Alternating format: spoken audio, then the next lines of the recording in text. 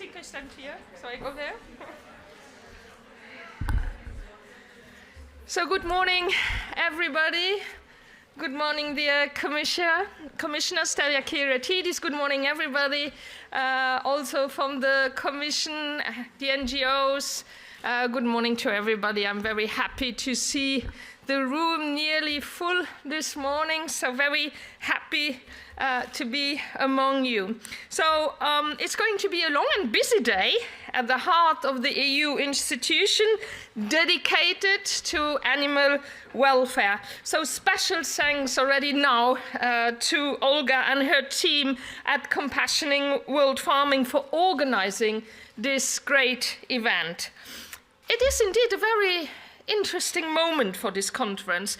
So we are impatiently waiting for the proposals to revise existing animal welfare legislation, and we know that the proposals are expected for the third quarter of 2023.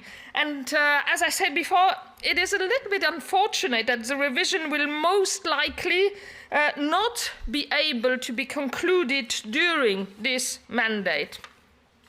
But right now, there is really a window of opportunity for change, and we need to keep this window open. But I remain, for those who know me, I remain optimistic. I don't think citizens will change their mind about this anytime soon, so compassion is growing. Already in 2016, 95% replied to the EU barometer that it was important to protect the welfare of farmed animals. Today, European citizens' initiative on animal welfare are sprouting like mushrooms and are getting more and more successful.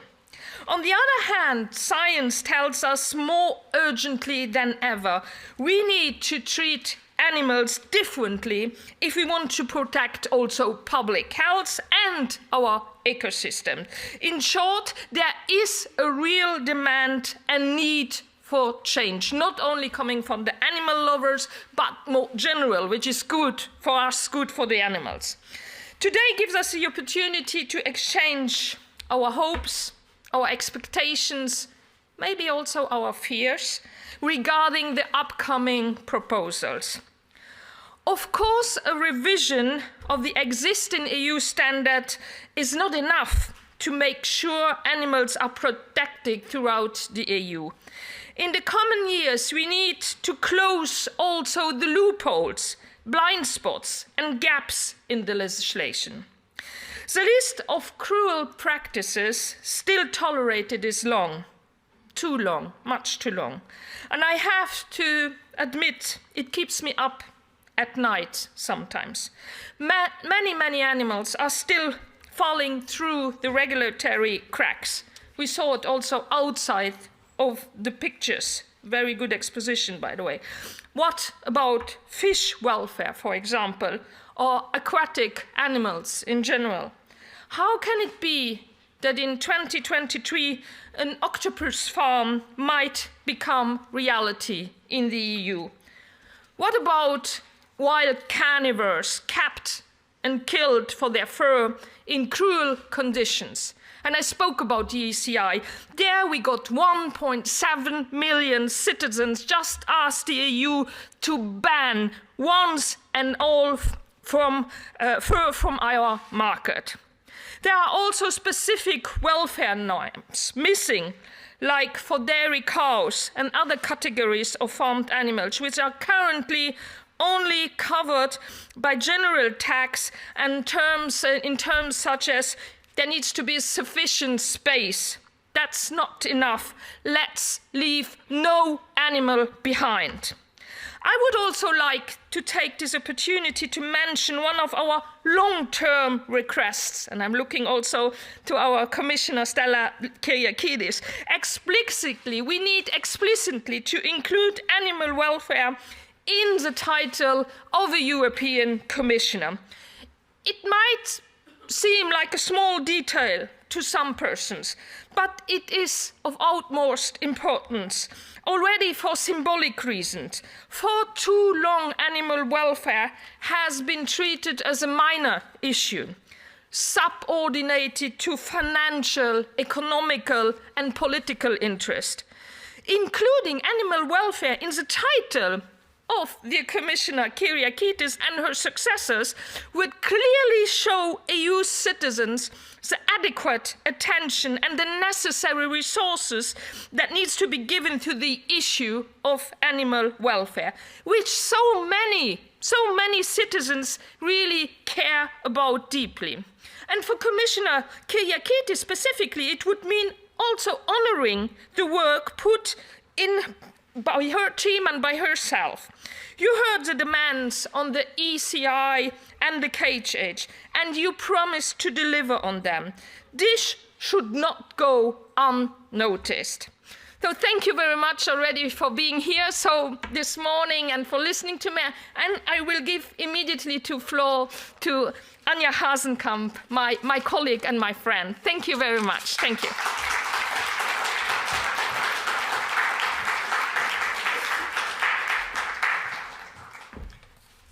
Well, thank you so much, Tilly.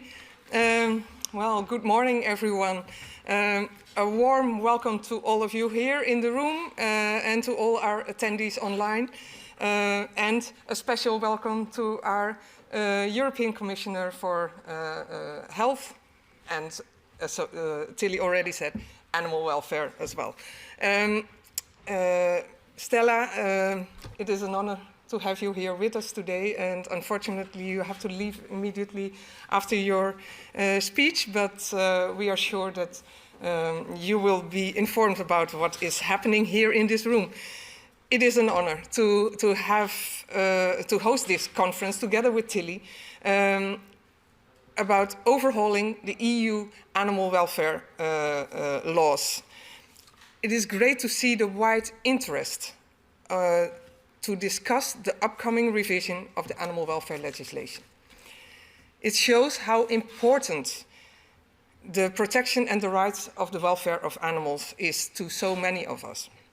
Citizens in the European Union have showed that animal welfare is important to them as well, by their questions, support and activism, by the hundreds of petitions that they have sent to the European Parliament, by several very successful citizens' initiatives, such as End the Cage Age, and more recently, the Fur-Free Europe Citizens' Initiative. They help us raise attention for the billions of animals that are kept in the European Union, crammed up in factory farms, in trucks, on vessels, in laboratories, zoos, dolphinaria, circuses, arenas, in shops, markets, and in our homes. And don't forget all the animals that live in the countryside, in the cities, in our forests, oceans, and seas. The lives of animals are under increasing pressure, which has enormous consequences for them, for us, our living environment, and our common future. But we are standing at the beginning of a new era, the era of animals, in which we have the chance to achieve great change in the way we treat animals. Not by taking a balanced or a pragmatic decision, not by taking small baby steps, no, by being courageous and taking big, bold and brave steps. That is what we need to do when we want to fulfill our duty to protect the interests of the weakest, the animals, against the alleged right of the strongest. And together with millions of citizens, we are looking forward to ambitious proposal for the new and revised animal welfare legislation later this year, with, of course, a ban on the use of cages in all our farms, at the latest by 2027. And, of course, with a ban on fur production and the sales of fur in Europe. And, of course, with new, strict rules for animal transport. Last week, I witnessed again the tragedies of transport. When I was in Cherbourg in France to inspect the welfare of calves that were in transit from Ireland through France to the Netherlands. A journey that takes days. And of these 2 days are at least with only one feeding. One feeding in 50 hours. So I am so hoping that the new legislation will stop this. And I have to say that I was so happy that I was supported there in Cherbourg with people from L214 and Eyes on Animals, all these people that know how to deal with such tragedies and help me stay sane. And of course, like Tilly said, it keeps us awake at night. It tortures our nights. I hope that, anyway, we can interact here with our speakers today to discuss the much needed change for animals. I hope that many of you are also able to attend the whole conference, including the interactive session and exhibition of award-winning photojournalist Joanne MacArthur. She's one of my heroes who is able to capture beautiful animals in heartbreaking situations and images of things your eyes would rather not see. I would now like to give the floor to Olga Kikou from Compassion in World Farming EU, the organizer of this event, and I think she deserves a big applause. Thank you.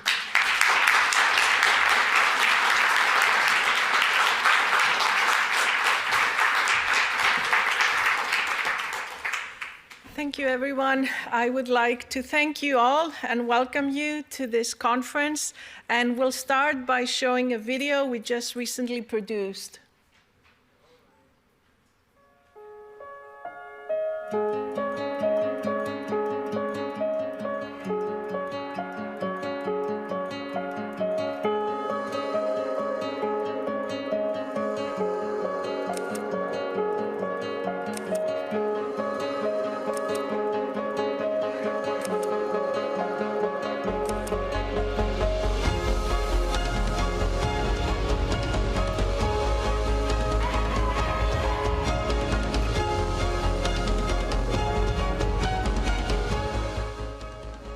Following the call under the Citizens Initiative end of the KJ, I'm pleased to announce that we will be presenting by the end of 2023 a proposal which will begin the phasing out of cages of all farm animals listed in this Citizens Initiative.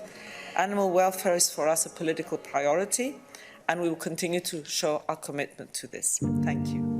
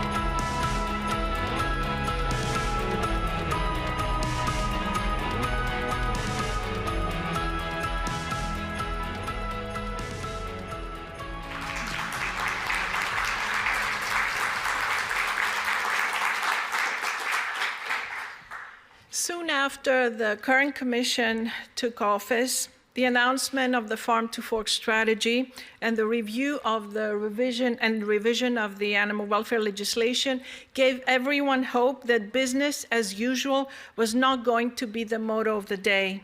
Following years of inaction, the prospects for new legislation were a welcome sign that citizens have long been waiting for.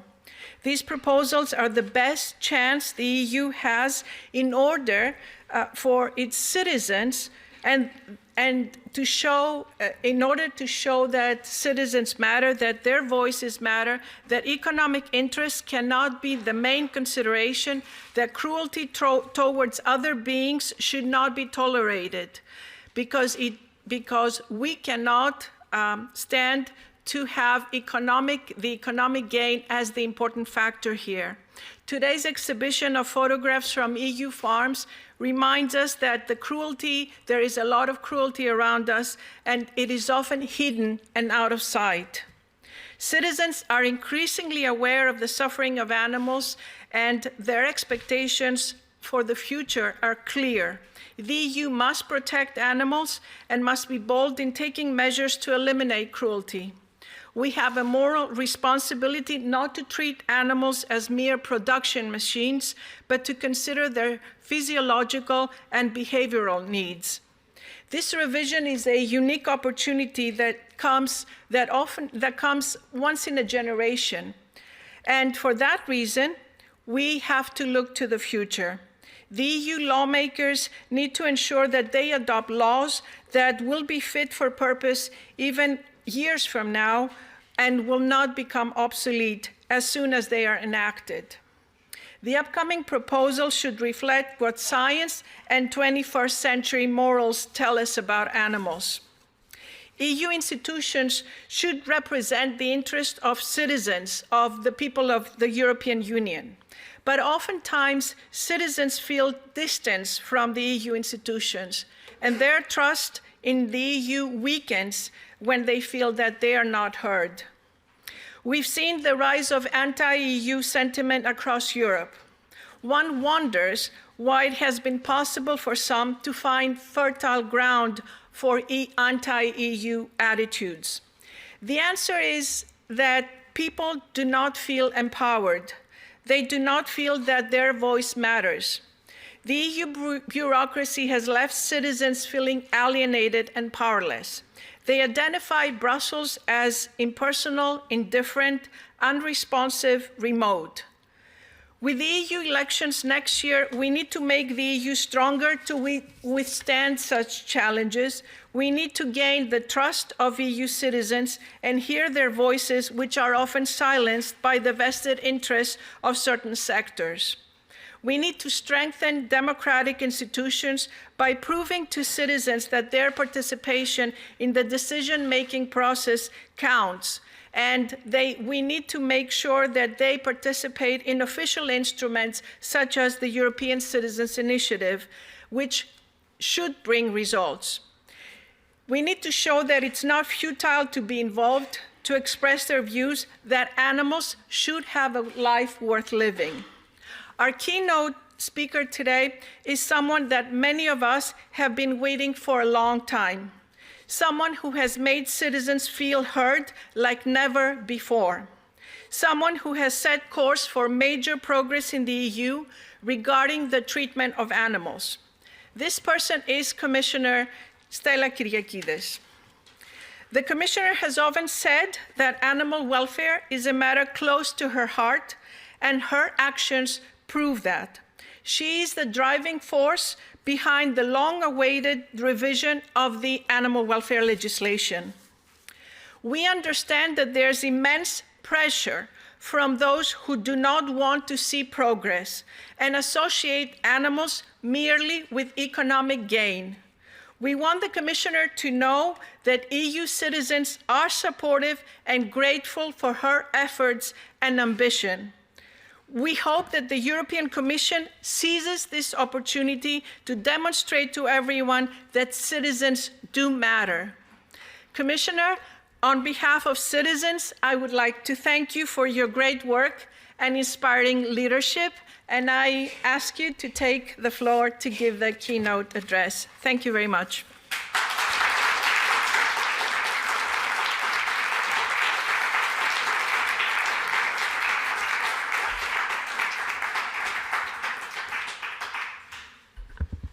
Good morning, everyone. Mr. Limberry, dear Tilly Metz, dear Anja Hasenkamp, dear Olga Kiku, honorable members of the European Parliament, colleagues, friends. As Mrs. Kiku has just said, animal welfare has always been a high priority for myself, as it is also for the European Commission. Your words were very kind, and I want to thank you. But I also want to tell you that all the initiatives that we are working towards come from a very highly, I would say, dedicated team at DG Sante and in my cabinet who believe in animal welfare passionately. And it is an issue that I know that many EU citizens, myself included, feel very strongly about. I will never forget, I won't forget a great many things from the day I came into my mandate. And it was right at the beginning of COVID-19 pandemic, and I think for that changed all our lives. But I will also forget another moment in the European Parliament when I heard Anja Hasenkamp, the first time I was there speaking on animal welfare. And I remember her speaking so passionately that I went afterwards to meet her personally. In fact, we had already had a bilateral meeting together. And everybody, or a lot of people, said that Anja was was very passionate, and that was mildly putting it, in animal welfare. But when you learn about the details, and I am no expert, I have been learning a great deal over the last 3 years, but I do know what I am seeing and learning gives me the opportunity today to congratulate Compassion in World Farming on the work that you're doing, on the choice of your slogan for this conference, and to say that I really am very pleased to be part of it today. For animals, people, and the planet encapsulates precisely the guiding principle behind our work on the farm-to-fork strategy and on revising the animal welfare legislation in the EU. We know that since the current legislation has been drafted, the science around animal welfare has evolved and continues to evolve. And this is why we are basing the new revised legislation also on scientific findings, and to use them to protect better our animals, but not only. And with this in mind, I have asked the European Food Safety Authority, EFSA, to update the scientific opinions on several animal species and categories. Some are already available. For instance, last month's opinion indicated that cage use is compromising the welfare of poultry. And these opinions, together with others that EFSA will deliver on different species in the near future, will be guiding the Commission's work to improve the legislation. To improve animal welfare so that the EU can retain its title as world leader on animal welfare issues. Today, we know more about how to protect different animals and explore the best ways to handle dairy cattle, pigs, poultry, cats, dogs, and other animals. Animal transport and the killing of animals are another two extremely important aspects of the animal welfare legislation that I am determined to seek substantial change. My aim is for the new proposals to broaden the scope of the existing legislation to include these species and categories. But I also want to make it easier to enforce on the ground. In all, introducing specific provisions on more species will enable us to look after our animals better. Friends, science is one solid reason why we need to act for change, but it is not the only one. As your conference slogan suggests, revising animal welfare legislation is also about making changes with people's welfare in mind. We must therefore also listen to farmers and work with them so that the upgrading of welfare standards is pragmatic, incremental, and achievable. We must help them adjust with the calls of our times for better animal welfare standards, something which I believe will also generate business opportunities for them, as it will be responding to very clear calls of citizens buying their products. The results of several European citizens' initiatives on animal protection have opened another window into the public opinion around animal welfare. Citizens' initiatives like End the Cage send very clear messages to policymakers that the EU should keep striving to improve how we protect our animals. I would therefore like to assure you that we are listening very carefully to these calls in view of the revision of the legislation. Consumers want to make informed decisions when buying food of animal origin. Knowing how the animals were cared for during production gives them that power. And this is why the Commission is considering introducing an EU-wide animal welfare labelling system to better transmit value through the food chain. There is a third reason for taking action for better animal welfare, and it is about making a change for the planet's welfare too. Now more than ever, our relationship with our environment dominates our lives. Global warming, pollution, biodiversity loss, these are just a few of the topics that require us to focus on adapting our societies and economies to make them more resilient to the major challenges ahead. Better animal welfare improves animal health and food quality, reduces the need for medication, and can help biodiversity. And this is why improving animal welfare is so very important to sustainable food production. In the same vein, revising the EU animal welfare legislation is an important part of the Commission's endeavours to implement the European Green Deal. Efforts are needed in better exploiting our technical knowledge through all our means, including in animal welfare, to make our food systems more resilient. I just want to say before ending that we are working very hard on the proposals that we intend to adopt later this year. We will strive for ambition, but we will also strive for balance. And once ready, they'll be sent to the European Parliament and the Council as co-legislators, along with a very solid impact assessment. I am committed, and have been from day one, to working closely with Parliament in every subject and the Council to deliver new and improved legislation on animal protection in the EU. Legislation that matches the latest science, but also the social and the economic realities. Legislation that is pragmatic in response to those realities, but legislation that primarily has the interest of animals, farmers, citizens, and the planet at heart. And I want to thank you very much for the opportunity to be here. And if I may, just a word of how powerful the exhibition is that we had the chance to walk through before coming into the room. I think that speaks for itself. Thank you, everyone. And I wish you a very successful day.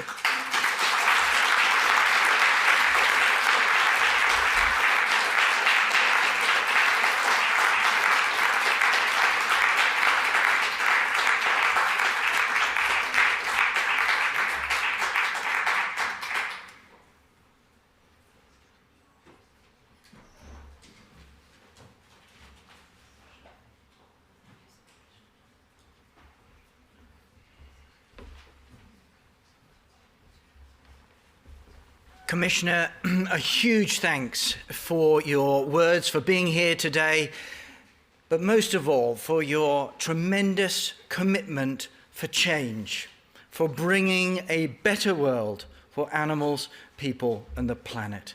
It is so needed and so appreciated. Thank you for being here with us today. Please, Stella Kyriakides, Commissioner, please.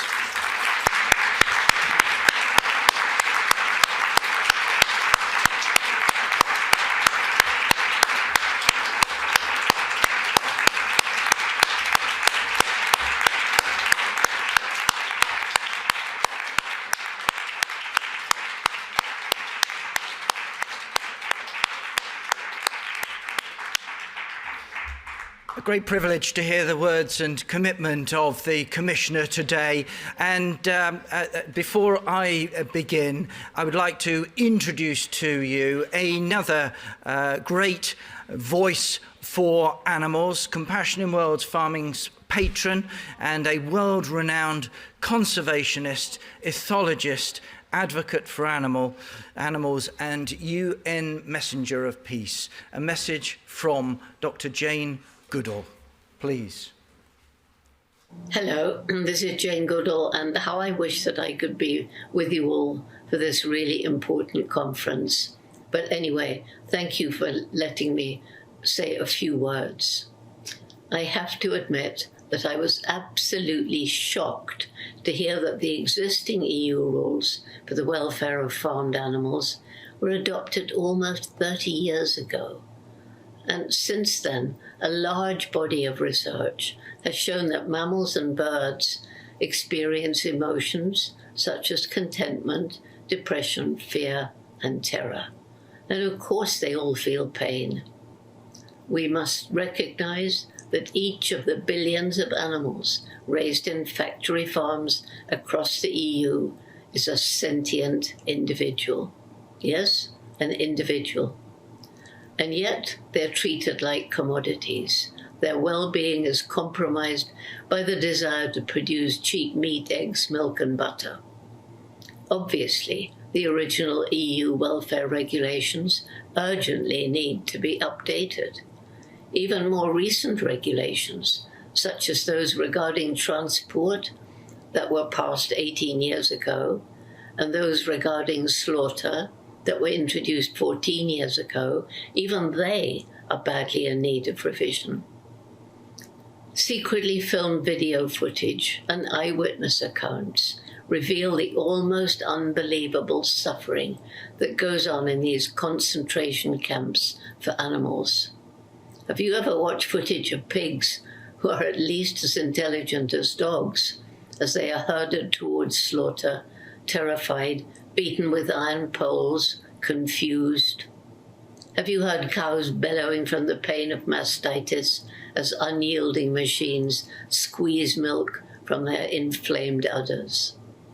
Fortunately, more and more people, once they're aware of what's going on out of sight, are becoming increasingly concerned. In view of all this, it's really important that the EU should formulate a proposal that takes into account our new understanding of the true nature of farmed animals. Cage farming, mutilations such as debeaking and detailing, and force feeding, at least they should be phased out. Also, the regulators must recognize that the needs of each species will differ. In other words, one size doesn't fit all, so that standards should be species-specific. It's really important that there should be a limit to the number of animals maintained in a given area.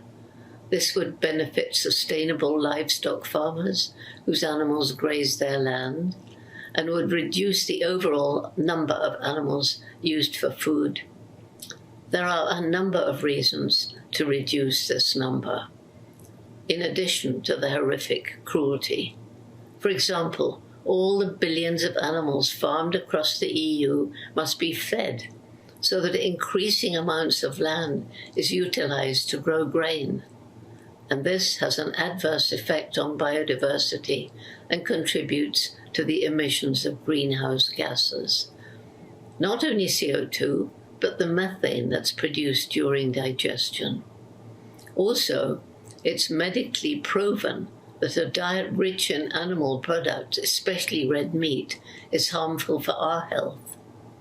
Fortunately, more and more people are aware and increasingly concerned about the cruelty that goes on out of sight, and they are moving towards a healthy plant-based diet. And this trend, along with new regulations for the welfare of farmed animals, will benefit small family farms, the environment, and most importantly, mitigate the suffering of billions of animal beings throughout the EU.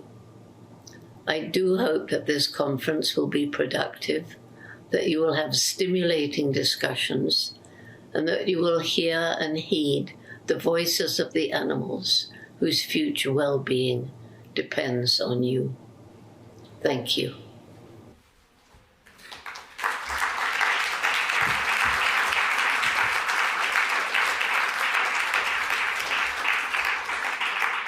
Sincere thanks to Dr. Jane Goodall, and before her, Commissioner Stella Kyriakides, for leadership words on behalf of animals. We've already heard from some fantastic great leaders. We've heard from the Commissioner, from MEP Tilly Metz and Anya Hazekamp. We've got a great lineup of speakers for you today. My name is Philip Limbury. I'm proud to be the Global Chief Executive of Compassion in World Farming and the President of Eurogroup for Animals. It's so important that we don't shrink back, that we are courageous for animals, for people, and the planet. It is so vital that we seize the spirit of a historic day in European animal welfare. That day was the 30th of June 2021. That day was the day when the European Commission responded to the voice of citizens across Europe. That was the day when our Commissioner, Kyriakides, said, "Our commitment is clear. The phasing out of cages for farm animals will be part of our action proposals under the Farm to Fork strategy and lead to more sustainable farming and food systems." A fantastic commitment. It was a commitment that was made off the back of a European Parliament vote where 558 MEPs voted in favour of ending the cage age for animals. Just 37 voted against. It came off the back of 170 organisations backing an ECI of 1.4 million citizens' voices in a year calling for an end to cages. It came off the back of overwhelming science that ending cages and reviewing animal welfare is the right thing to do. I'm sure many of you have had the experience of looking into the eyes of animals. Joanne MacArthur's wonderful presentation, wonderful exhibition gives us the opportunity to see not only her remarkable photography, but to see inside the eyes of animals, the eyes of any living being, looking into the soul. And what do you see? When you look into the soul of animals in a cage, hens, perpetual frustration, never-ending frustration at not being able to get out, not being able to do the things that she would ever want to do, not being able to feel the soil under her feet. It's a frustration that leads to fear, that leads to demise in her health and well-being. She suffers every second of every minute, of every hour, of every day of her life. Mother pigs, look into their eyes in farrowing crates, and what do you see? Someone whose spirit has been broken, in a depression, unable to mother her pigs, her piglets, made to face the wall for weeks or months at a time, unable to turn around. These are the things which we know that science tells us is wrong. We know that common sense tells us it's wrong. We know that compassion is the answer. And we need to end the cage age within 3 to 5 years, by 2027, and stick to that commitment and stick to that demand from people.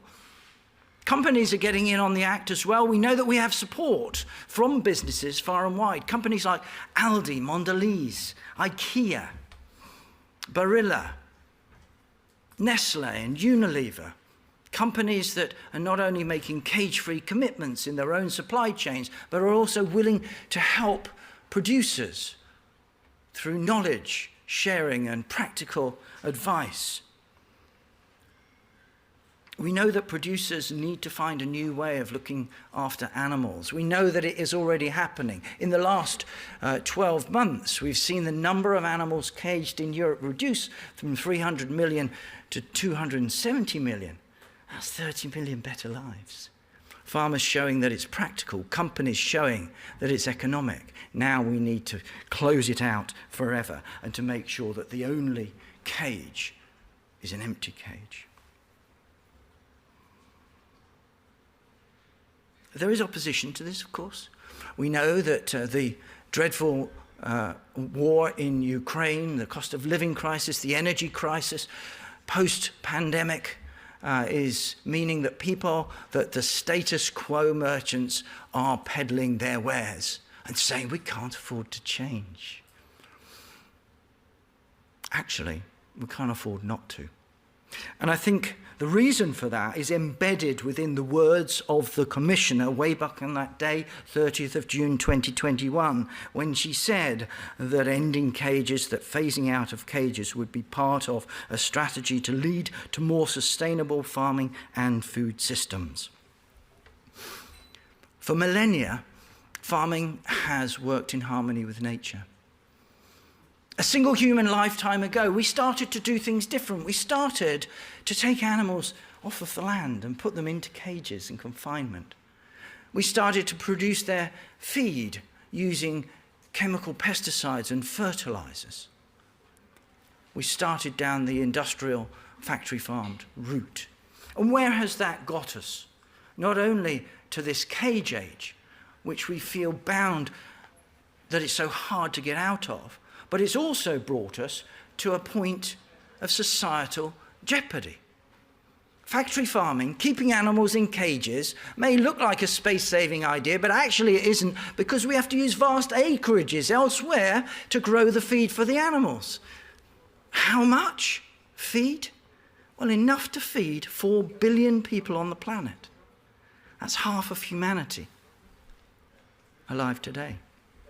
It's a system that's brought us to the point where it's not only the biggest cause of animal cruelty on the planet, it's a major driver of wildlife declines. It is a central contributor to greenhouse gas emissions, and it is a pandemic risk. It also undermines the thing which we all need as a society to sustain ourselves, and that is the soil. No wonder, with the way we're treating soil with factory farming, that the UN has warned, if we carry on as we are, we have just 60 harvests left, just 60 years left before the soil is depleted and gone. No soil, no food. It's as simple as that. But coming back to those merchants that say, hey, let's just preserve a bit of status quo today because of the energy crisis, the cost of living crisis, and whatever else, other crisis they can snatch to. Well, let's just remember where we're heading. If we put all of those jeopardies together, and I've run the numbers are publicly available, where will we be in 18 years' time without the kind of agricultural reform that is led by ending the cage age and reforming animal welfare legislation and pushing on with the farm-to-fork strategy? Well, a child born today, by his or her or their 18th birthday, they will look out on a world where we have triggered catastrophic climate change, where we have 1 billion more people and 1/3 less soil to grow the food, where wildlife, humanity's life support system, will be down to very small percentage points against what it was 50 years ago from now. This is all serious stuff. So this is why we have to be courageous. We have to do the right thing. It's not about being brave, it's about being right. It's about not letting short-term barriers get in the way of the long term. Because be sure, the long term these days is not very far away. What we do now will matter for the rest of our lives. So ending cages is the centrepiece of the Farm to Fork strategy, a visionary piece of leadership of which I am proud to be connected with the European Union. Ending cages, revising animal welfare legislation across the board, ending the travesty of long-distance transport and live exports, ending the cruel slaughter methods such as water bath stunning for chickens, CO2 killing for pigs, driving up standards for all species, not least fish, that are currently so neglected. But let's take profit of that overwhelming science, that clear common sense, and that demand from citizens to end the cage age. Because let's be sure, this is no longer a question of can we afford to do it? It's a question of we can't afford not to. So let's end the cage age. Let's make this day the very strongest day, the loudest day, the day where we continue to bring citizens' voices to bear to make sure that no animal is left behind, that no animal is left in a cage, that the only cage is an empty one, and that they're left in the history books. Thank you so much for being here. Thank you all.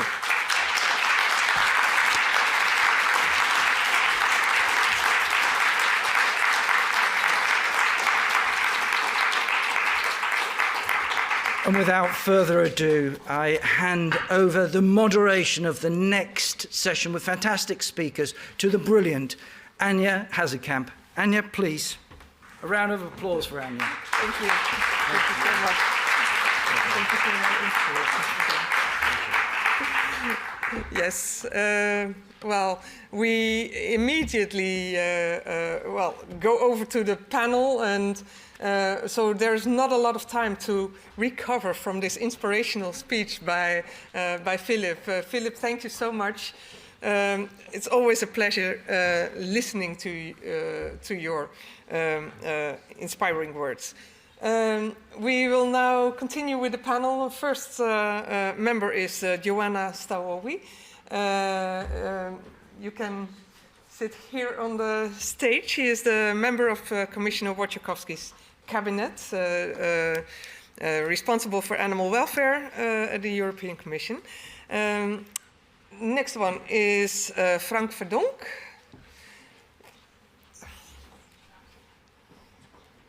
Head of Biological Hazard and Animal Health and Welfare Unit at the European Food Safety Authority. Andrea Gavinelli, already sitting on the stage, Head of Animal Welfare Unit of the Directorate General for Health and Food Safety. The next one is Christina Nordeus.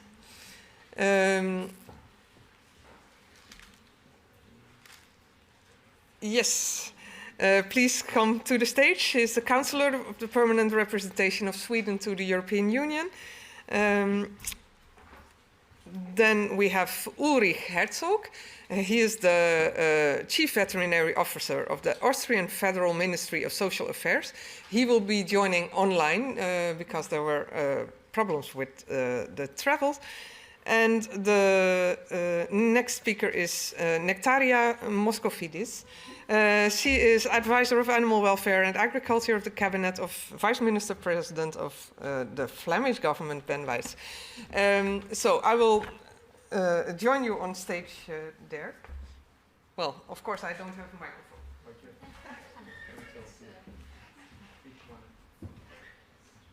Well,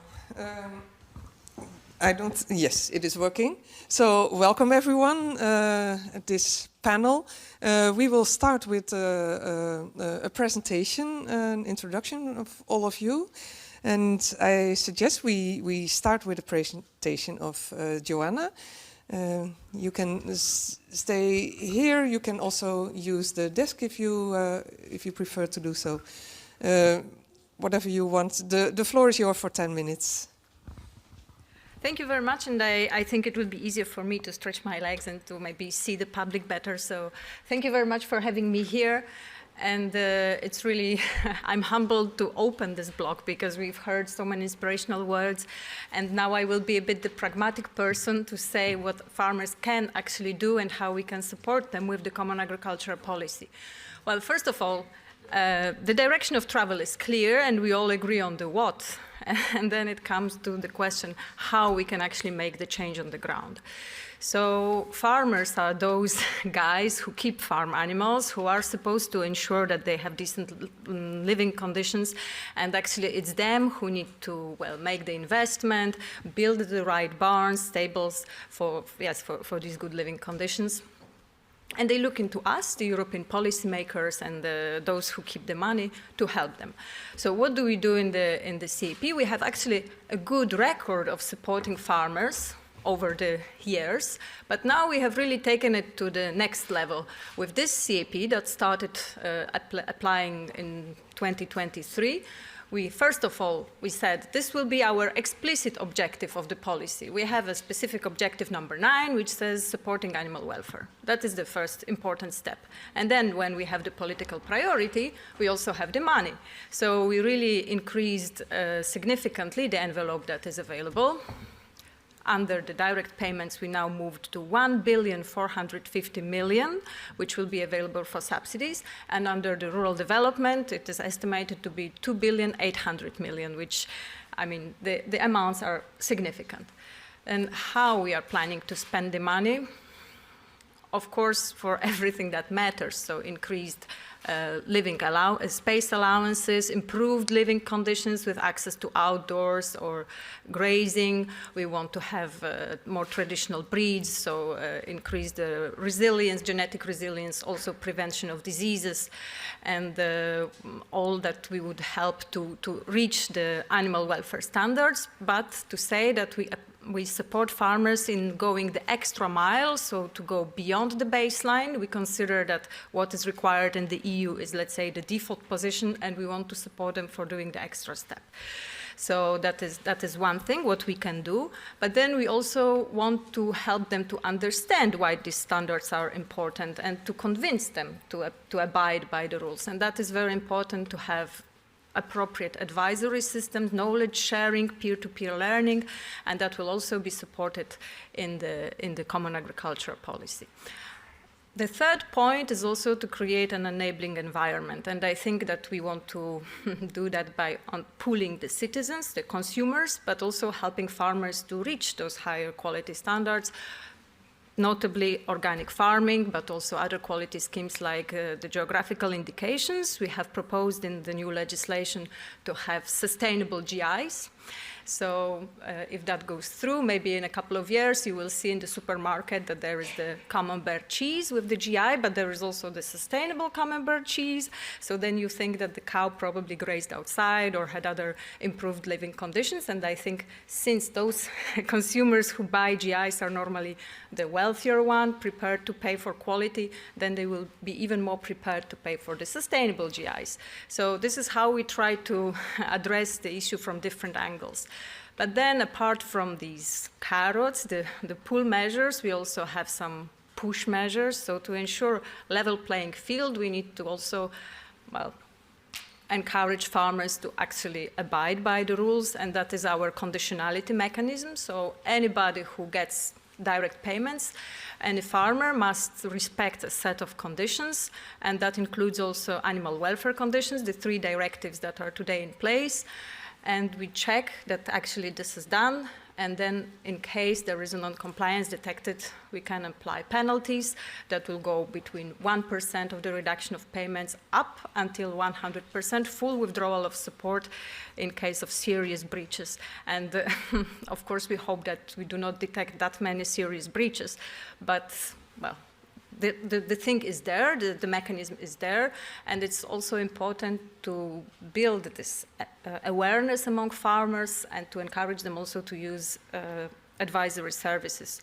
So that is really working hand in hand.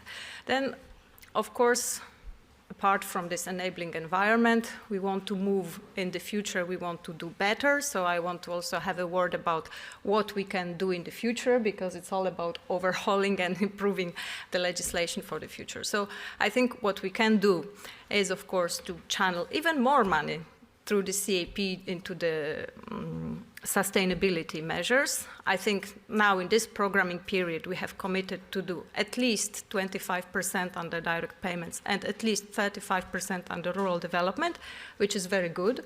Of course, the fact of having the Green Deal there as an umbrella helped. We can still increase that amount. But then I think it's also important to keep in mind, as I said, the CAP finances what goes above the baseline.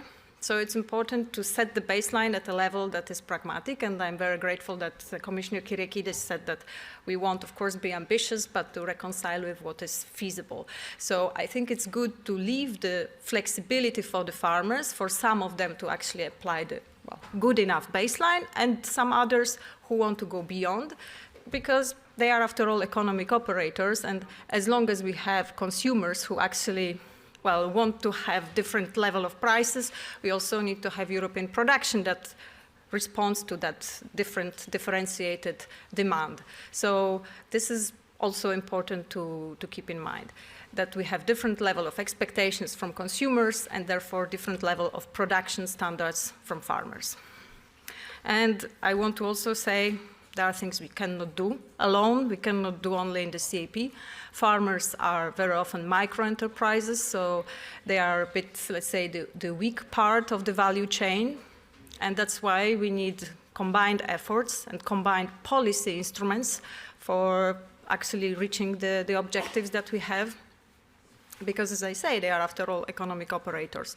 So they will not do it alone if there is not also support from retailers, from processors, and we would not be discussing it if we all, as consumers, were playing our part. So eating more locally, eating more organic, eating more sustainable is also very important. So I hope that with this I covered the ground, and I'm looking forward to the questions. Thank you.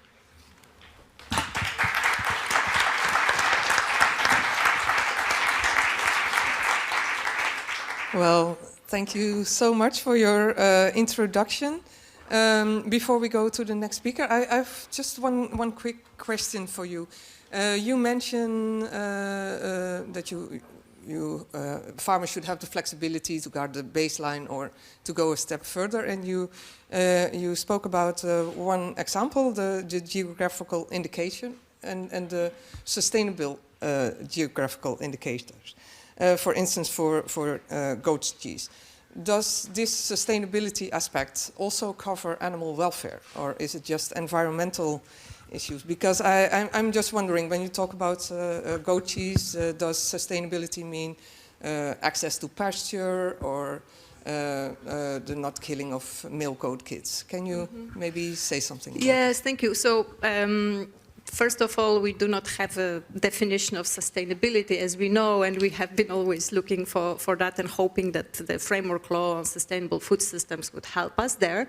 But I must say that generally, the most widespread practice for sustainability in livestock breeding, and especially among milk producers and cheese producers, is to ensure extensive grazing. So that means that we hope that if we say sustainable cheese, it means cheese coming from animals that had access to pastures.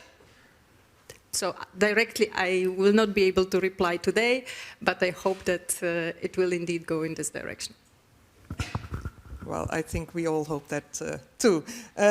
Thank you, Joanna. We now go to our next panelist, Frank Verdonk, Head of Biological Hazard and Animal Health and Welfare Unit of the European Food Safety Authority. And he's talking about scientific advice on welfare of farmed animals and then give an overview of EFSA's work. Frank, the floor is yours. Good morning. Thank you, Mrs. Scheer. And very pleased that I can present here to you the work of EFSA on the work that we already delivered in request of the opinion. How can I go to the next slide? Is somebody going? Green button. The green button. Okay. Good.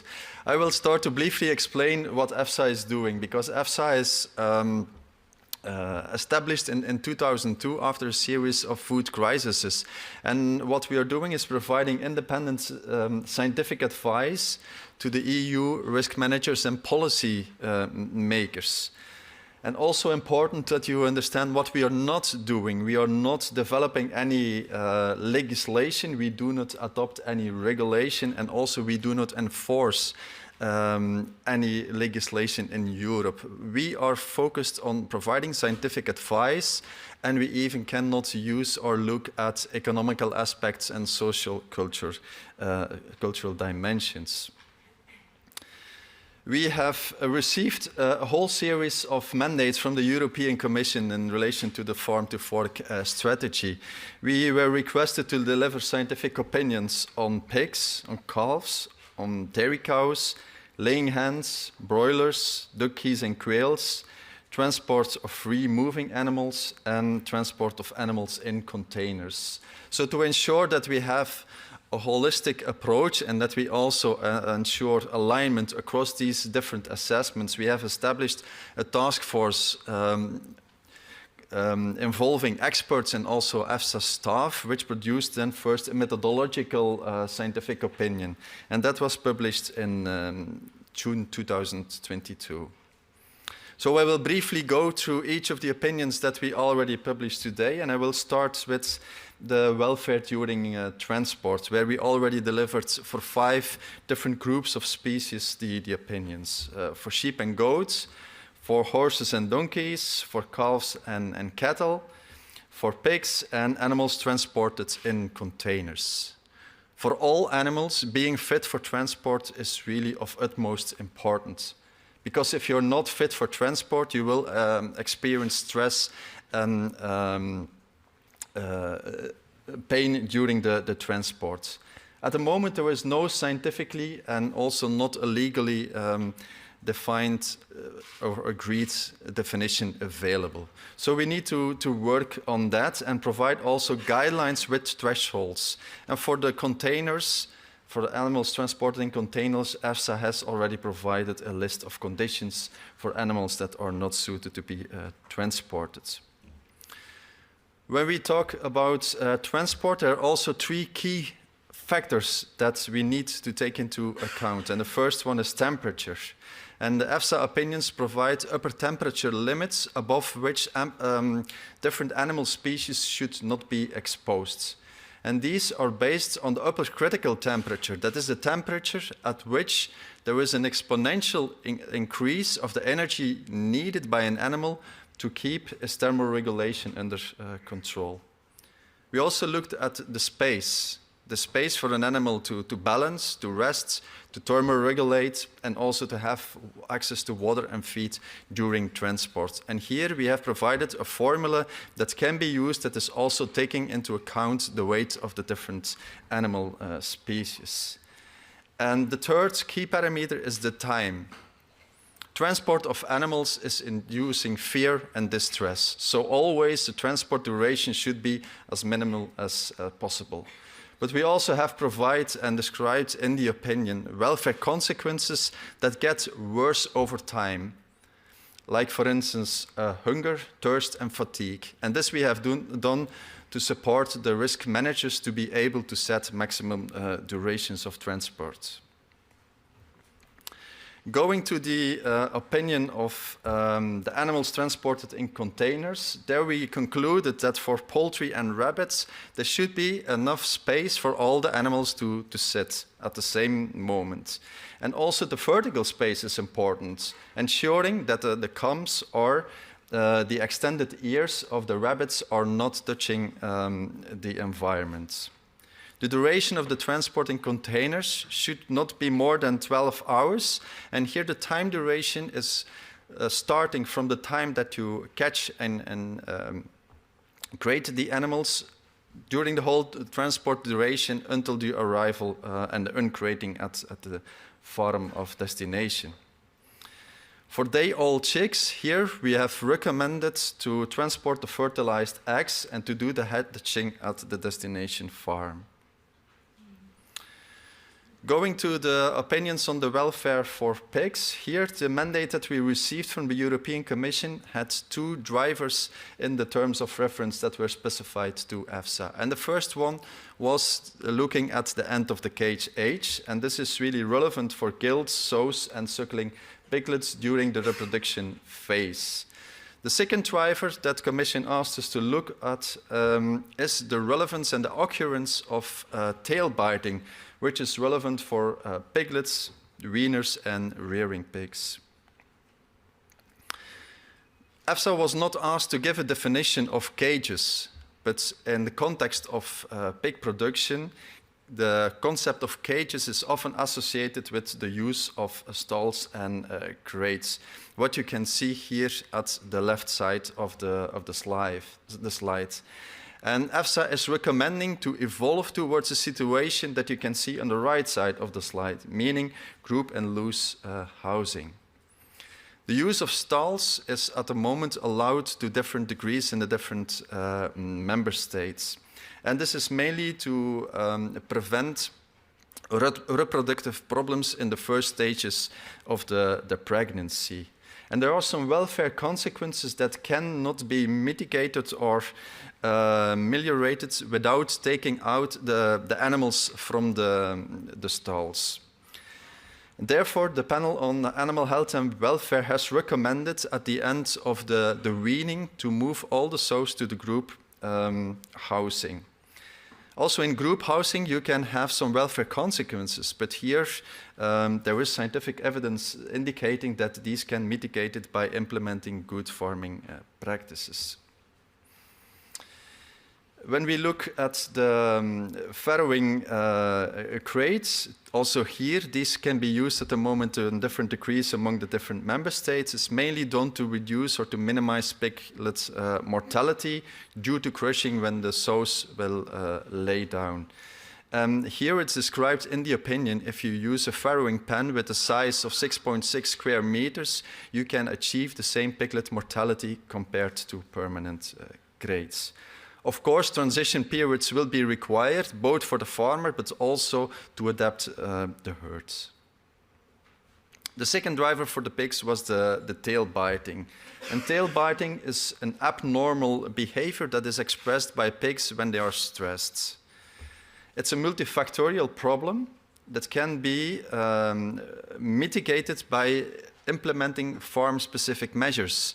And these can be identified when you do an assessment for each of the farm that you want to look at. And here on the slide you can see some of the measures that could be applied. For instance, increase the minimum space allowance, the provision of effective and sufficient enrichment material, or ensure correct ventilation. The tail docking is a mutilation and therefore it cannot be used as a preventive measure for tail biting. Let's now move to the two most recent opinions that we produced on the welfare of laying hens. I will start with. Here we have said that all the housing systems of birds should be without cages. And it's important to provide dry and friable litter available at all times, supplemented by other enrichment. This is to support the comfort and exploratory behavior. Certainly avoid mutilations by implementing preventive measures, and house flock with easily accessible elevated platforms and or perches to ensure that all the animals can rest simultaneously, and also to ensure that birds can avoid each other. Provide a covered veranda for all birds to reduce the density of the animals, especially during the day when the animals are most active. Reduction of the male aggression can be done by a reduction of the proportion of males included in the flock, but also by the inclusion of panels into the environment so that the females can escape from the males.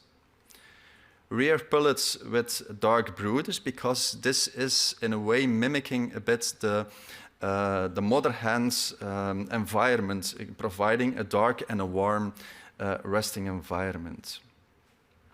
implement protocols to define the welfare trait information, to further encourage selection of genetic selection to reduce the risk of soft tissue and bone lesions, and also reduce the risk for skin damage.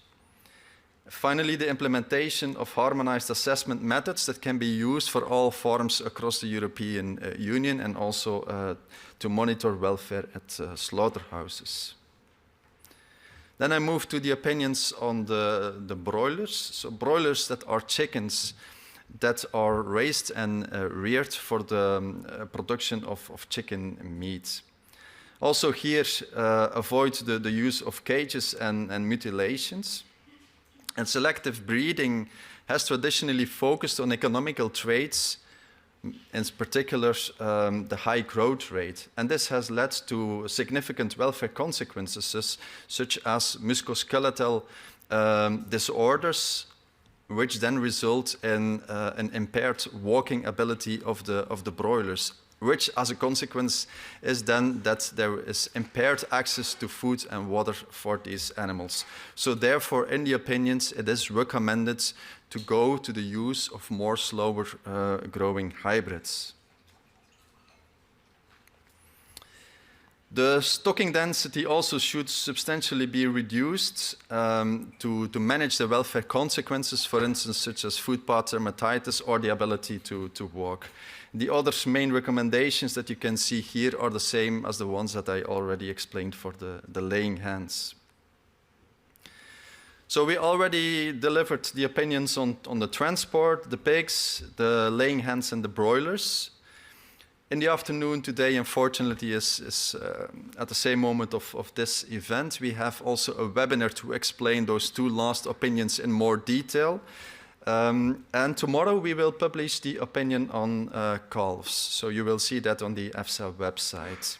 Later this week, the panel on animal health and welfare, they will discuss and normally also adopt the opinions on ducks, geese and quail, and also the opinion on dairy cows. And for these last group of opinions, we plan to have also a webinar on the 23rd of May. With this, I would like to thank also all the colleagues and the experts that were also very motivated, like I heard everybody in this field. They have worked very hard to deliver all the scientific advice in a short period of time. And thank you, everybody.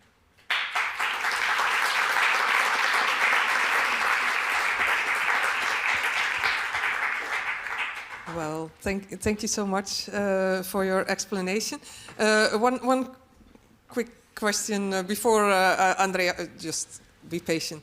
You said that the risk for the animals increases when, for instance, the duration of let's talk about transport. The transport is increasing, so that's why you say we need shorter transport times. Does that also can we conclude or maybe that's a step too far, but can we then conclude that you are not in favor of, for instance, exporting animals or transporting animals by sea for days or weeks?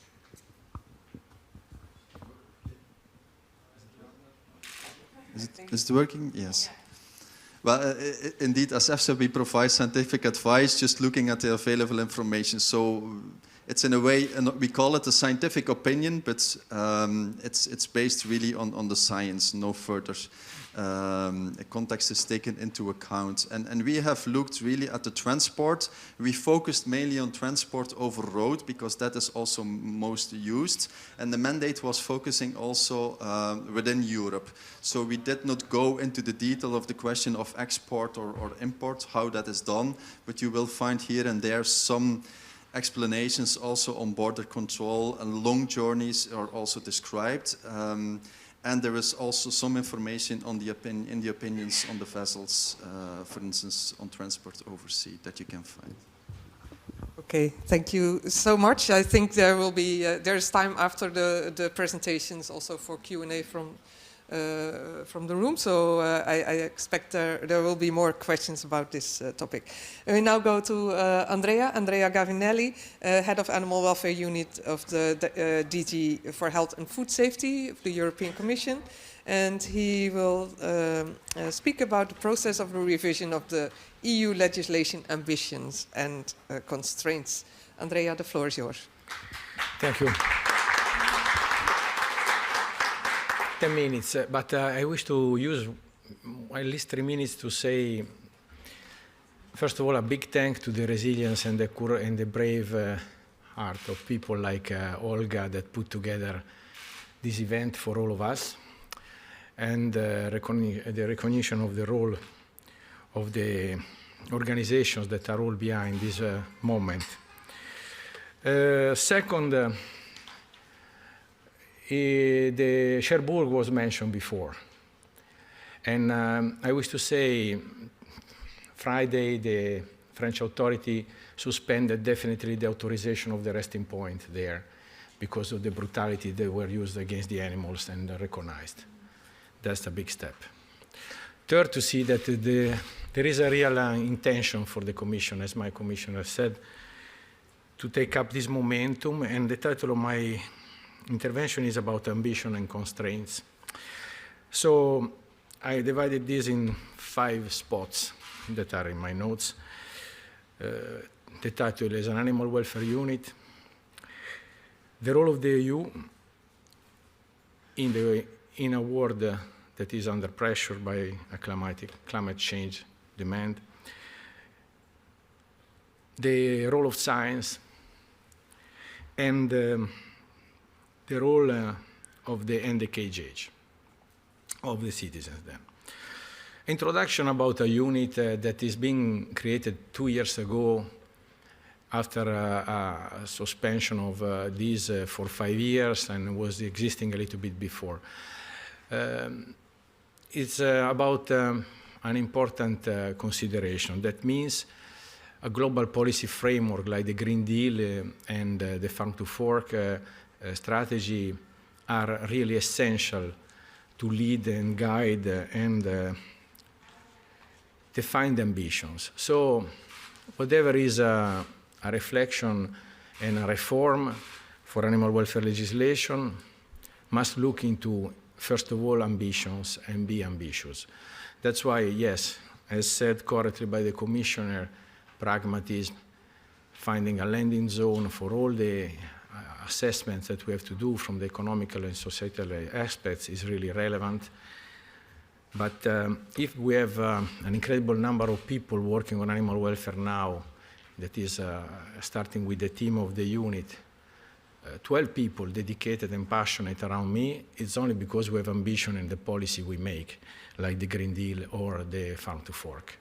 And the Farm to Fork is where it's written that we are going to revise legislation that is also sometime older than 25 years. This brings me to the second point, the leading role of the EU. The EU has been the first having really in the world standards in legislation for animal welfare, and also came from ambition that were written in history by the European Parliament, not by the Commission. In fact, this call for example, welfare standard for calves or laying hens in the 80s come from the European Parliament at that time, first of all. And even in that time, in DG Agri, there was only one official dealing with animal welfare on partial time. And a lot has been done thanks to these first ambitions. So you see, ambitions are guiding historically and are also a way that you can get out of the constraints of sometimes even staff and resource issues that you know exist everywhere. The third point is the nexus issue.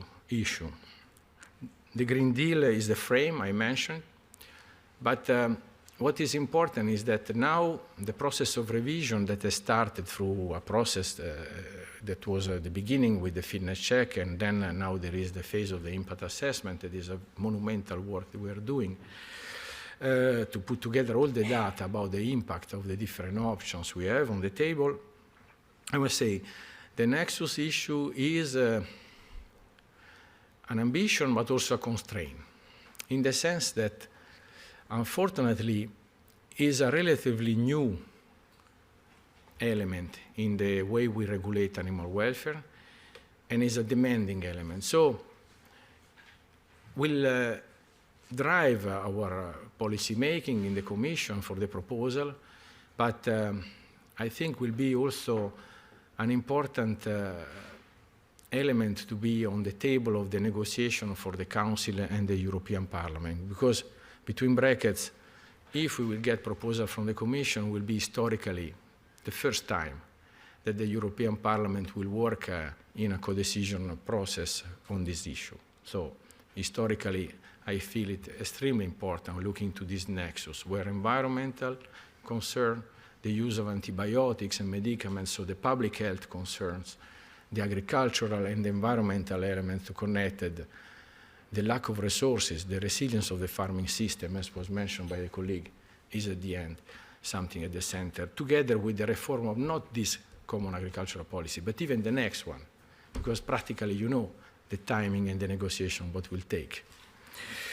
The fourth point is science. Frank, thank you very much for the work of EFSA, it's great. Why? Because they put animal welfare at the center for their work. They put the animal at the center. It's a subtle thing when you think about an opinion of EFSA and a risk assessment that see the things from the eye of an animal. And we had science growing up from the 80s and the 90s on animal welfare that was never being taken on board. Because, as you know, the reform that we are doing and we're working on aim to reform legislative directives that are from the 1998, for example, based on European Convention and standards that were agreed in Council of Europe even in 92. So far from the current reality of science. That's why opinion of EFSA, like the one that will be also presented in the webinar this afternoon, are shocking, because we compare with science of 30 years ago. And for science, 30 years, you all agree with me, is a big bunch of time. Yes, time is running. The impact assessment and the work we are doing is trying to reflect this principle of putting the animal at the center together with the incredible number of constraints that are related to progressing, but maintaining competitiveness, at the same time having a leading role globally. We have on the plate an important element that is the moral demand also that comes from the different citizens and so different compartment of the society. This is connected also with our way to relate to the rest of the world, and it's connected with my first point, the leading role of the EU. I think that our ambition is very important for the future of this issue globally. The EU was the promoter of the first standard of the World Animal Health Organization on animal welfare 20 years ago. And it was a spark that started a movement, and legislative movements came also in some of the trading partners of the EU even. I can mention even some trade agreements that reflect animal welfare today. Undoubtedly very important steps, but the impression we got from the impact assessment is it is not enough. There is a clear demand that what is traded in terms of animal products should reflect more the ambitions of the EU and what will be reflected in the future legislation. So it's important to study all these elements and the way trade pattern could be affected. And the last point, the NDK age where we have been hearing a lot, and the SCI, the European Citizen Initiative in general. If there is an area, these are not my words, I know, but if there is an area that is so revolutionary in terms of using this instrument, is the area of the animal welfare and animal protection, where animals are at the center of an SCI. It's an instrument that is incredibly visible, incredibly present in everyday life. We had just registered another initiative about the slaughter of horses in Brussels. So clear-cut, they are a catalyzer.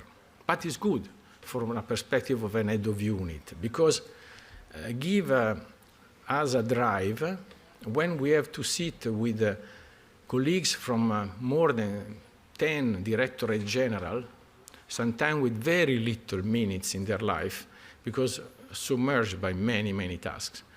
But when you have to put the center of your interest, in that moment you are discussing what to do next for a proposal of the Commission, what we call in jargon an inter-service group.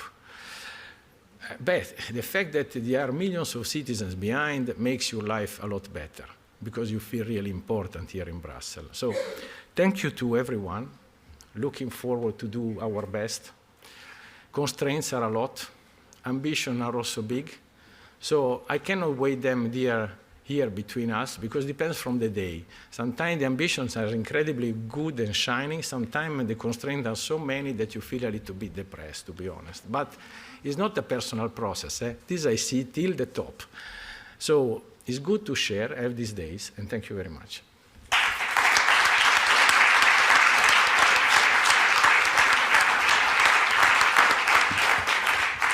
Well, thank you so much, Andrea. I have one question, and you already answered that, I think, at the end, when you talked about constraints. We know that the Commission has high ambitions here, and you spoke about that. We heard that we need to put animals in the center, and that we have to look at science-based approach.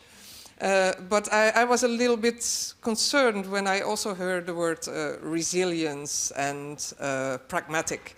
And in the end you said, you spoke about constraints. What does that mean, pragmatic and resilient agriculture, etc.? Do we need to prepare for disillusion when you present the legislation, or can we still hope for a huge ambition here? Well, it's on? Yes. Well. But thank you for the question, in the sense that it's fully tuned in the presentation. I say the balance between ambition and constraints is exactly the work we are doing with an impact assessment today. The important element is that, as I said, and this is the feeling in many colleagues, there is a very alive expectation coming from the society. And this is, for policy making, an important element that is a drive. There is a clear dimension of giving a perspective for the future, in my opinion, in the discussion, in the sense not to exhaust our ambition with decisions that will lead to very small steps in a short time.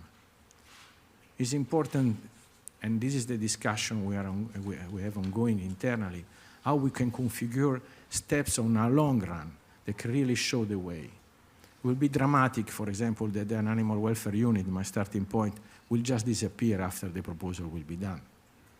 It's not to be configured in that way for this type of issue. Okay, thank you. Our next speaker, Christina Nordeus. She's a councillor for the working for the permanent representation of Sweden to the EU, and she will talk to us about animal welfare in Sweden, the experiences from 35 years of animal welfare legislation linked to natural behavior. The floor is yours. Thank you.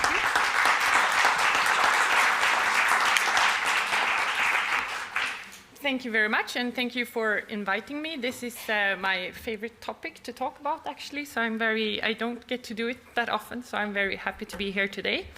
I'm going to try to squeeze in 35 years in 10 minutes. So as you can understand, it will only be small sort of tidbits of what's been happening in Sweden.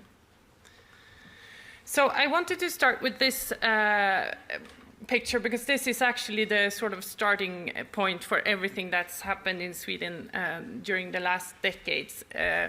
When it comes to animal welfare, animal health, and antibiotic use, we have a holistic approach where everything fits together like a puzzle. And also here I want to mention that we have a collaborative approach that we've had since at least the 1980s, where farmers, agencies and academia work really closely together. And for us, this has been a winning concept, I would like to say. And animal welfare is, of course, very important in itself, but it is also an important puzzle piece in working towards a society with low antibiotic resistance. And then I wanted to show you this slide. This is the use of veterinary antibiotics in Sweden. And the first black arrow is 1986. This was when we phased out or banned the use of antibiotic growth promoters 20 years before the rest of the EU. And then we have worked with this holistic approach ever since, and we've been reducing the use of antibiotics in animal production steadily, and we have the lowest use of antibiotics in the EU. And then, so I mentioned the ban on antibiotic growth promoters in 1986, and the 1980s were actually a really transformative period in Sweden. We had this ban on antibiotics, but we also had the new Animal Welfare Act introduced in 1988, and this was really a new deal, I want to say. So it focused on two elements, the absence of suffering, but also the inclusion of natural behavior. So when it comes to the absence of suffering, we have a lot of requirements when it comes to the environment in the stables. No mutilations, so no tail docking, no beak trimming. And we have a requirement for anesthesia during surgical procedures, including castration.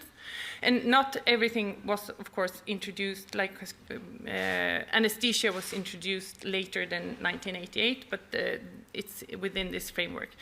We have a maximum of 8 hours transport time to slaughter. And we also have an absolute requirement for stunning before slaughter. So this is the absence of some suffering elements. But then we also had this idea of making it possible for the animals to have their natural behavior satisfied.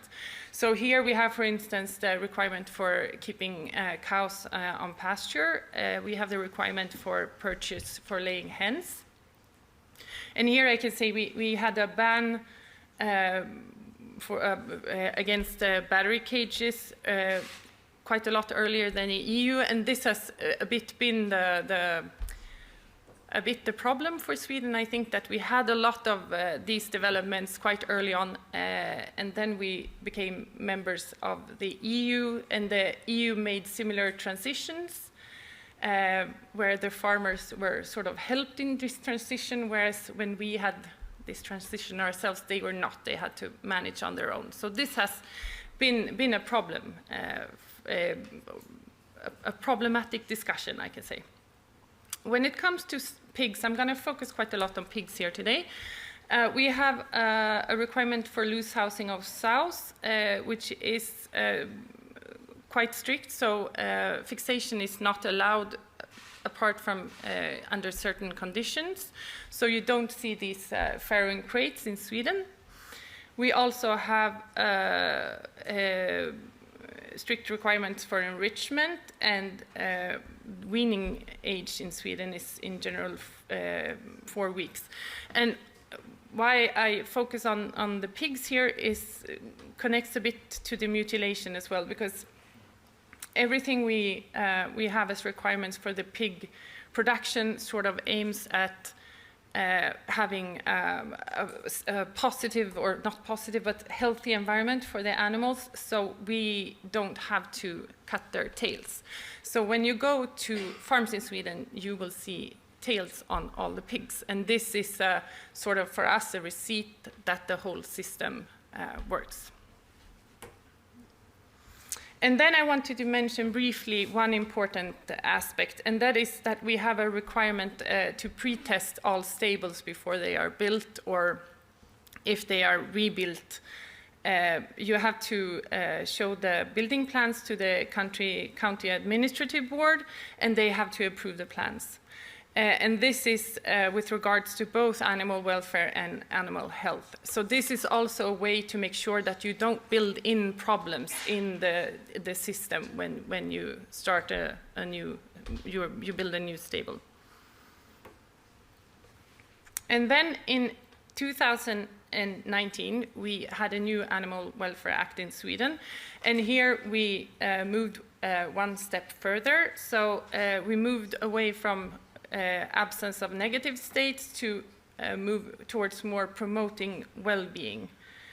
But of course, it still builds on the same elements, that they should be treated well and protected from unnecessary disease, be kept in a good environment, to promote well-being, and also to be able to perform their natural behaviors.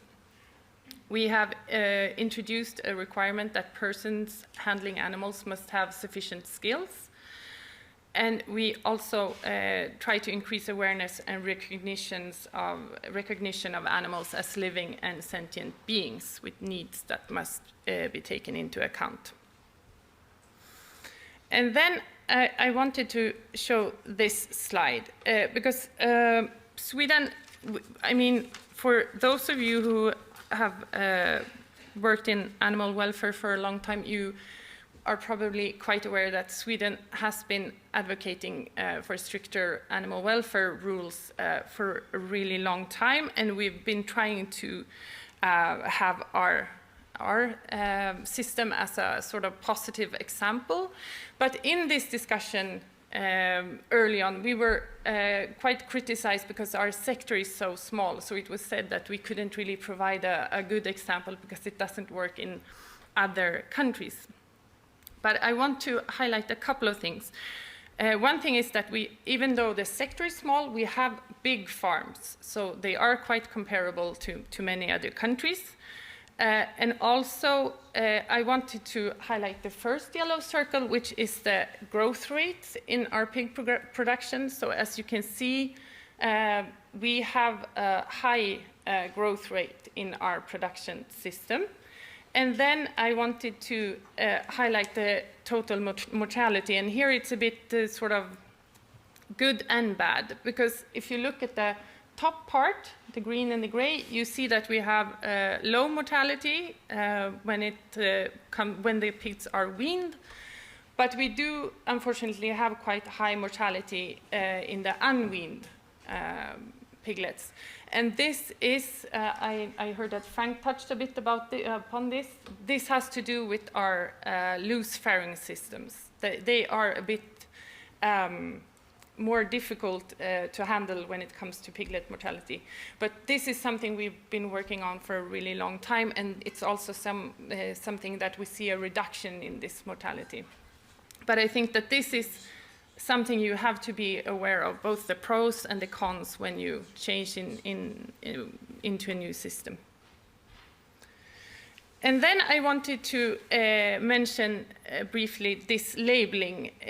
It's a voluntary label that was, it was an initiative from the Farmers National Association, the Swedish Food Federation, and the Swedish Food Retailers Federation.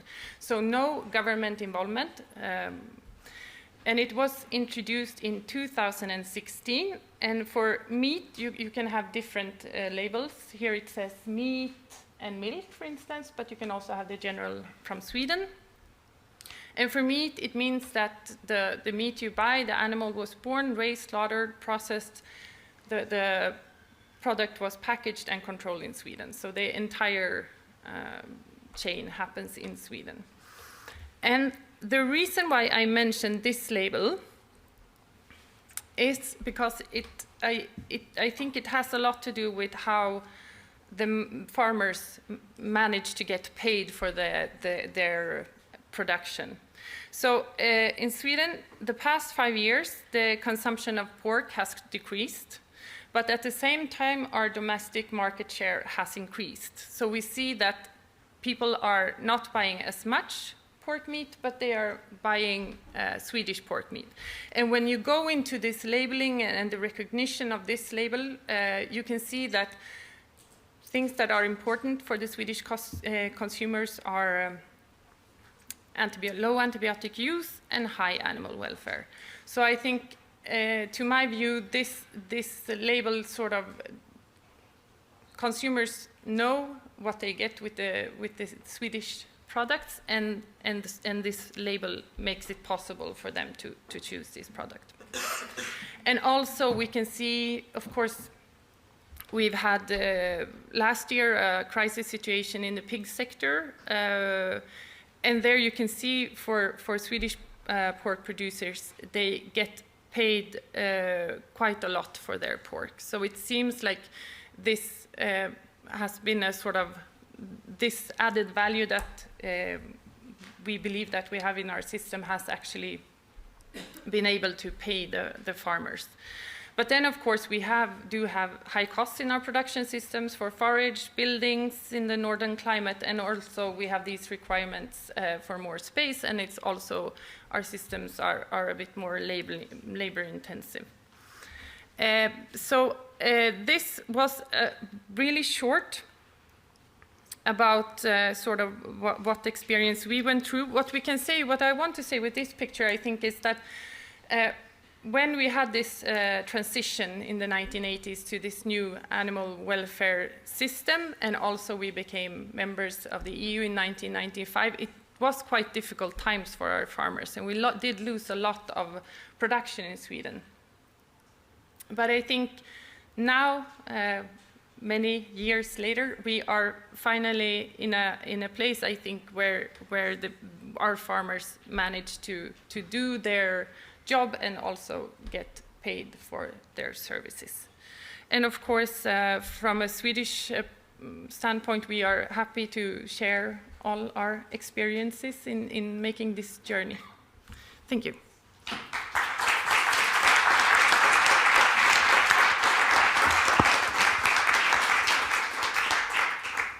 Thank you so much for your interesting presentation, and well, especially all the work you did there in Sweden. We hear a lot of member states, including my own country, the Netherlands, talking a lot about a level playing field and that they cannot do a lot more. Your country chose to go further than the EU legislation, and I was wondering, how can we stimulate other member states to follow your example and go a bit further than the legislation we have? Yeah, I think what you sort of have to remember is that in the 1980s, when we started this transition, we had a quite closed system. So we didn't have much import because we had levies on the imports. So of course our farmers were, and we also had these negotiations where we fixed prices for agricultural products and so on. So our farmers were quite protected when we started this journey, and of course it's a different situation now. So you have to, I think, respect this, of course, that there will be some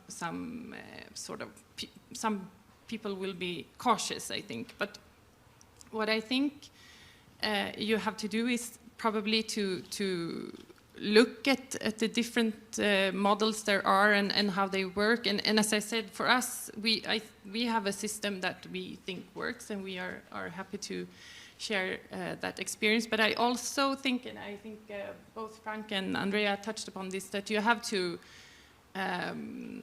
allow enough time to make the transition, because you can't change overnight. When you try to change overnight animal production systems, you risk having quite bad effects, actually. And we've seen it in Sweden when we removed the growth promoters, for instance. We had a couple of years that were really bad. So I think you have to be careful not move too quickly, but to make sure that the solutions are there. And also, of course, support the farmers in this transition so they are not alone, I think. Thank you. Well, let's hear from another example.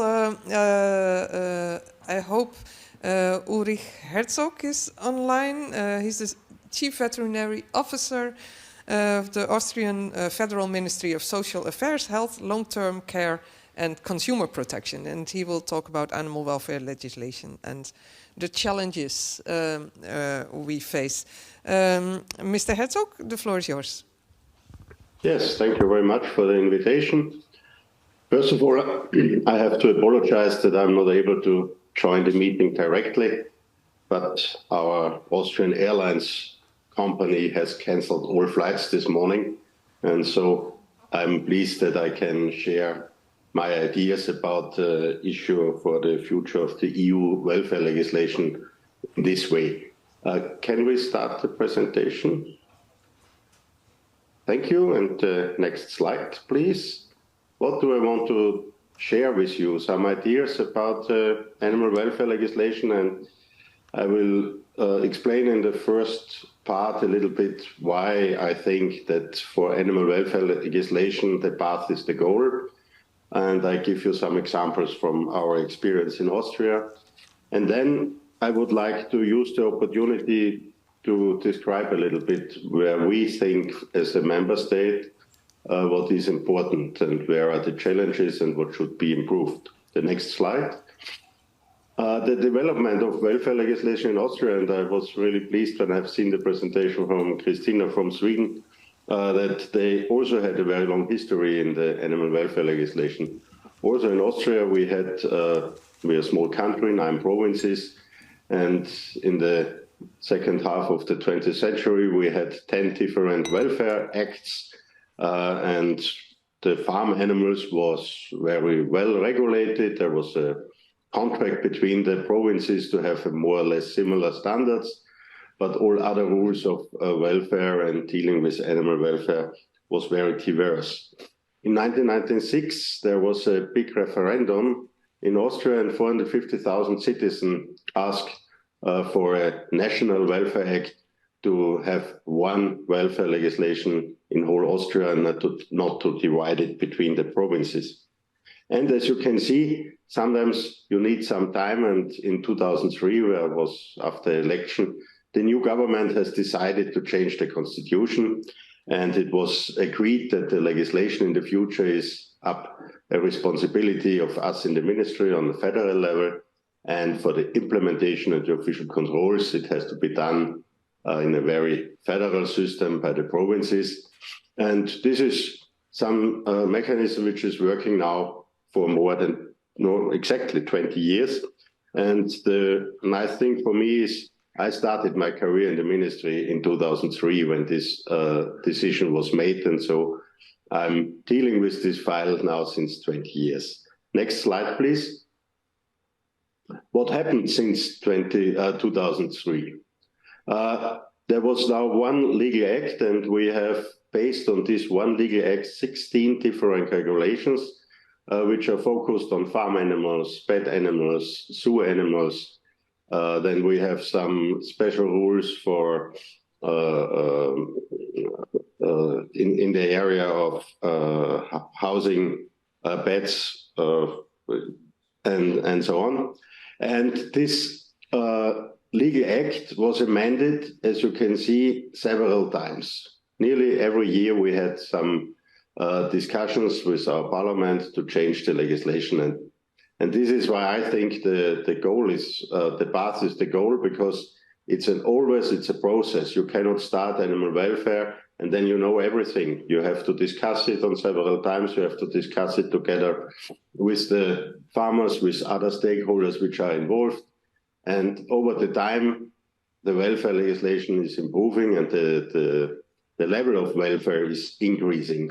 And in the last year, we had a very big package for the legislation for farm animals and transport. and now we are discussing a legal package for pet animals. Beside the Animal Welfare Act, which is a general welfare act, we have also a welfare act for transport legislation. This came into my responsibility also in 2007 to transpose the EU transport regulation in national law. And there was for me interesting that this file of legislation only changed once, and this was in the last year, and maybe it's also the relation that it is based on a EU regulation where the improvement has to be discussed in several times on EU level, and you are not so flexible on the national legislation to change it. All other regulations which we have in place were also changed several times. So it was a very intensive period since 2003 when we started to be responsible for this, but it's a big challenge and you have to go this way, and over the time the welfare is improving. So next slide, please. This was a little bit my experience for 20 years dealing with welfare legislation in Austria. And this is also the reason why I want to give some ideas what will be needed in the future. Next slide. The Austrian government program 2020 to 2024 sees that the animal welfare is a key issue. We had, as I already mentioned, an important improvement for farm animals and also for animals by transport in our welfare package, which was agreed by the Parliament 2022. In the moment, we are working on the pet improvements, and I will come also later to that, where I expect some improvements on EU level, which could also help member states to improve their situation. And if we look, and some of my speakers before have already mentioned this, that the existing EU animal welfare regulation haven't been revised for more than 10 years.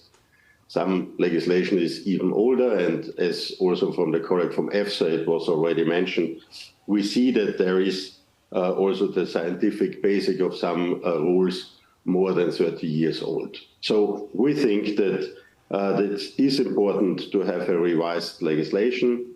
In addition to the increased social expectations and the ethical concerns, scientific technology developments in terms of sustainability and animal welfare should be taken in account. Next slide, please. What does this mean? And there I would like to give some ideas. Maybe it's too late, because we also already discussed this issue during the Austrian presidency in 2018. What is the right legal framework for animal welfare legislation? And I think it's important to see the difference between the implementation of a regulation and the implementation of directive. And I would like to explain why I think that this should be in mind of that what we are doing now. In the terms of community, it should be pointed out that the existing regulations for the transport and also for welfare during slaughter should remain as a legislation. We have some already sent some proposals how the legislation could be improved. We are discussing with the Commission about the transport regulations immediately after the publishing of the regulation in 2005, where we see a need for improvements of the member states. And we are also very pleased that Austria is now meanwhile a member of the FOC group, where we also have already supported a proposal for improvements in terms of the content of 2005. But I also think that two other legal pieces could be very useful to have a basis as a regulation. And this is especially one, the Directive 98/558, which have minimum standards with regard to the protection of farm animals, and the second directive where I think it can be improved as a general standard in the regulation could be the zoo regulation. I was really impressed when we had the discussion with the Commission about the implementation of tail talking, that the Commission also presented a report to the member states what they expect from member states to do to improve welfare legislation. And maybe this could be also some ideas that we could introduce in a general framework, that it's very clear what's the responsibility of the responsible authorities to implement it and to improve it, because only implementation can work if we can improve the standards. And on the other hand, what is the responsibility of member states to support farmers to develop and their situation on farms? So I think this is one argument which can really be useful for everybody, for us, if it is implemented in a regulation. Next slide, please. Why do I think that the other regulations could be maybe better implemented as a directive? We have in the moment a directive dealing with the farm animals for calves, pigs, broilers, and laying hens. And we should think about it that the improvement and the amending of the content of this directive should be in that way that at the end, these species-related regulations stay as a directive. We have to know, and this is what I can express as a responsible for implementation of EU law since now more than 20 years in a member state, that the transition of a directive into national law guarantees a direct and full involvement of the stakeholders, in that case, the farmers. Only an EU regulation does not lead to a full interaction in the discussion in the member states. We have seen this during the last years when we implemented the animal health law. It is very complicated to transpose the international discussions on EU level to a national discussion where all farmers and also the responsibilities authorities are involved. So I'm really in favor of that it could be much more better if we are forced to implement this directive in our national law, because then it's a clear commitment of all parties that have to be involved. And what we also have to have in mind, and I understood a little bit also the comment from our Swedish colleague in the same direction, that we need transitional periods. We have to have in mind that a financial-based international agribusiness facility cannot be compared with a small, older, family-run agriculture holding. And this is, on my perspective, very crucial, that we have to have the flexibility and to be able to ensure the implementation also in the economic relation for the farmers. We had our discussion during the last 2 years, about the improvement of the pig legislation in Austria.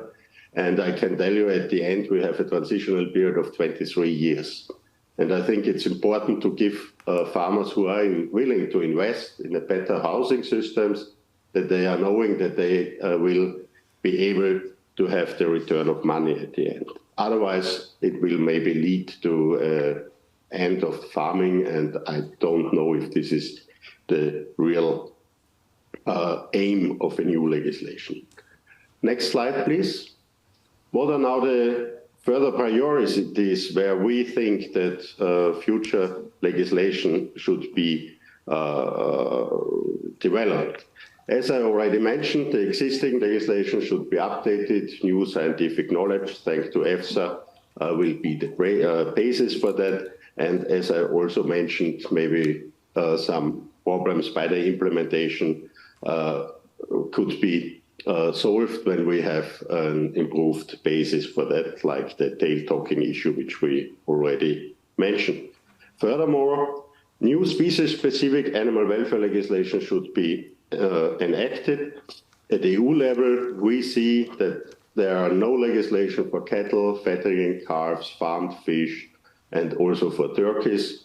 And there I would like to recommend or remind the Commission that Austria has already produced a turkey study, and we have sent this report as help for the further discussions on EU legislation for turkeys. What we also see, and I have seen it was already mentioned by the EFSA, that also animal welfare-oriented breeding strategies for laying hens and other animal species should be implemented and could be very supportive to improve the situation of these animals. The next slide, please. Further needs, we, as Austria has together with Netherlands, campaigned for a ban on fur farming. We were supported by 10 member states. So we hope that this initiative can also be taken on board by the Commission and that we can discuss there the next steps which are important for this. As I already mentioned, we are working in the moment on national standards for pet animals. And in this discussion, we see if we really want to improve also our standards on national level, we need also guidelines and standards on EU level to improve pet standards, especially to avoid tortoise breeding characteristics relevant to animal welfare, that we can improve the keeping of animals in animal shelters, and as well as that we have a good identification and registration of breeding animals in the pet sector. And with this, we hope that we can improve also in this sector our legislation on national level. Next slide, please. And we are very happy that the Commission, with the concept of the Green Deal, are also working on the extending of labeling on foodstuff. We also believe that it's very important to give transparency to the consumer at the end of the food chain, in which way products are produced. And for this, we really have welcomed the initiative of the Farm to Fork strategy. We are really hoping that there will come up an EU proposal for the original labeling of foodstuff. We also strongly support the idea of EU-wide animal husbandry label. We are also discussing this in the moment in Austria, and then when you start to discuss how we can label in the future also import products, and not only outside of the EU, also to import products inside the EU between the member states, and to have a comparable system, it would be very helpful to have there some international framework, and to ensure the transparency for the consumer, how sustainable a product is. We are really pleased to see the work on the sustainable food system legislation, which will be published also hopefully at the end of this year. So I would like to come to my last slide and try to summarize again very briefly what are my ideas and which I wanted to share with you. We have a lot of work to do to improve the animal welfare standards on EU level and to decrease the gaps between the member states' legislation. And this is also very important when we were listening to our colleague from the cabinet of our chancellor from Agri, that if there are subsidies and the subsidies are there to improve the holdings and to help the farmer to go more abroad and to go wider, it's very important to have a standard in all areas comparable between the member states. EC has to have in mind that the changing the whole legislation to regulation could affect member states which have already higher and more welfare standards than others, and this could end in a downgrading the welfare level in these countries. And that's the reason why I'm a little bit concerned if we only have a regulation mechanism and we cannot keep our flexibility in the member states, or otherwise the Commission can secure that this flexibility is still given in the future. EC and member states have to be aware that transition from EU legislation to national law has to be done in a cooperative way. This is what I explained before. If we cannot explain what we are planning to do, we will not be able to implement it in a proper way. And we have to take on board all our stakeholders, especially in the field for the direct effects to small, medium-sized holdings of farms. In that sense, thank you very much for your attention, and I'm happy to have also some questions and to join our discussion. Thank you.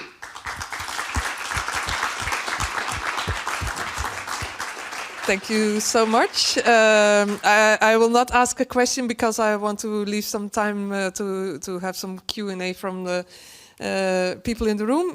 Next speaker, Ms. Nectaria Moscovidis. She is the advisor of animal welfare and agriculture of the cabinet of Vice Minister President of the Flemish government, Ben Weitsch, and she will talk about the future of animal welfare and protection in Europe.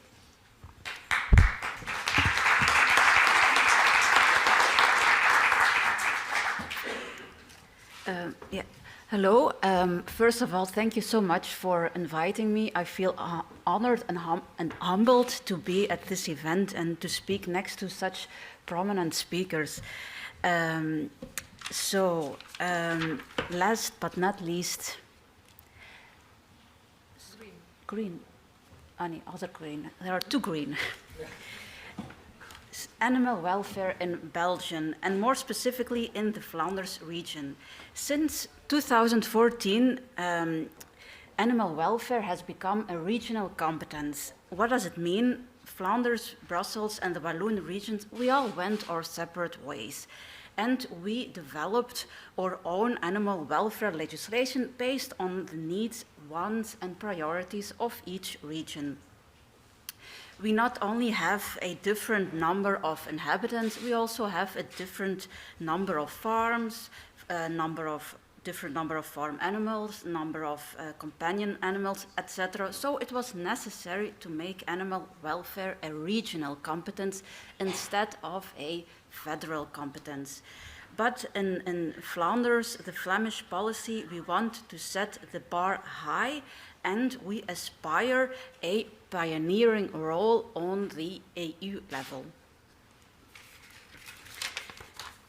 To measure is to know, and in the next two slides you can, I suppose the PowerPoints are available or will be available. Yes. You can find some numbers, and you can see, for example, the number of notifications about animal neglect and animal abuse. In 2010 it was 112, and now we have almost 6,000 notifications on a year basis. So from the numbers follow that the social awareness for animal welfare and against animal abuse and animal neglect have grown significantly. The public opinion demands more attention from the government for more animal welfare. And also, of course, the number of our own animal welfare inspectors have also grown significantly. As a Flemish region, we prioritize animal welfare also in our recruitments.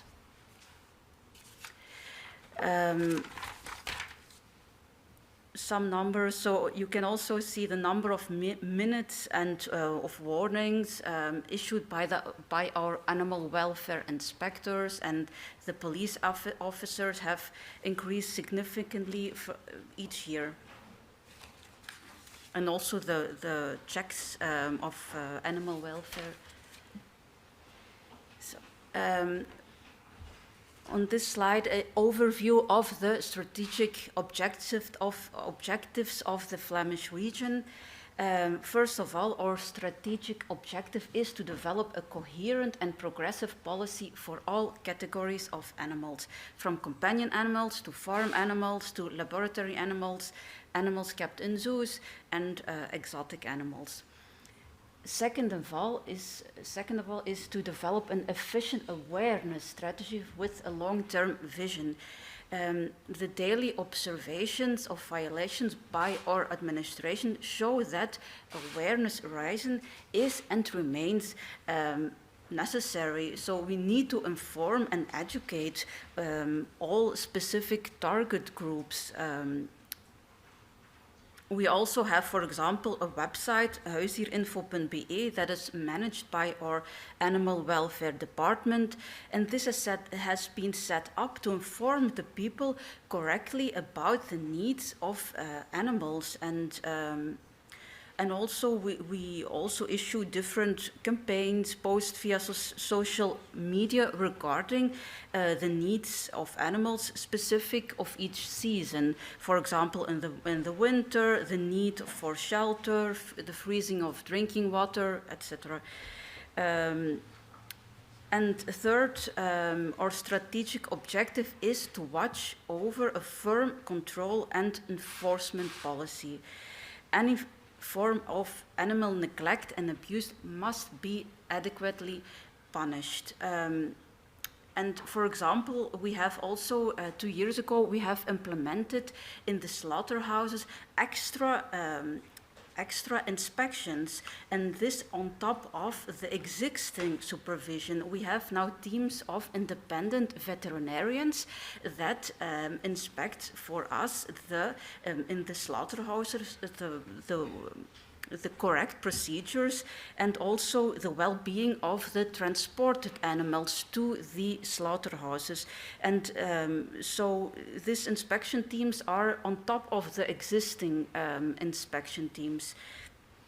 We want to decrease the predictability and also increase the efficiency and efficacy of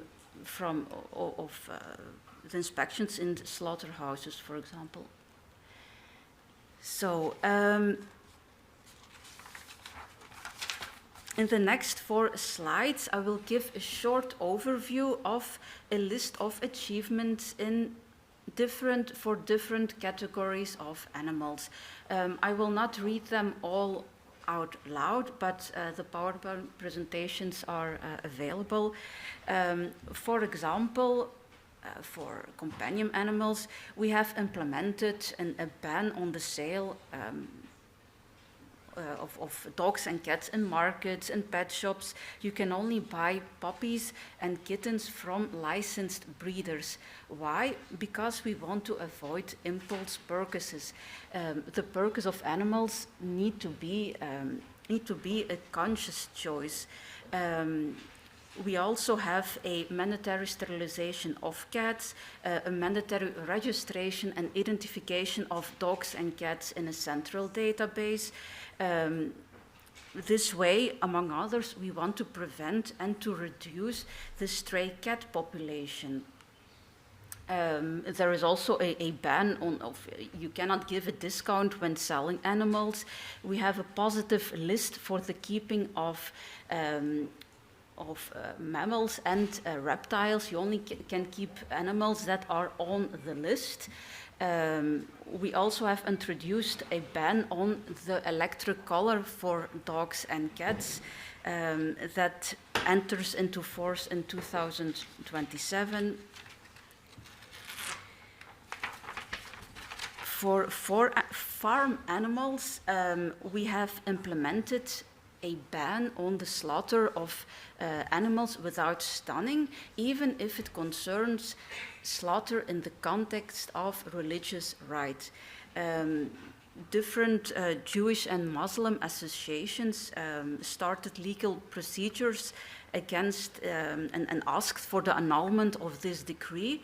Our Belgian Constitutional Court and also the European Court of Justice ruled in our favor, but now last year a procedure was started before the European Court of Human Rights, and this procedure is still ongoing. We also have introduced a ban on the production of foie gras by force feeding and a ban on the keeping of animals for the main purpose of killing them for obtaining their fur. We also have high standards for keeping rabbits in professional rabbit farms.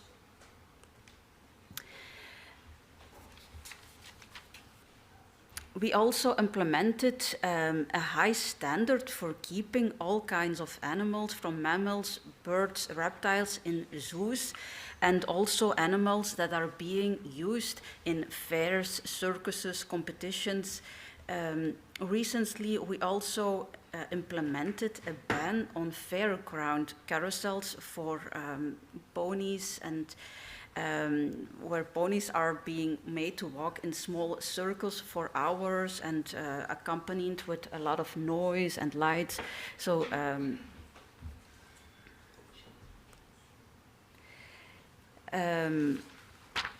for laboratory animals. A couple of years ago, we developed a database. It's called the Replace database, in collaboration with accredited laboratories, and our aim is to collect information about alternative methods for animal testing in a central database, and this makes the information more accessible for researchers. And and also last year we started a roundtable with the sector, and our aim is to develop a concrete action plan to reduce the use of laboratory animals.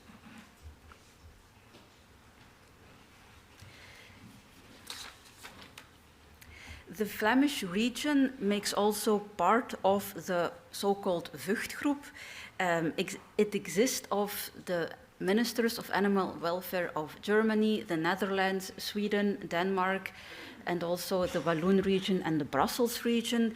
And we are a group of countries that aim high standards of animal welfare on the EU level. Last year, we prepared 2 position papers and submitted them to the European Commission in view with the upcoming propositions of the European Commission, and we hope that the European Commission will take into account our position papers on transport and on a new global EU legislative frame for animal welfare.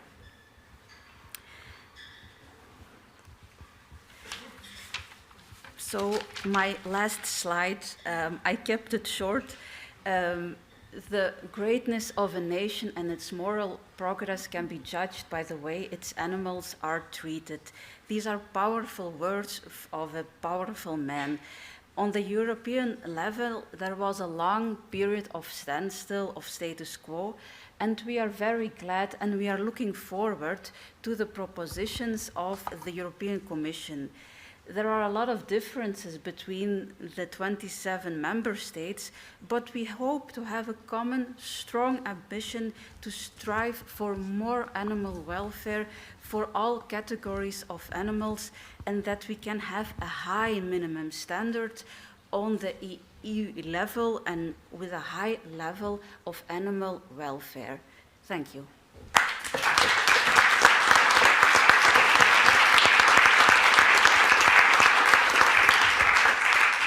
Thank you so much for your presentation. I see that people are getting a little bit hungry, but I already see that there are 2 questions. A lot of questions here. So let's do 2 at a time and then go to the answers.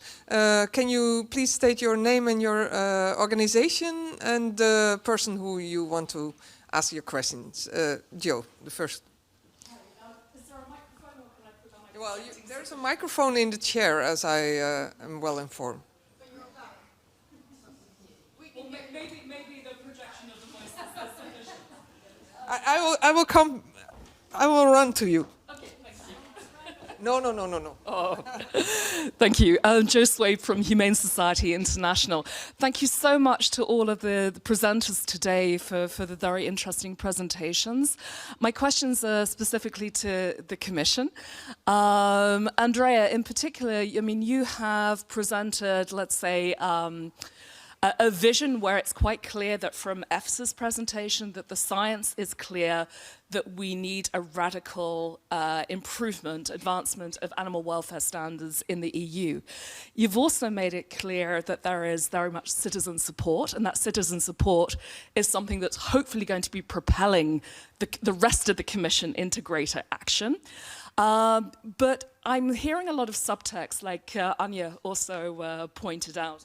What is your question? Well, the question is specifically to the Commission, to Ms. Stavovi, is, you know, we're constantly seeing animals being sacrificed on the altar of the economy. We're constantly seeing responses of maybe we have to adjust our expectations because of the food security issues, etc. There is funding available through the CAP, through the eco schemes, for example. How are you going to make sure, and here's the question, how are you going to be making sure that there's going to be sufficient uptake by member states for animal welfare improvements? Because in the past, the money has been available, but it hasn't been used. I'm sorry, Joe. I think the question was clear. I now will go immediately to Steph for the second question. So in the meantime, the Commission can think. Just a question, please. For sure. So, Stephanie Guillard, your group for animals. You touched upon it, Andrea, the trade dimension of the coming legislation. You know, citizens do not want to fuel cruel practices, also from abroad. So there's an opportunity here to have more requirements on imports, and it could facilitate trade policy also for the EU. And I would love to have the different panelists' views, because for Sweden, for agriculture, for Belgium, for Austria, it's important. Thank you. Thank you so much. Okay. So can I, yes, to save please time, answer. I want to jump into answering the question. Well, thank you very much. It is very important. I wanted to say that farmers are economic operators. It doesn't mean that we sacrifice animal welfare for reasons of food security. I want to say that they need to respond to market signals as well. And we can only do, let's say, part of it with subsidies. But I think we need to work in two ways. One is to ensure level playing field, because we do have a lot of legislation which is not properly applied today. But take tail docking, for example. The rule has been there for decades. So what we really need is to have robust, reliable checks on what is happening. For example, in conditionality, we have only 1% of farmers that are checked annually. If we went up to 5%, and the European Parliament wanted to have the rate increased to 5%, and unfortunately in the negotiations it went back to 1%. So maybe this is an idea. Let's do checks. Member states will say its administrative burden is very costly, but we have automation, we have digitalization, so there are modern tools of checking what is happening on the farm that could help. And I think we need to explore that. So level playing field to make sure that actually all farmers apply what is already compulsory, and then sufficient money for those who want to do the extra mile, you know, on voluntary basis. And then to make sure that they get the market premium for this extra standard with reliable animal welfare labeling. So this is how I would see it. Thank you. Okay, thank you. Andrea, do you want to add something?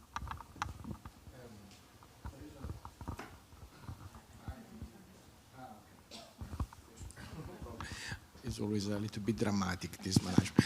You know, picking up from the question and what was mentioned about the issue of our relation versus third countries. And this is, in fact, again, and will be on the table of Council and Parliament, if will be an historical moment to drive this in terms of our way to balance the need of trade and the need of respecting and reflecting citizens' concern and ethical demands. I think it's the most sophisticated debate we can have in this area.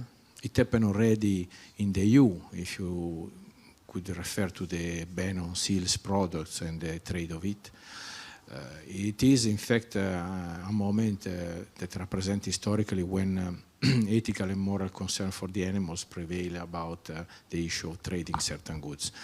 So the moment is there because overhauling the entire set of standards and refreshing them from science and technologies means also a commitment to really respect what the citizens are looking for. So this is, in my opinion, where we have to discuss this internally in the Commission and to see the way we can go ahead with that.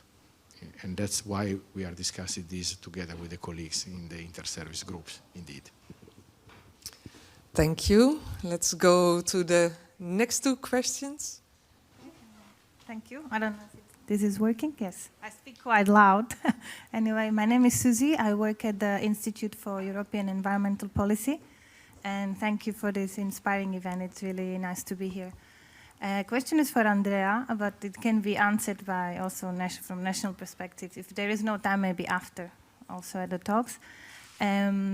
It's about something what we can all read about on internet. It's for people who know a lot about this topic, but also I think it's quite available online now to read about it, that one way of avoiding this horrible long transport of animals, especially to non-EU countries, would be to simply start transporting meat in frozen meat or in carcasses instead of live animals. Of course, I'm just thinking, if you say to a person who knows nothing about it, this sounds like a simple solution to increase businesses for slaughterhouses in the European Union, according to our welfare, and just moving it this way and avoiding the very long transport.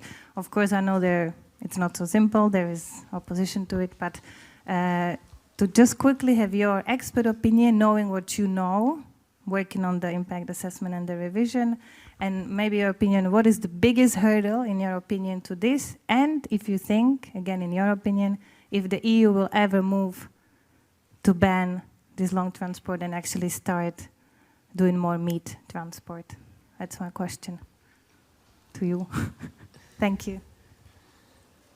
Okay, I saw another question.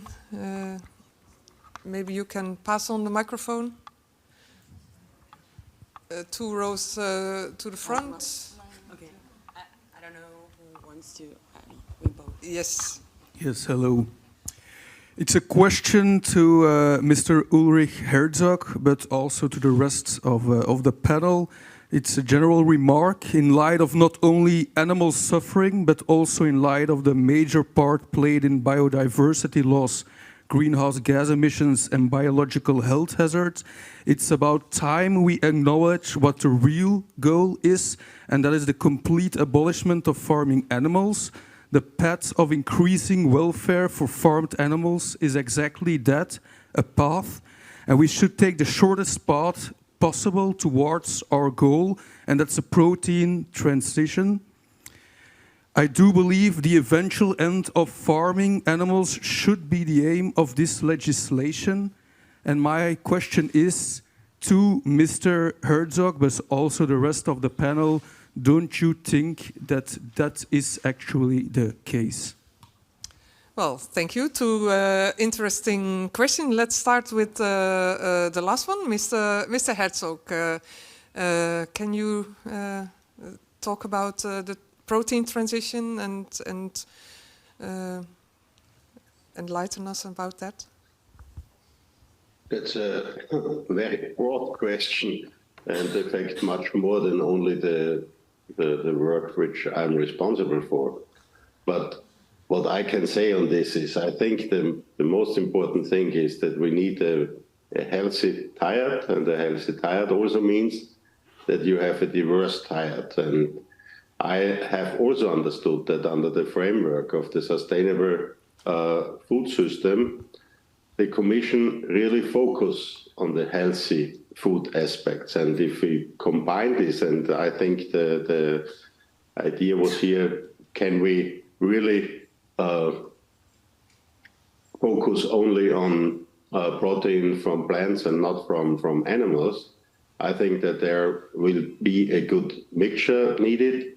And at the end, it's very clear that in the moment, the society are eating too much meat, and we have to reduce this.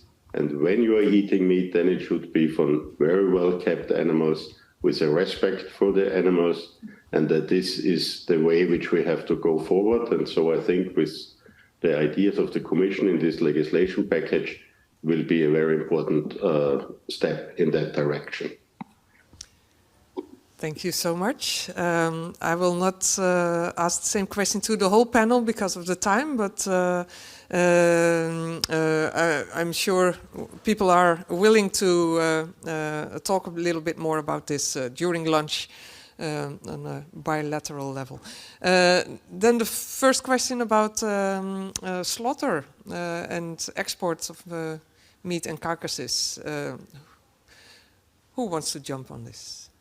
Andrea. Thank you. It's a combination. In fact, the option of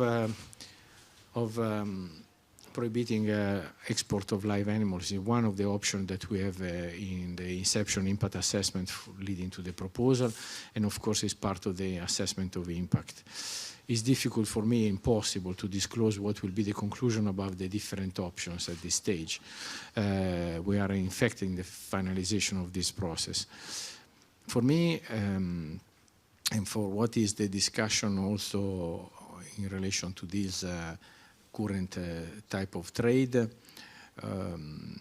there is, and we have the possibility already to show some direction, because we have also recently adopted a stronger system of controls upon the quality, upon the transport outside the EU.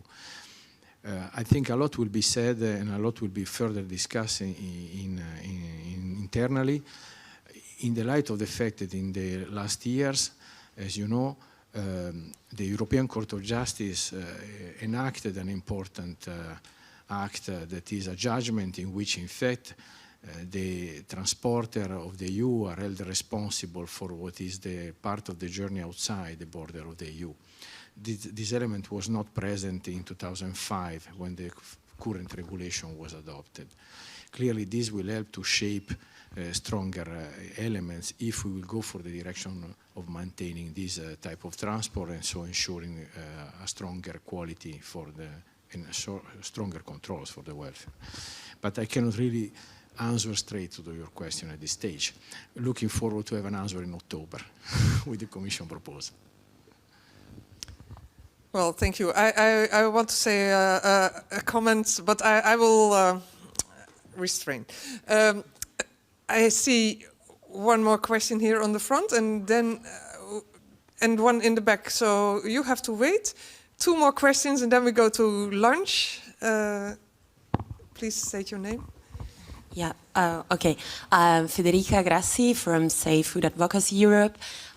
So first of all, thank you everyone for organizing this conference, and also to work constantly towards a better food environment in general, and for animal welfare and better conditions of animals.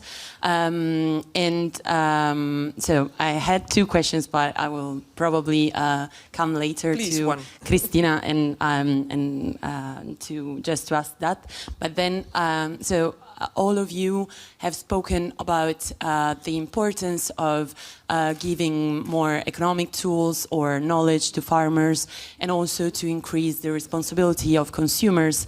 But we know that in the food value chain, they are not the only responsible for the change and for animal welfare. So they have to comply to the demands of other food business operators. So my question would be, how would you articulate their demands in the market, and also if you are envisaging other actions for producers, big companies, retailers, and that other part of the market? Thank you. Okay, thank you. And now Leslie. Yeah, this is on. I'm really happy that the EU is going to revise the legislation, in particular to transport. My name's Leslie from Eyes on Animals, and transport is more my expertise.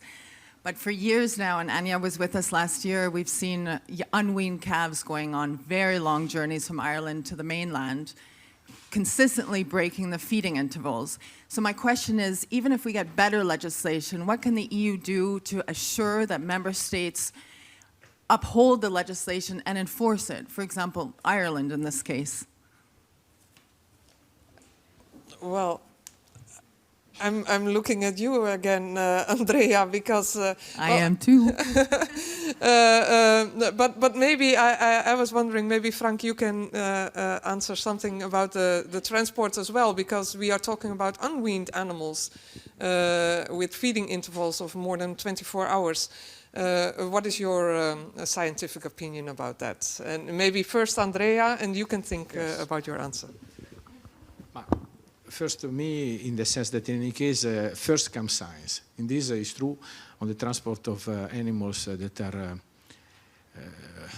young or old, or even in certain conditions, like the pregnant, clear cut. it's an area that the current regulation was not concentrating so much as it could be. Also because of the lack of really evidence or knowledge for certain of these elements for granting welfare during transport. So it's really under consideration. What is also interesting is, because these are the arguments coming into impact assessment, the system of farming, for example, you mentioned Ireland, is built in a way that these animals have practically no future in this island, as it is. And the agricultural system, this I can call up DG Agriculture in this reflection, there are animals that are considered part of the production, but with no value. No? The value of a calf today is 50 euro alive, more or less. It's a report from the Netherlands I'm quoting now.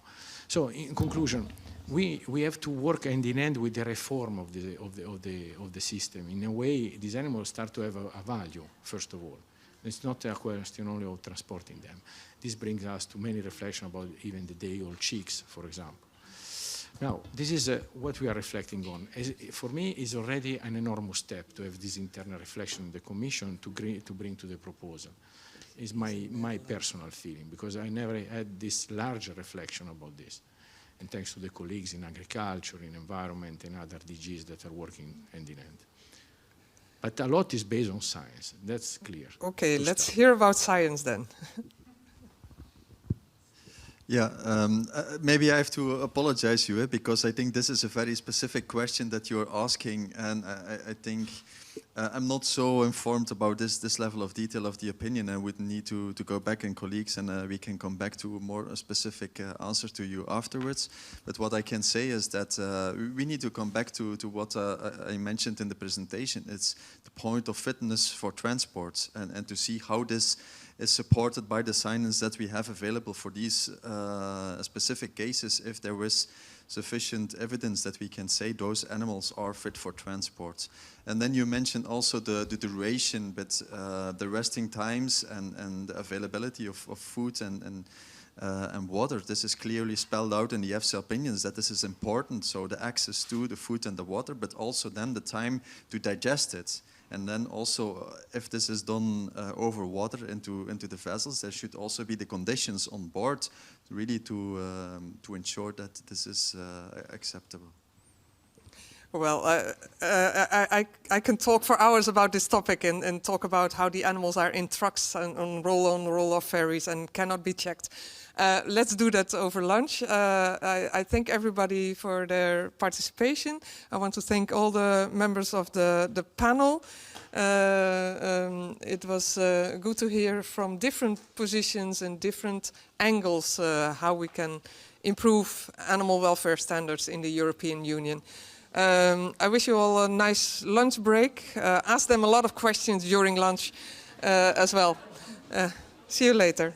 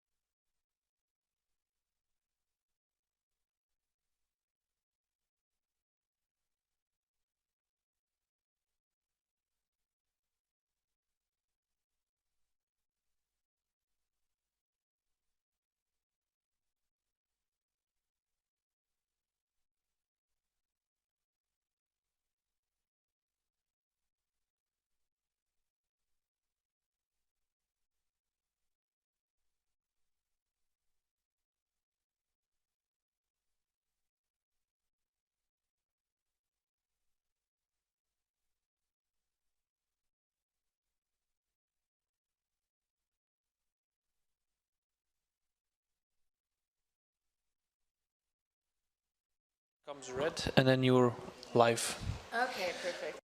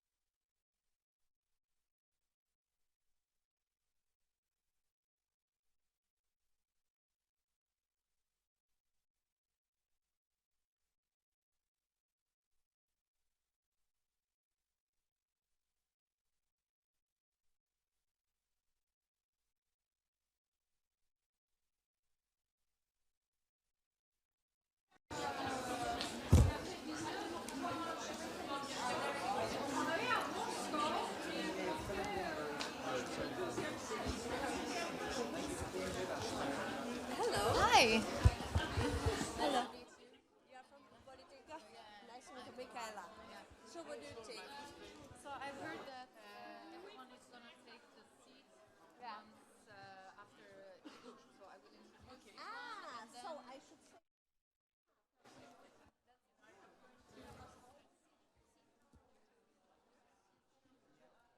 Hi, nice to meet you again. International Farming, good to see you. Thank you for doing this. Thank you for inviting me. That's really great to be called a guest from Australia again, be in touch with the professional participating and having this debate with the I'm really happy that they got in touch.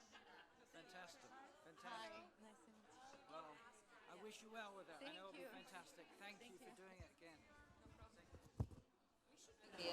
And she will ask us. I mean, I understood that this is going to be like before, where everybody's going to take a five. No. I don't I will. think so. I don't have anything more to say. Okay, no, but. Let the others speak. Maybe the others want to present themselves. I already gave a presentation, so I don't need to. Yeah, no, but should they be on the stage with me or not? Yes. Okay. Yes. Yeah, if you can already go on the stage. Yeah. Good. Okay. Let's go.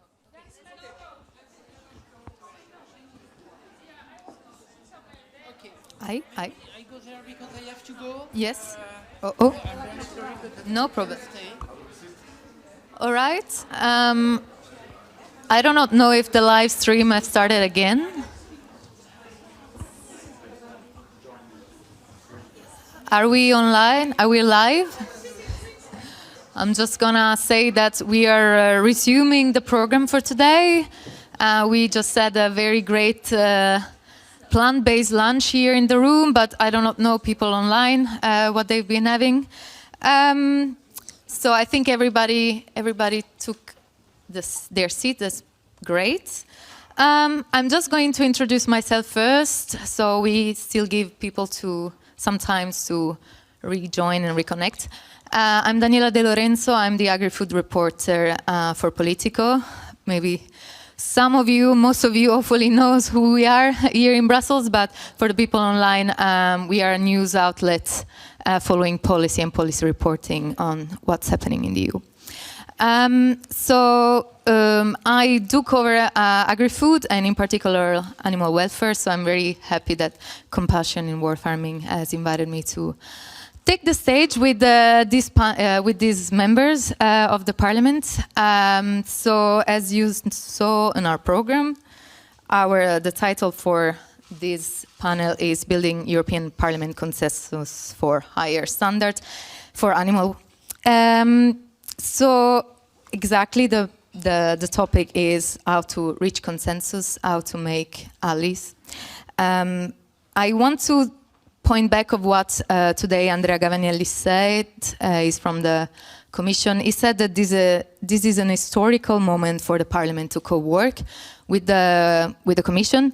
I also want to say that this is an historical moment for probably two Parliaments and two Commissions. So it would be great to hear what's happening now in the Parliament and open the floor. The first person I'll be talking with, or is gonna intervene, is Pascal Dourin from Liste Renaissance in France, a French MEP. He's a long-time advocate for animal welfare and animal rights, and he's also the member of the Animal Welfare Intergroup. I just wanted to know, he's gonna unfortunately leave us for another commitment, but so we're giving him a bit of time to take the floor first. Okay, thank you very much. I'm very sorry, but I have to go in a few minutes. But I will read because it's. I think it's better for you if I don't speak and if I read. As this panel focuses on building a consensus in the European Parliament on higher standards, I have to be honest and start by saying that we are still very far from a consensus. In every political group including the SND, because now I'm representing the SND today, and with a notable exception for the Greens.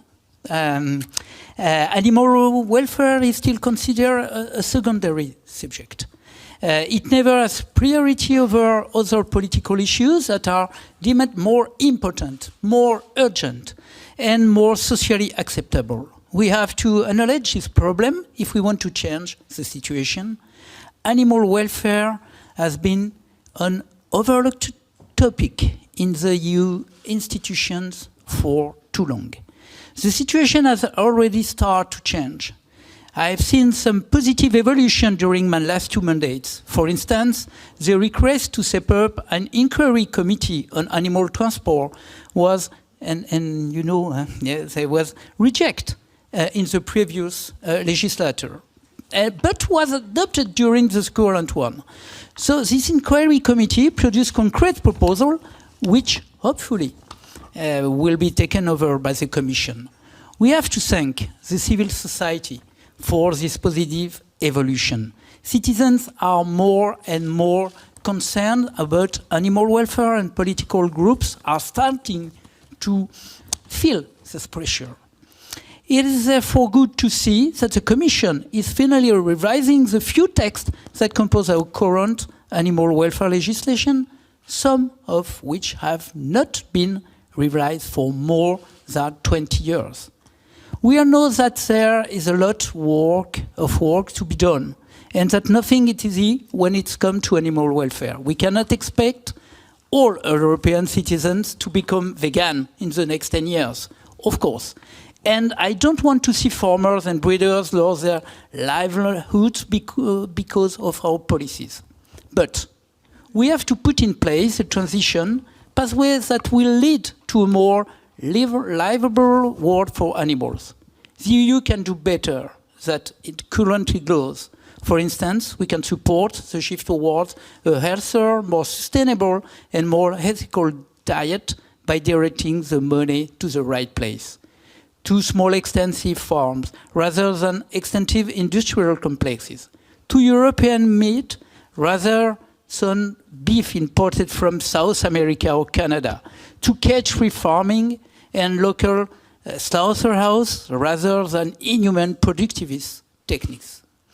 For this shift to happen, we need to ensure that farmers will receive appropriate compensation for their effort and that they will have the same standards for imported products as with domestic production.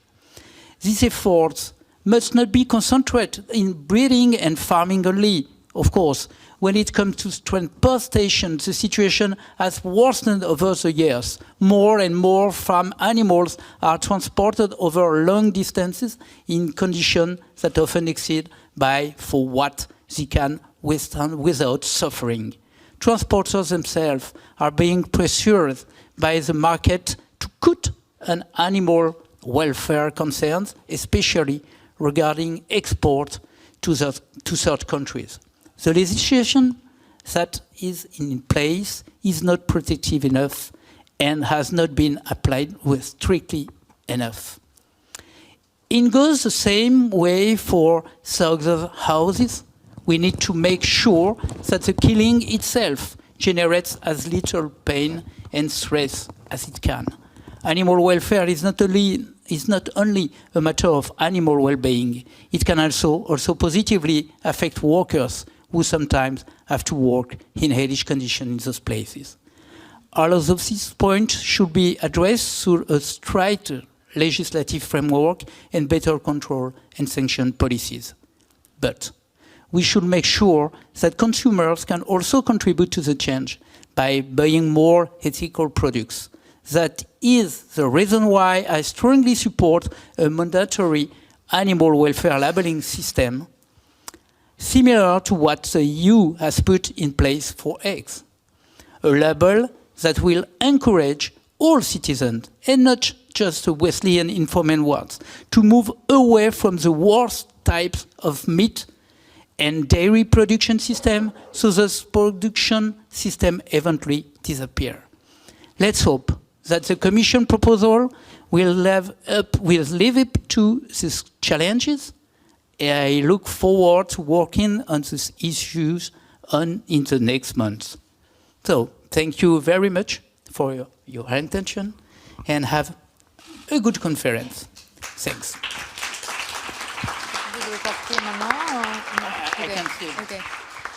I think it's live again. Okay, thanks a lot. That was really interesting, and I wanted to know more maybe about, you mentioned that parties are very far away from consensus also inside the same party.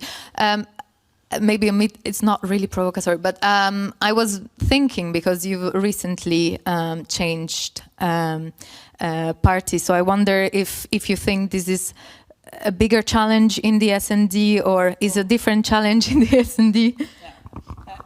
I don't know, because in the past I was in the Green Group, and so in the Green Group it was not easy in France at the beginning. I think maybe in Luxembourg or in Austria it's better, but in France, the question, in the Green Group, the question of the animal welfare was something not so important. In the Renew Group, it's a worse. It's horrible. Frankly speaking, it was horrible, because when you are talking about animal welfare, you know, the people are smiling. Yes, I know animal welfare. So and you say, but it's so important. It's so important for the citizen. It's so important for the life. It's so important for our civilization. It's a question of civilization. And yes, okay, come on. And now we are talking about important things.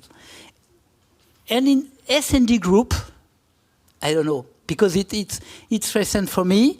But I have the feeling I think the political class is very, very far from the civil society. I think about this point. They are talking of the old agriculture, of the old world, and they are talking about money. They are talking about, yes, but if you are talking about transportation, you have answer about exportation, about necessity to be more productive, more. But it's something the old world. But I'm not so optimistic with the group, political group. But I am optimistic with the civil society, and one day we have a link, because we have election every 5 years, and I know this point tomorrow will be so important that all group will be. It's like ecology. No, I know everybody is ecologic. I think of something like that, ecologic of course in the world, and not in the real world. But I think it will be the same. We have to, yes, we will see change in the world. Okay. In the meantime, you're gonna do some lobbying in the S&D Group, I guess. I see. Okay, later on we're gonna maybe discuss on this question of pass on to the Renew Group on what's their view on this. But right now I'm just gonna pass on to another MEP, Michaela Sojdrova. I hope I said your name correctly, from Czech Republic, and she's representing the biggest group in the European Parliament, the EPP.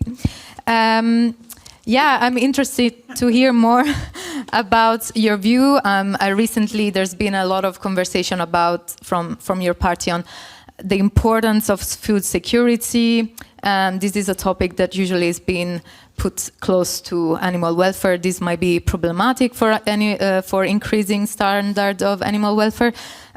So I wanted to know what is also non-negotiable for the EPP, and what is needed for you to create more consensus. So thank you very much. Just a short reaction. It's changing. Yes. So I would like to introduce with my view, because I am first 3 years where I started my work in Agri Committee. Before I was in Cult, and I am now vice chair of Cult Committee. But welfare is very important for me as a human, as a consumer, and as a Christian Democrat. And I should say that we participated on the European Parliament report about, as a reaction on the European Citizen Initiative and the cage age for farm animals. It was 2 years ago when we agreed this report. And then, common, across the groups, we supported this report, which is very, I would say, progressive, in favor the changes in animal welfare legislation and practices. So I'm very proud that EPP was part on this report and very active. And maybe I would like to say why and where are our approach for 3 short reasons: animals, consumers, and internal market. It's clear. And the current standard of animal welfare is for me not a standard. There is a torture. Just look at the animal tortured on minimum space in cages. We saw the pictures here in exposition. So there is tortured. Or killing of male chicks for which the intensive animal farming industry has not used. So I should say that we have many examples, but there is not enough now. Also for me, that's why I started so late to fight for changes, because I really didn't know about the condition, so tough. For the consumers, it's clear. We have this petition. We have clear voice. 1.4 million citizens signed this call for changes and of cage age. So, but what is important that higher standards mean new investment and in the beginning higher prices and maybe lower production. And there is very important that consumers are aware, and I am sure that they are aware. But they will enable and resilient food production. It helps with improvement of health conditions of farm animals and help to deal with antimicrobial resistance. What are goals of farm to fork? So if you ask me what is EPP discussion, we have many arguments. We have many reasons for legislation changes. And for the internal market, force better our legislation.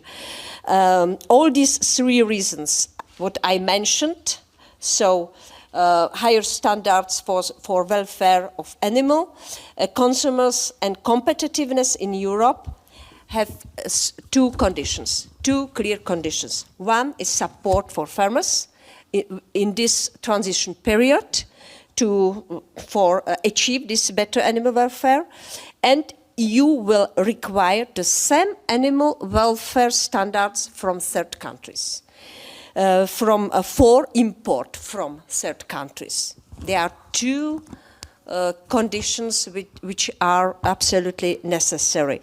And to conclude, maybe also in our EPP we can show that in different countries, different practices. In the Czech Republic, we ban the cage for land hens from 2027.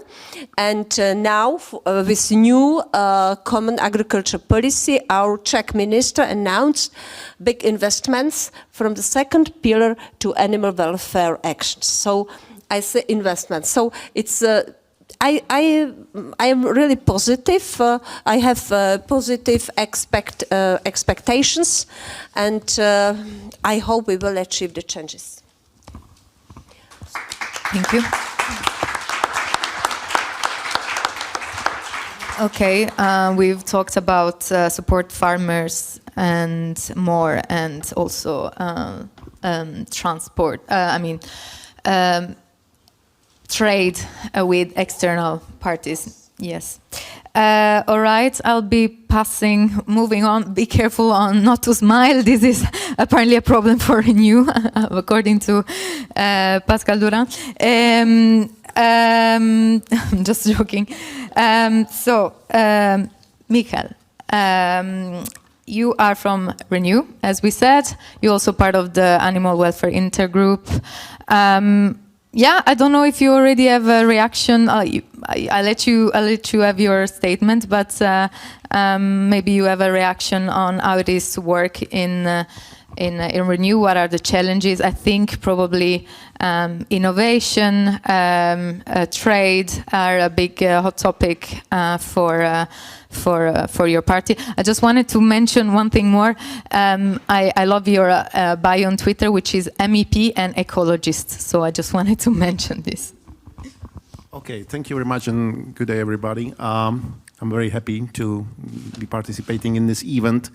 Very important event, needless to stress. I actually liked what Pascal already stressed, that there's a huge demand from the side of public, from the side of civil society, to actually improve the situation with animal welfare. And it's really very obvious that people out there, outside of these institutions, actually care very much about what's being, how animals are being treated, and then they don't like the current status quo. That's for sure. We can see it clearly on the huge amount, actually, of very successful initiatives, citizen initiatives that really occurred quite recently, quite frequently, and quite successfully.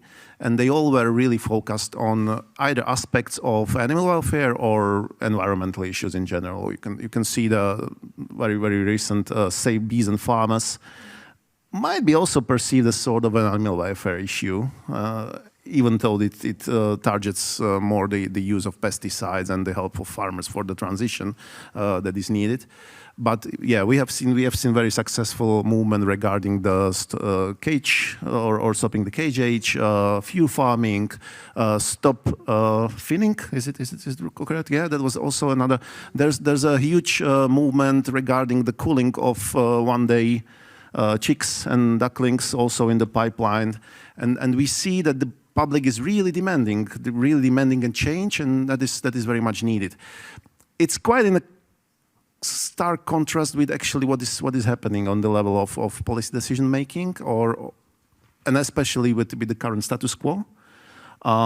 We have seen that any legislation that's related to animal welfare and farming methods has a huge time span to actually change. You know, the intervals for revision of such pieces of legislation go easily 15, 20 years, which is a time span of a generation, actually. Not in a generation you have a chance that this actually approaches will change, and even if they change, the changes are rather cosmetic or have been rather cosmetic. You can see it easily on the prohibition of conventional battery cages that is already in the place, but with a transition period of 12 years. Again, so what kind of change is that actually? You know, another half of a generation to wait until it gets into the field. So it is very clear that such time frame, such pace, is simply insufficient. And the public society is very loud about it, that they need to deliver the change and on very faster paced, which is our role to do. And now the reflection of this demand is rather peculiar, I would say. I had the opportunity to participate in the Special Inquiry Committee on Animal Transport, where we really had a numerous chance to interview several very, very significant scientists, veterinary personnel, even the transporters themselves, and they really unanimously claim that what needs to be done and that a lot has to be done, and that the problem with the current situation on the topic of animal transport is that in general it is not properly implemented throughout the European Union. In some specific issues it's not even possible to enforce it. So what we are actually claiming that we are trying to manage is simply out of possible. And that we really can forget about the enforceability of this legislation outside of European Union. So this is the grim situation that we all were presented with. And according to that, there were our approvals on what needs to be done with the reform of live animals during transport, which was the outcome of the negotiations in the inquiry committee. But then again, it collided with the position of the parliament, which is in many general terms very, how to say it, conservative, maybe even backwards, or how to say like that, you know, like atavistic, maybe the better word for that. And the outcome of the negotiations and the vote in the plenary was not satisfactory, and it was not very much in the line with the proposal that went out from the inquiry committee. So maybe my message to the Commission would be: it's not enough what actually the Parliament demands, and you need to deliver more. So hopefully we will see such outcome in the very close future. If you're asking me about the situation in the Renew, I was originally in the EPP, so I know the background in these two groups very well. And I can say that with respect to animal welfare and actually the shift that is needed inside of the agriculture, it's not very good. Both of these groups are very much influenced by the agriculture themselves and by the MEPs that actually see their role as the defenders of the farmers, of the agriculture against any, well, whatever, improvement, how to say it like that, or they actually like the status quo. That's very sure, you know. So the system is very robust and very slow moving, and that's actually the situation we need to deal with. So that's why we don't see that much improvement, but I would like to stress that it's actually very important for us to reflect the demand of the society, civil society. They're actually the voters. They grant us the mandate and they ask us to deliver, and if we ignore it too much or try to water it down, you know, the very clear signals that are coming from the public society, that's not sustainable for many of us. So yeah, I think that we should really listen more and react more to the sound of the streets. Let's say it like that.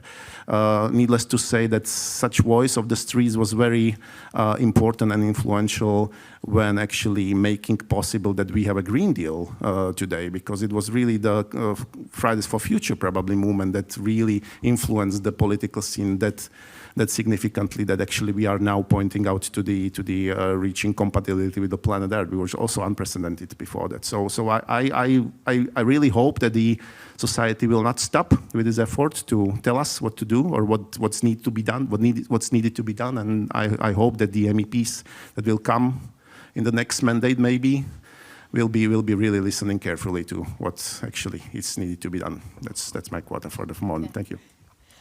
All right. If Greta says listen to science, then Michael Wiesik says listen to the street. This is great. Yeah, it was interesting. Maybe I'll stick with you for a second on what you mentioned about the time span. Policies taking a long time, and now exactly you're mentioning there's going to be a new mandate, and probably the Parliament in the next Parliament, the next Commission will have to, let's say, seal the deal.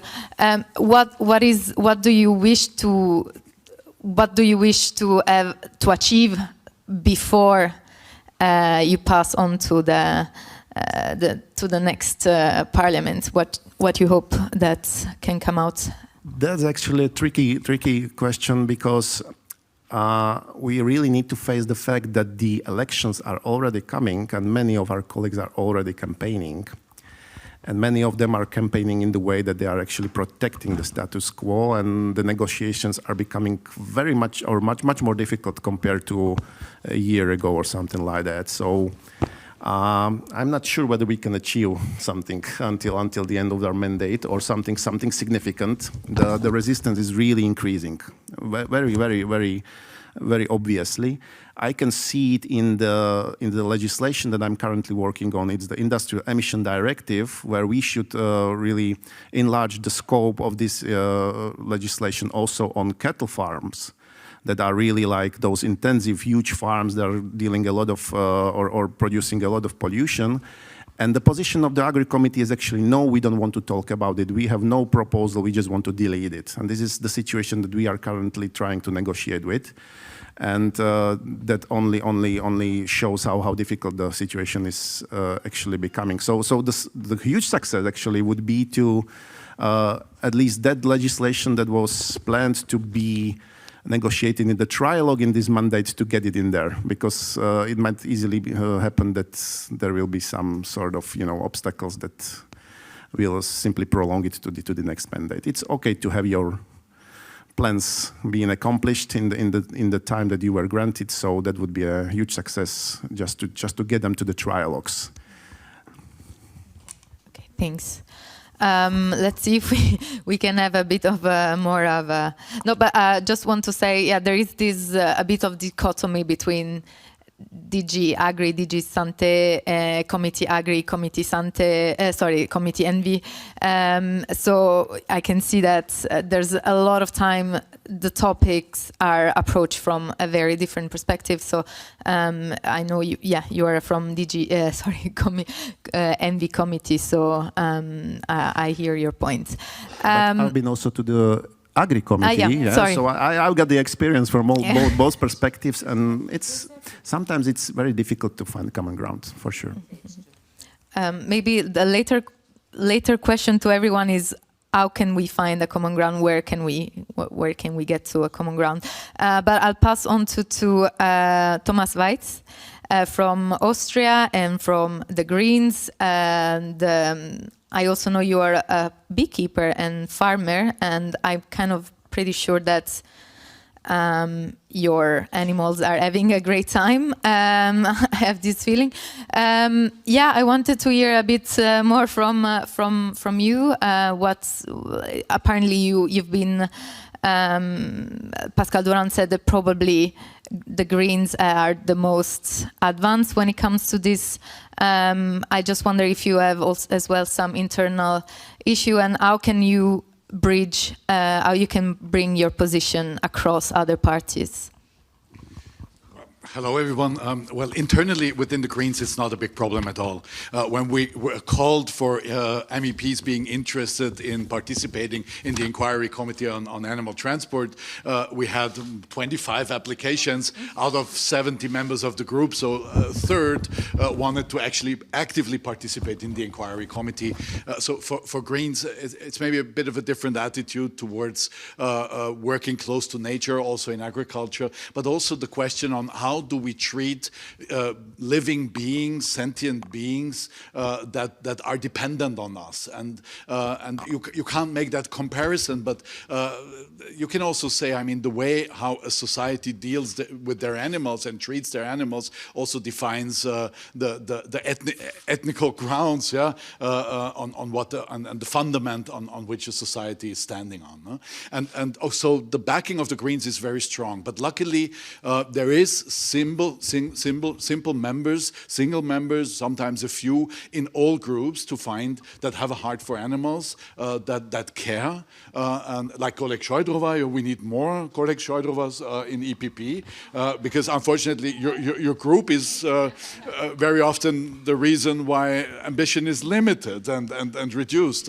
but also more Michael Witzigs and Martin Heusigs in Liberals, or Pascal Durands, or Maria Neucherts, or Niels Fuglsangs in SND. So just to name them, really name them, to also give them the honor, because this is all persons that were really supportive in this inquiry committee. And this inquiry committee worked so well because it became so obvious what is really happening on our streets. Pascal said earlier, or you said, we need one kind of minimum standard of animal welfare. But actually, we have that. The Regulation 1/2005 5 is not sufficient. It leaves a lot of loopholes. It doesn't describe everything, but it gives a certain set of rules that we have, even if they may not be sufficient. But the problem is that these rules are not enforced across the European Union. There are some member states that are ambitious, there's a few more that are a bit ambitious, and there's a lot of member states that just don't care. And the problem is, and that's we also saw in this inquiry committee, when the transporter from France says, look, can you please ensure that these rules are executed everywhere, because we have cheap competition from other countries who don't care, that put us out of market, even if we try to apply all the rules. And so this is really a shortcoming of the Commission, unfortunately, and I don't want to put all the blame on the Commission. The cooperation, especially with some departments, is excellent meanwhile, and the Commission is also not one single animal. Yeah, in the Commission there's different interests and different DGs pulling in different directions. But I mean, the enforcing of the regulation, which is the role of the Commission, it's the guardian of the treaties, this enforcement did not happen. In the inquiry committee, we even found out that there's not even data available for the Commission on how many controls, how many bridges of regulation, how big the fines are. Then we saw in education there's a huge lack. I've been on the street together with colleagues, some of them sitting here, doing police controls of animal transports. And then even if sometimes it's even hard to get police to come, but even if they come, I've seen situations where policemen and policewomen that were willing to execute the law had no idea what the law actually says and what they should control and what the headspace is and how much density and how this is with the water. They were just not educated to do their job. So there was really some shortcomings also on the side of the Commission. But on the other hand, the Commission has understood that this is a very important topic for the citizens. And citizens may question the impactfulness of this Commission, whether the Commission will be able and will do their part to actually implement a better regulation on animal transport and animal welfare on farms in general. And that's why I don't give that up yet. I don't give that up. Because if the Commission fulfills their promise and really comes at the first quarter of autumn now, so really in September, if we want and if we're ambitious and if we don't block each other but rather cooperate as much as we can, well, time-wise, we could finalize this before European elections. And animal welfare, except for conservatives and the farmers, but I will come back to that, is not, let's say, a so controversial topic that is so important for them. This has downsides, that it's not so important, but it also helps a bit because it's not such a dangerous topic. So if we have some improvement in animal welfare regulation, it will not harm the potential electoral outcome of Renew or EPP or SD.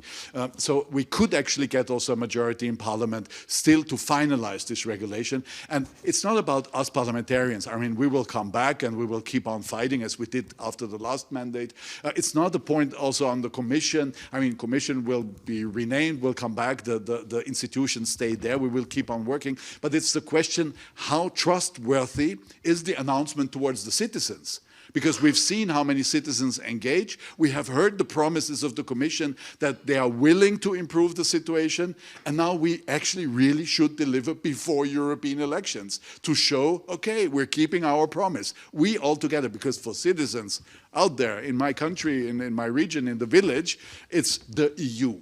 It's Brussels. They don't differentiate all too much whether it's Commission, the Council, the Parliament. They want Brussels to do their job. And that's why we should see how we can build the best consensus possible to improve. And improvement, unfortunately, will not go all the way that I would like to go, or Tilly or Anja would like to go, to really, really substantially improve. But we could, and we've seen already in the inquiry report, that we can find common grounds for substantial improvements. And this is also democracy. You have to accept that you don't get it all, but I think we can reach a lot, and that's why I'm not giving it up to try to still to still finalize that regulation until the European elections. Election campaign, yes or no.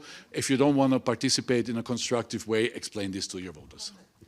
Can I ask you maybe, do you think the Commission is going to come with a strong proposal and it would be easier to find common ground and consensus if the the proposal is strong on the animal welfare standard side. If I look into the position I would have, and I think I share my position with most of civil society organizations, it will clearly not be ambitious enough from that point of view. On the other hand, we've seen the Commission coming up with rather ambitious proposals in the whole light of Green Deal, and it is related to that. Because what are we actually talking about? The interest of the farmers. I don't know. The farmers I'm working with in my village, they have an interest in high animal welfare standards because they like their animals. They know them by name. They are empathic with their animals, but they also have an overviewable amount of animals, so they can still know them all personally. And they would have an interest in high animal welfare standards as long as they can afford to run their farms on that. So it's a question of price. And there we have to make sure that in the whole value chain that we see in agricultural products, there is a bigger share really ending up at the farm. Because today what we see is that farmers, I mean, we lose 800 to 1,000 farms every day in the European Union. So now you can expect, you can calculate how good that business is. Yeah? I mean, that's why the farmers give up, not because they don't like their land or their job, yeah? But because they just can't earn their income anymore. And so there we have to see that there's a bigger part of the value chain at the farmers, and then farmers, most of the farmers, the medium-sized, the family-based farmers, would be happily going with us and go towards an animal-friendly production. And this we need to ensure, and these farmers we need to take with us.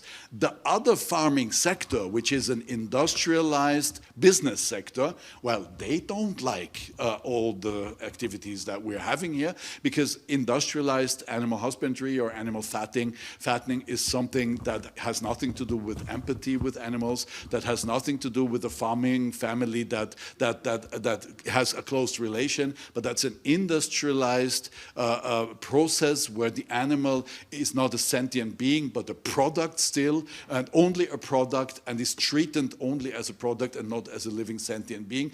And these people that want to keep their business running, this is the part of the farming sector. Unfortunately, I often have the impression Kopa Kujeka speaks only for these people, but however, they are the ones that have a problem. But sorry, I have a problem with these people because I stand for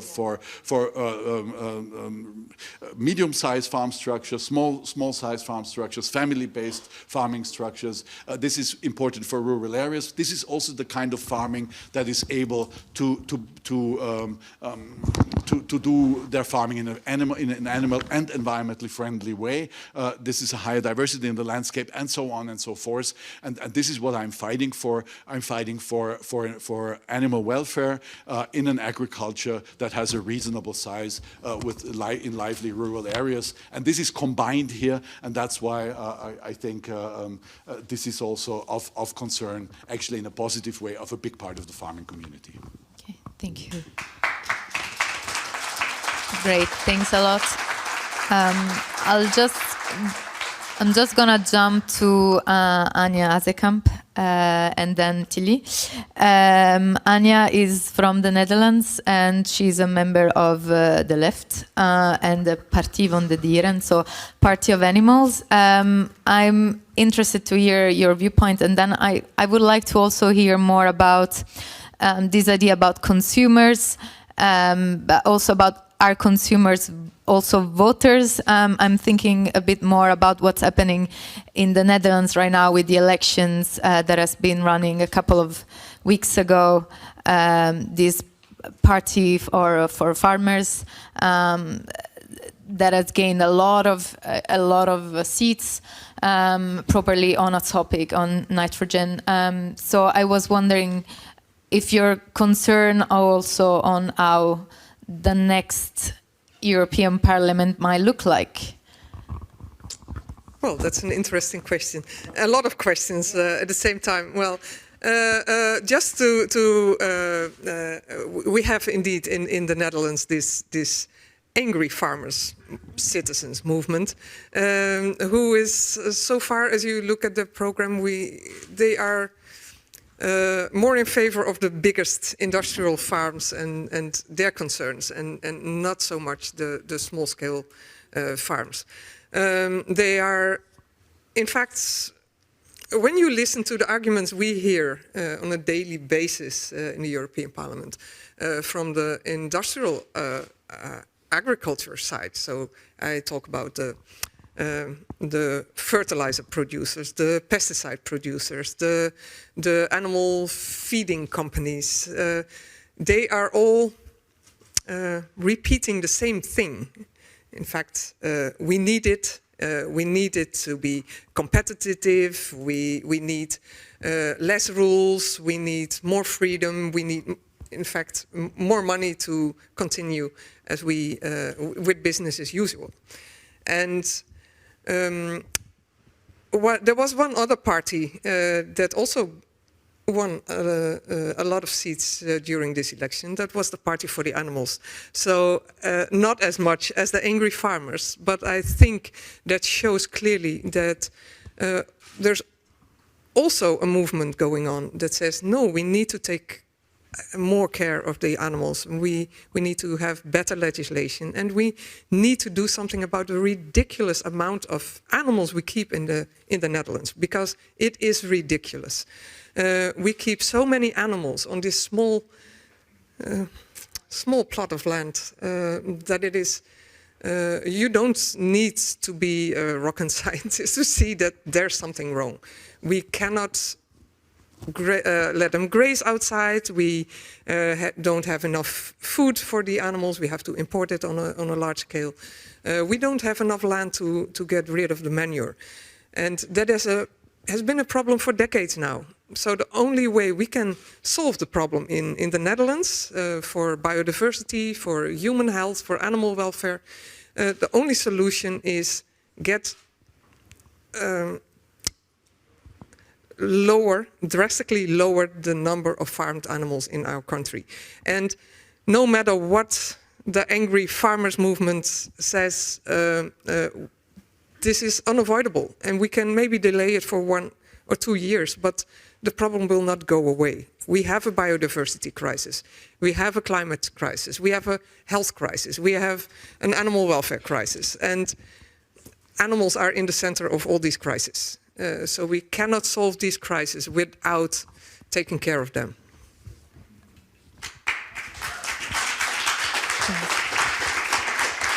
And,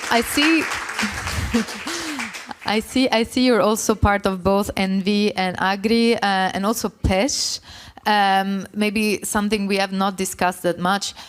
Also, fisheries, aquaculture. It's a part of the policy, a part of the legislation that it doesn't appear in the regulation before. The Commission is taking a lot of new data to figure out how to best regulate, how to best make animal welfare for fish. Actually, fish is one, but yes. Sorry. Yeah, I was wondering, as you're part of different committees, again, how to bridge, how to bring consensus, how to look for solutions that could work for more members across the two different, how to make members from the different parties, different committees closer. If there's any way. You didn't look convinced. No, it is really difficult because you heard already from many of my colleagues that, of course, we have. It's difficult to get consensus between member states. It is difficult to get consensus between the different departments of the European Commission. It is also difficult to get consensus between parties from the whole spectrum in the European Parliament. And when you look at the committees, it's, well, sometimes I think it is unsolvable, the bridge we have there. Because the Agriculture Committee and the Fisheries Committee are competing about who is the most conservative one. And I think they are just, they don't want any improvement at all. And if you are looking for consensus and you end up with steps that are too small to have real impact or are just symbolic, then what is the point of having this consensus at all? You know, we spoke about ANIT committee, the Animal Transport Committee before. When you look at, for instance, the proposals to have transport of unweaned calves, babies, and our colleagues from the Agri Committee say, okay, we can transport them by ship, but we have to make sure that there is a veterinarian on board. That sounds great, right? Having a veterinarian on board to inspect the welfare of these animals during their trip. But this veterinarian is together with the driver drinking coffee while the animals are on board of the trucks. So it is not a real solution. And everybody think, okay, it sounds good, have a veterinarian, it is a big step forward. No, it is not a step forward. It will change nothing in practice. So we have to make really sure that while building bridges and finding consensus, we do not have to forget about the goal of this new legislation at all, and that is to improve the situation for animals. So we need big steps and not consensual steps. And I think, maybe Tilly can add something about that. I think the Animal Welfare Intergroup is a really good instrument for all of us to build these bridges. It is a really important group of people, and I don't want to I think you want to say something about the intergroup, but it is a really nice way to work with colleagues from all different parties, from different groups, different committees, and try to find ways to improve the situation for animals.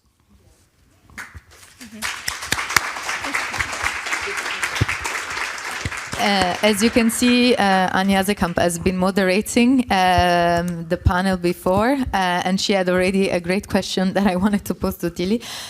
Tilly Metz from Luxembourg. You are the president of the Animal Welfare Intergroup.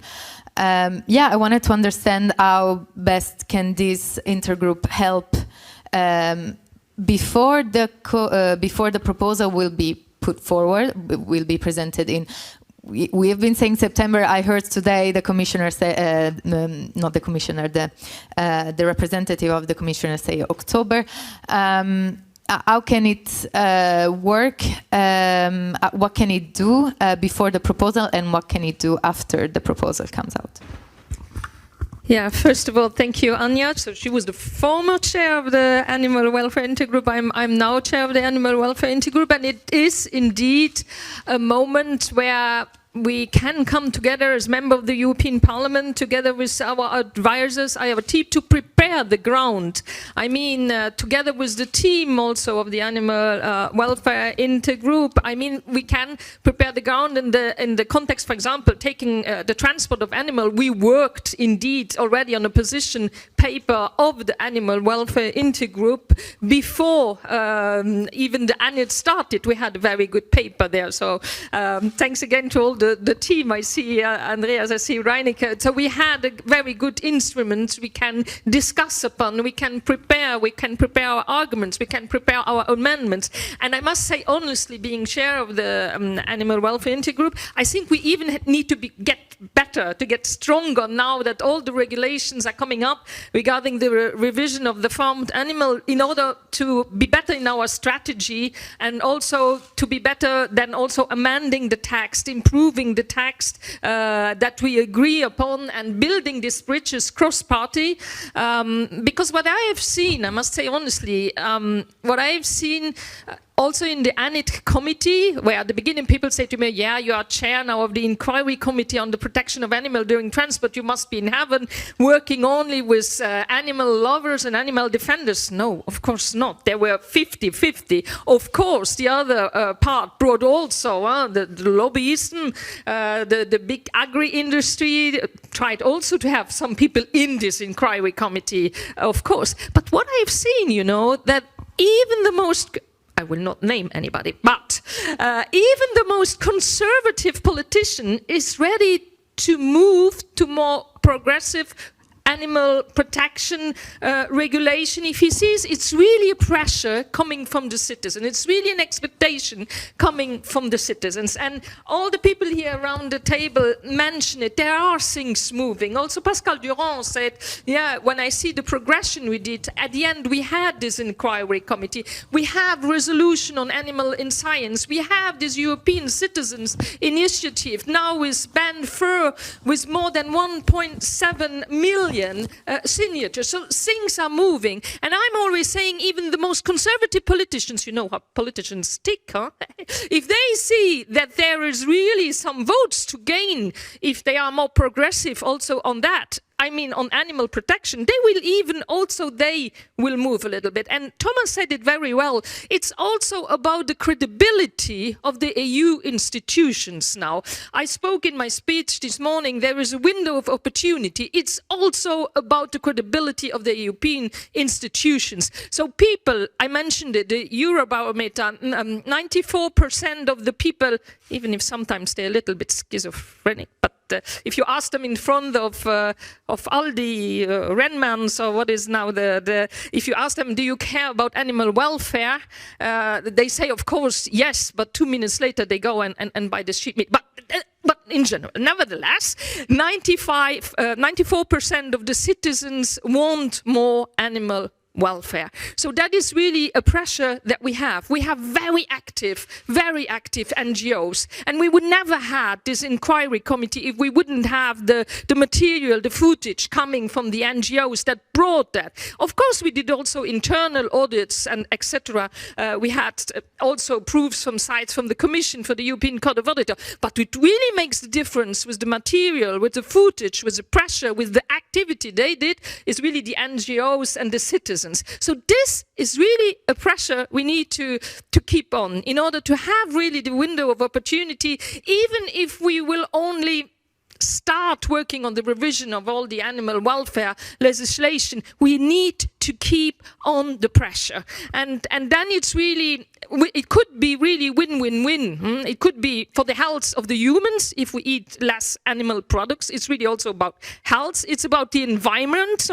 If we don't, at one moment, if we really want to do this ecological transition, if we really want to achieve our climate goals, I mean, it's clear we need to reduce livestock, even though I don't like too much the word, but we need to reduce animal farming. And that's also about honesty. When are we going to stop to put this taboo about what we are eating? I mean, I always say it to my team, I mean, it's easier to speak about sex today than to speak about what you are eating and the origins of what you are eating. Let's be honest with the people. Let's take them to the farms. Let's show them how is what I'm eating be produced. I mean, it's not about showing shocking picture. It's about showing the reality. And I think that should be start for me.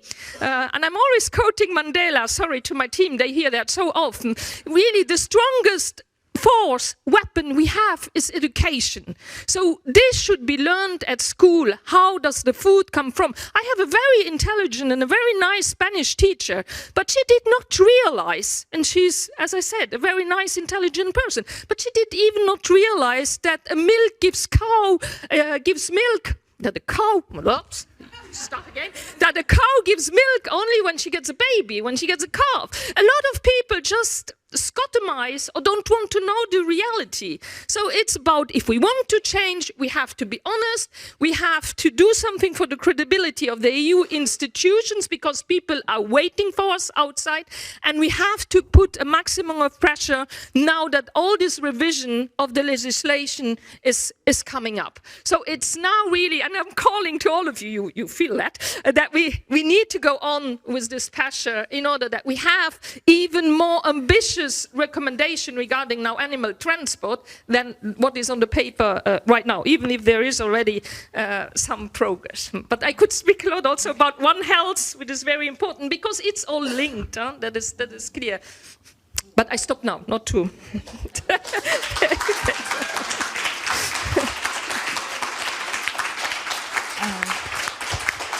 I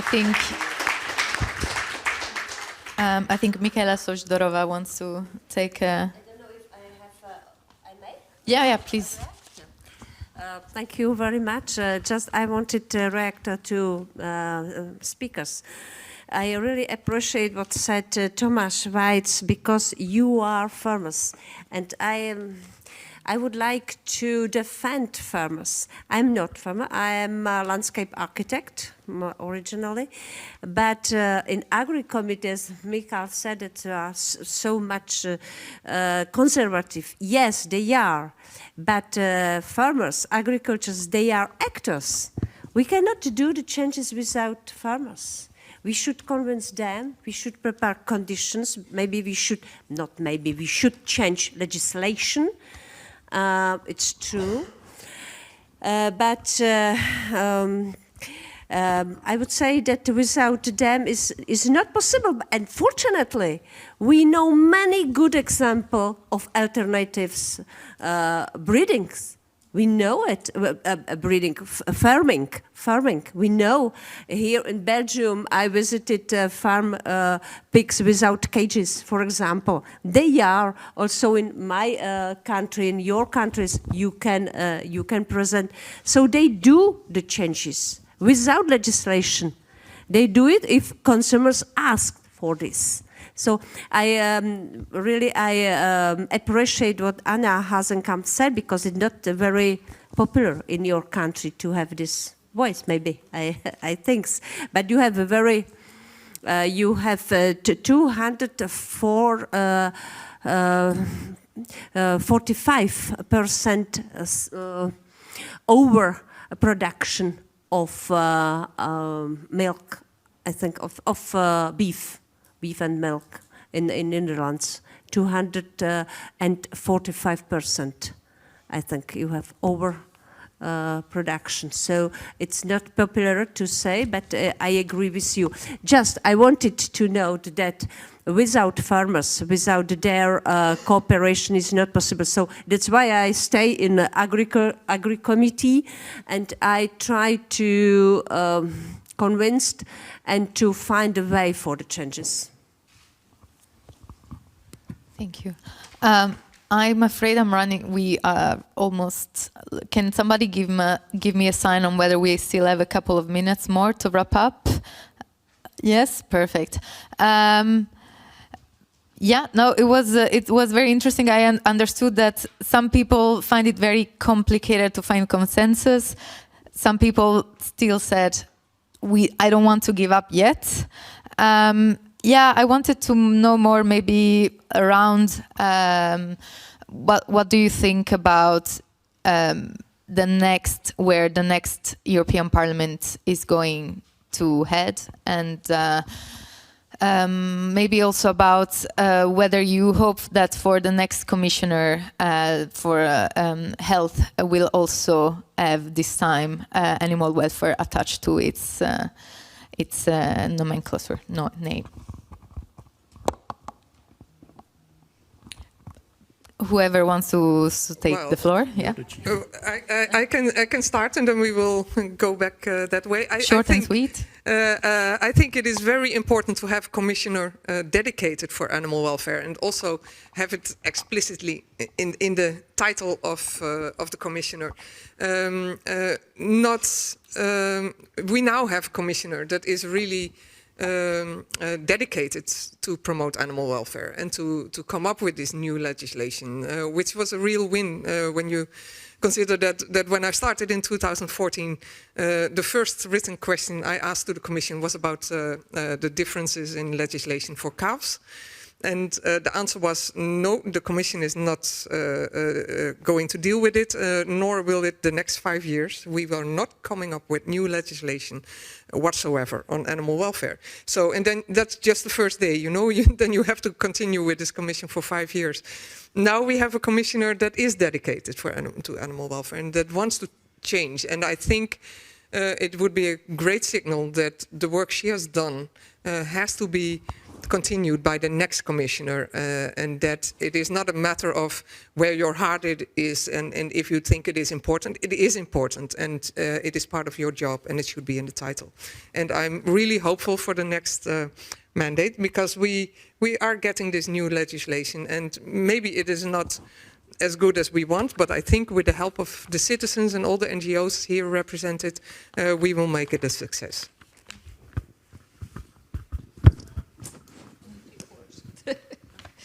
We're going that way. Yes, before I said it's very important, the element of education, of pressure coming from the citizens, etc., that is very, very important. And I put a lot of hope in that this movement towards sentient being and the sensibilization is even growing. But on the other hand, what we really need, we need politicians to be brave and to be coherent to achieve the goals that we have regarding biodiversity loss, regarding our climate target, regarding the sensibility of our ecosystem, also for the farmers. If we don't make this ecological transition, there is no future for the farmers, neither. And let's be honest about that. It's not by making them dependent now of, I don't know, technologies or even more pesticides and more, or GMOs, that's the solution. No, the solution also for the farmers, and that's why we need to support the farmers. We need to advise the farmers. I know that sometimes people think in Luxembourg, when I talk to the farmers at the beginning, they think that, oh, now she's coming from the city, a little bit green, ecological, and she wants to give us a lesson. No, not at all. It's to do it with the farmers, to work with the farmers, to listen to what they are fear about, and also to find together solutions. Of course they need financial support. If we would have another common agriculture policy, and I'm looking forward to work on the next, I hope I can do so if I'm elected again, to work on the next common agricultural policy in order that we have clear signal to change, to have this paradigm shift we need in agriculture. But I keep be optimistic. But the most important is now also to elect the politicians that are coherent and brave enough to make this paradigm change. Thank you.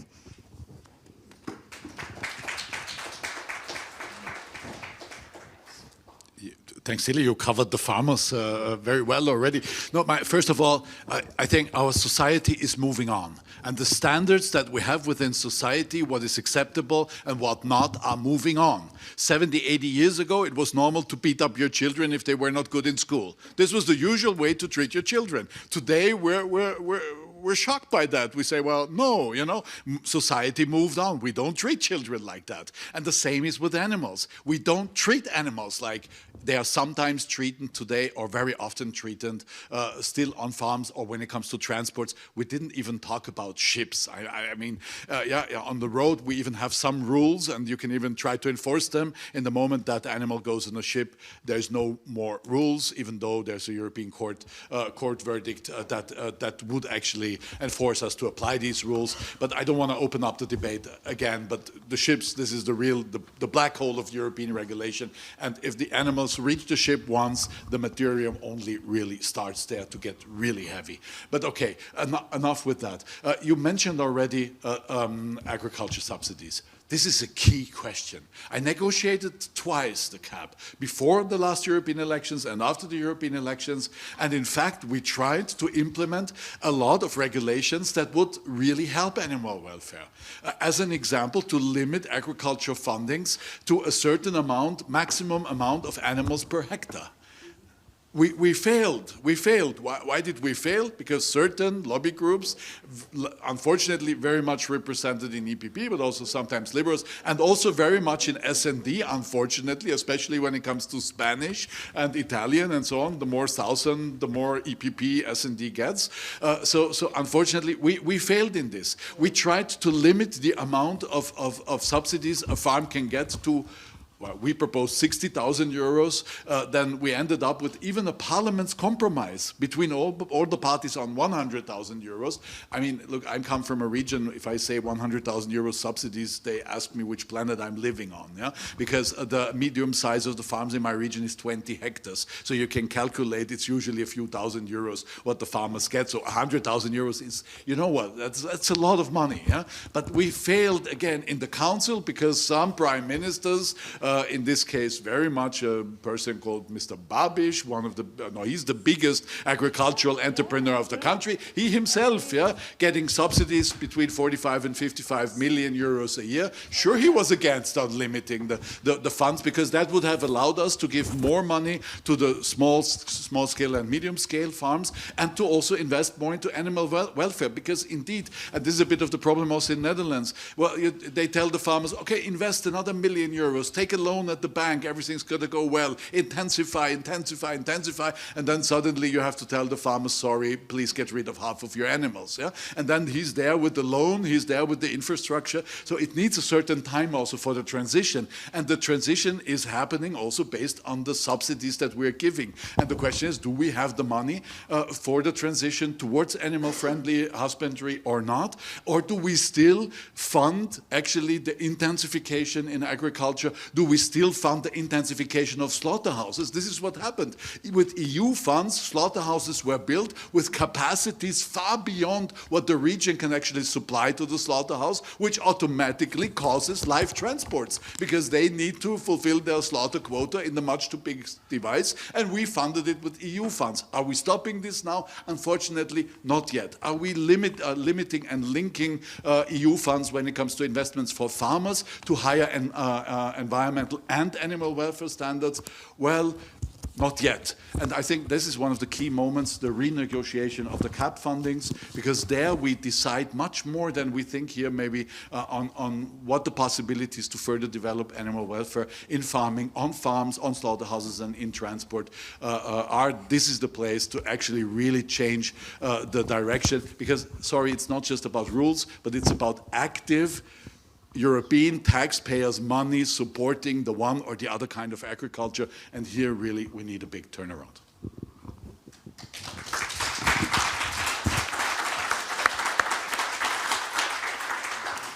In this regard, I fully agree with what has been mentioned, but I would maybe like to add that we are really not having the comfort anymore to perceive the situation as a matter of choice. The time is really ticking, and we are facing really crises that cannot be negotiated. We either adapt to them, tackle them, or perish. Yeah, that's the sad essence of nowadays life. So we definitely need continuity in the current setting of the policy. We definitely need to continue with European Green Deal, with farm to fork strategy, with all those very reasonable and useful tools we already proposed to have. I think it would be disastrous if this would end after the next election. I hope this is not the scenario that will be realistic, but you never know. It's always sort of,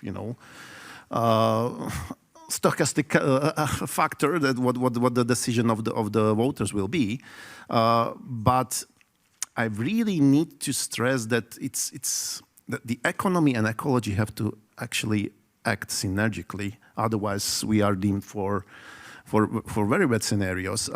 There are those raised fingers already happening. The COVID crisis, COVID-19 pandemic. The culprit was probably the mistreatment of animals somewhere in China. On the maybe, well, we will see what the outcome will be. But I'm pretty much sure that many of the zoonotic diseases will occur because of the bad mistreatment of animals in industrial farms, in various furious conditions or horrible conditions.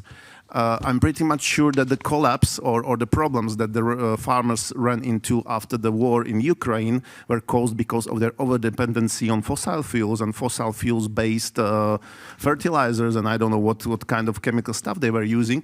So again, we see that these problems with climate crises and biodiversity crises and agriculture crises and animal welfare crises are all interlinked, and we need to really tackle them in a coherent way, as was already stressed. These are complex issues, and we need a complex approach and coherent approach, which is not always the case in many decision-making processes. So I think that we really need to stick to the ideas that we need to find a way how to be compatible with the planet Earth. Otherwise, we will be the victim of our really false policies, and I'm really hope that this is really in the mind of the voters, because they will decide at the end.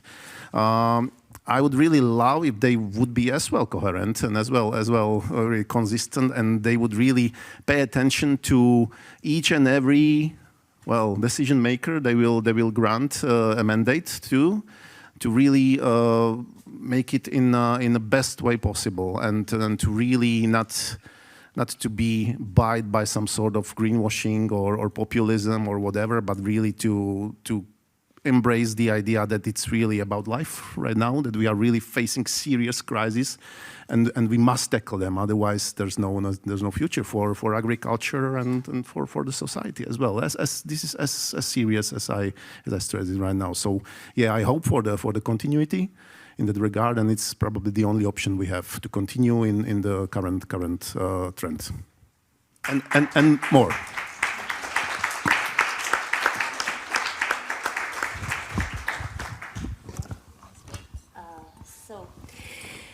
Just to say, I'm not very in favor to have a special commissioner for animal welfare. I think what you said about the commitment of politicians, that we need brave politicians, brave members of European Parliament. We need a brave commissioner who will really committed for the changes in animal welfare and the fair farming.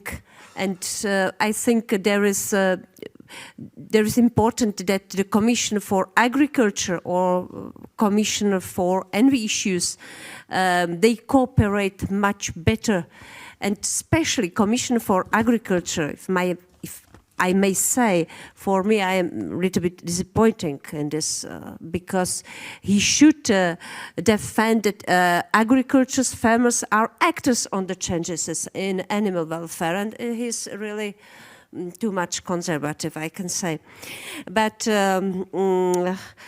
you said you have spoken about crisis. Of course, impact of Russia aggression in Ukraine. There is a huge impact, and what we have a discussion in Agri Committee every time: food security. Not only Agri Committee, but in other committees. Food security first, we say. But in this crisis, I see the opportunity to raise this question too, because in better animal welfare, there is sustainability of food production, I'm sure. So I think that the crisis what we have there is very serious.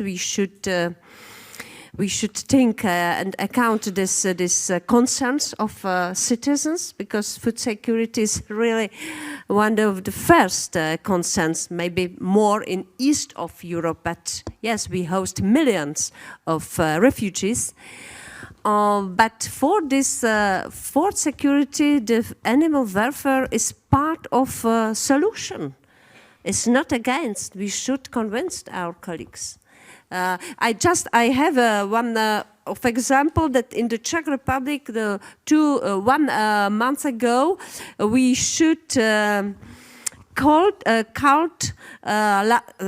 750,000 lying hens in 1 week because the spread of avian flu at the beginning of this year. So it was a huge impact of this disease, and it was because the massive farms. So we should limit, set the limits for the sizes, for the densities. I agree that it's a challenge for next common agriculture policy, and I support it.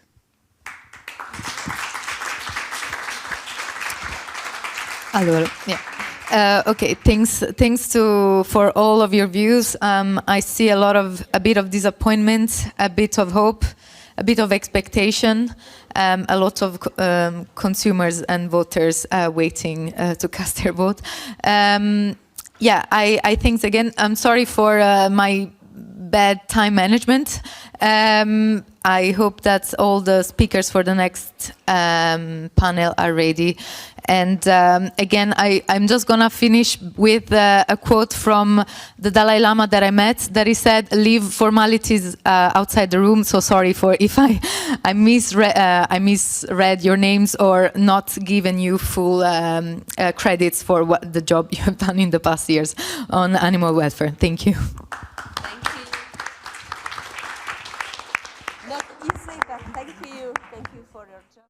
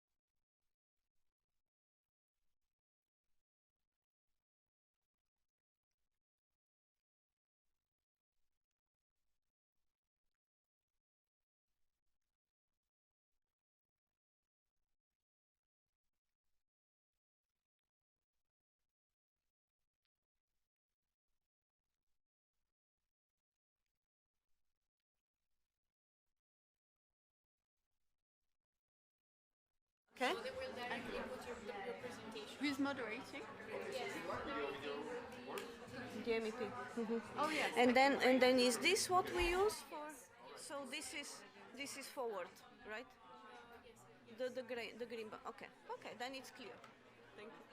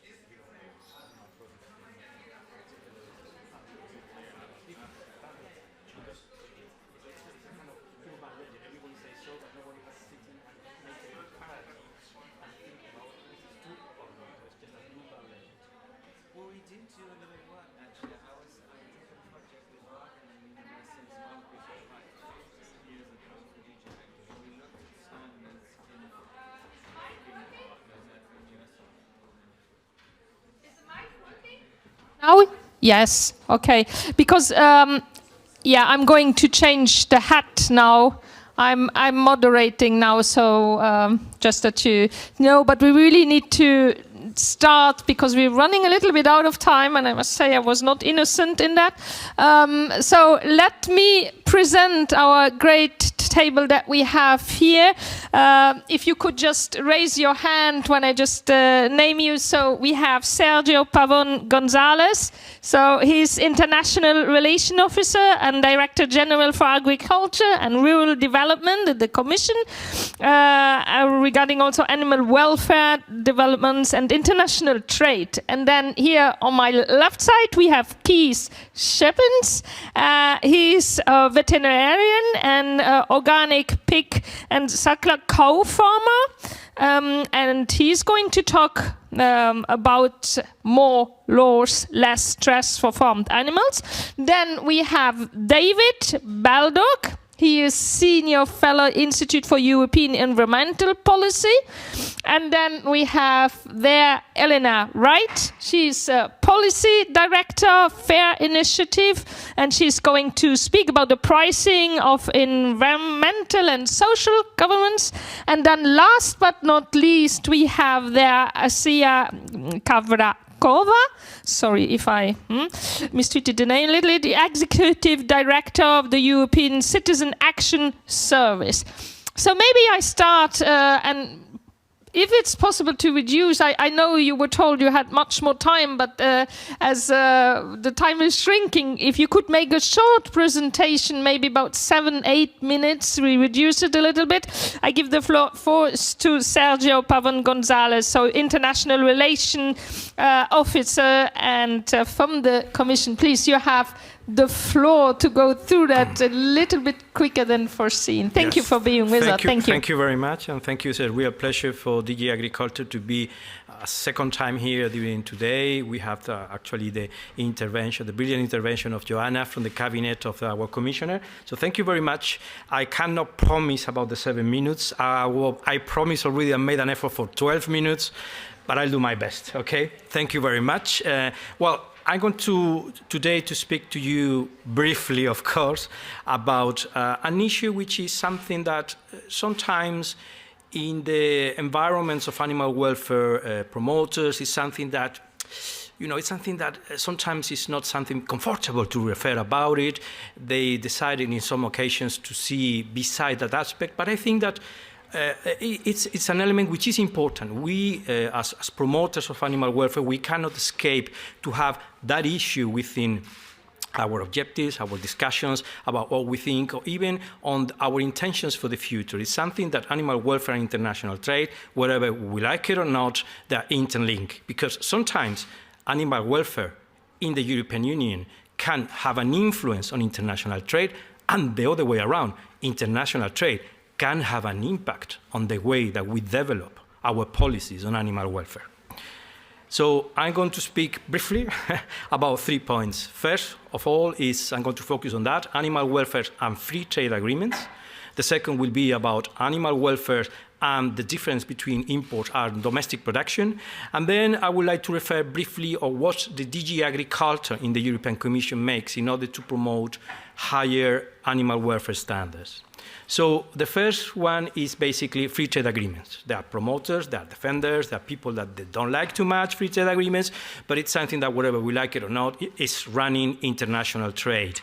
Remember that the WTO in Geneva had actually a major failure in order to reach multilateral consensus on trade. So after that, all the countries in the world, all the WTO members launched into bilateral negotiations, bilateral free trade agreements, everyone with each other, let's put it like that, right?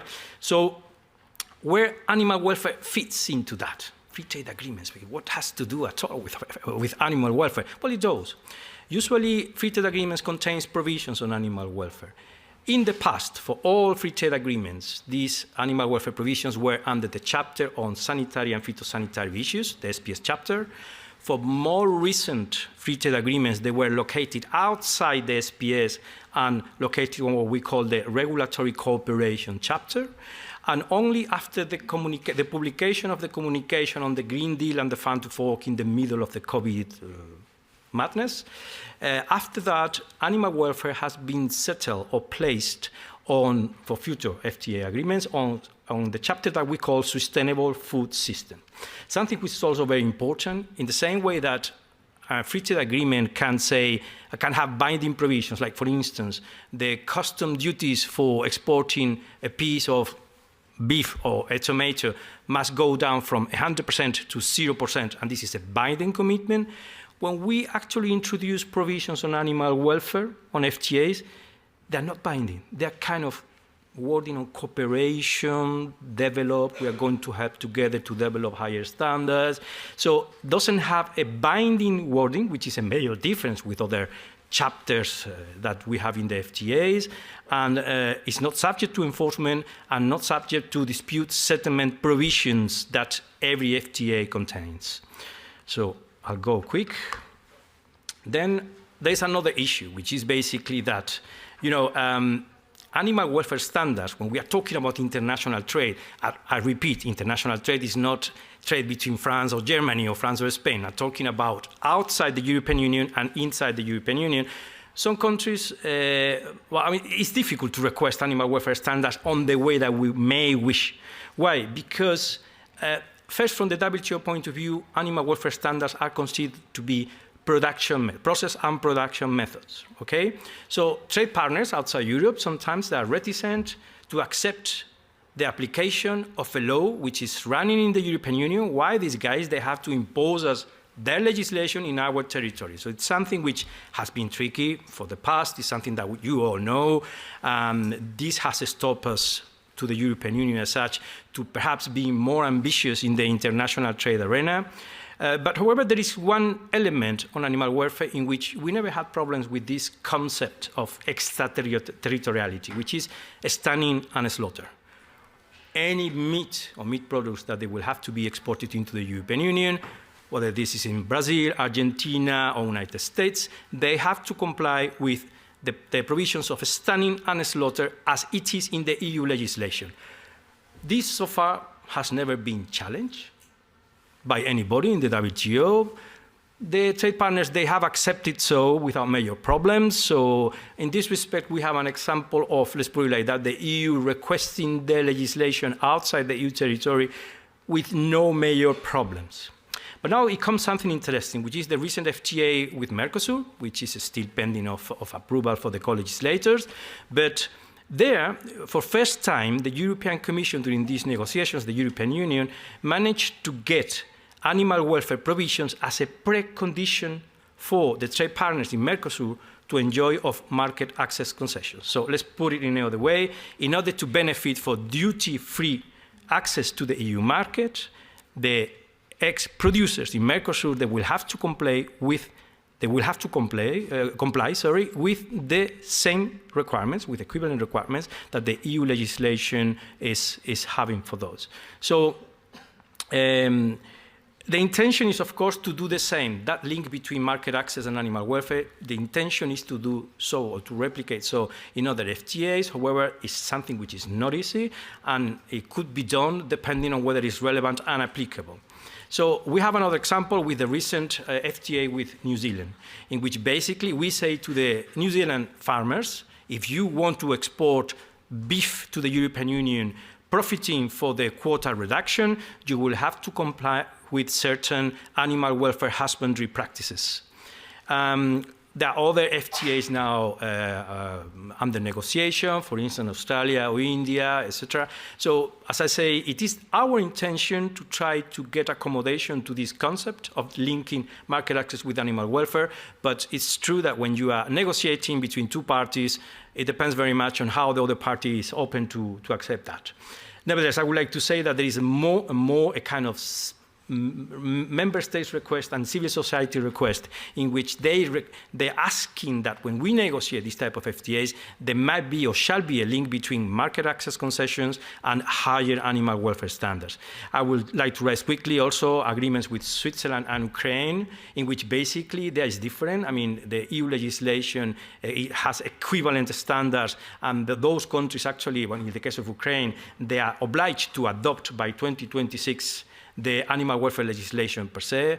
Well, it's true that now the situation in Ukraine is not ideal for this, but I mean, it's in the paper line. There's another thing, another question here in red color, which runs a lot, animal welfare and international trade, and is the never-ending question of, are third countries outside the European Union producing food with lower animal welfare standards than the one that we produce in Europe? Well, I mean, it's everywhere, that question. It makes actually, it's a debate which implies in some cases a very tough discussions. But we have looked our own initiative a little bit on these aspects, because it's true that many people say so, but how we sit down and try to compare standards.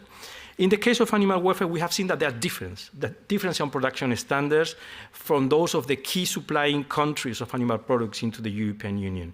Apart from stunning and slaughter, which seems to be okay, let's put it like that, but we have detected major difference when it comes to animal welfare for transport and stock densities. You know, that's important. And we have seen that major trade partners, they don't have legislation on animal welfare. We start for the fact that they have voluntary guidelines or manuals of procedures, something that from the EU perspective does not oblige or does not convert compulsory the compliance with animal welfare standards.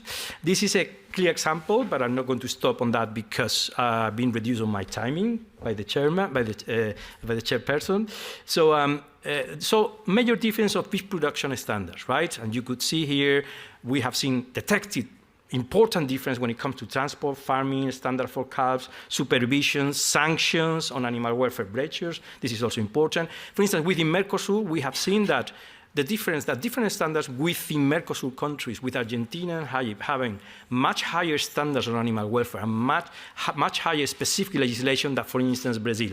United States also, we have noted lower standards, at least compulsory standards on animal welfare. On Australia, we have some interesting procedures, but still was not clear to me whether those standards were of compulsory or voluntary compliance. So, and something which is important, before passing to the next slide, is that we were looking at certain studies which try to compare the different prices, you know, for animal products from, you know, exporting countries and the European member states. And we apparently concluded in some studies, we saw the conclusion that rather than the production standards linked to environment, animal welfare, and food safety at farm, what it provokes the difference on price is basically labor cost and feed costs.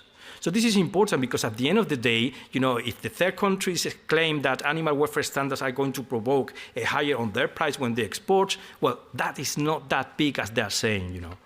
So on poultry meat, again, we made a kind of comparative. Basically, we noted even bigger difference of standards when it comes to countries like Brazil, Thailand, or China.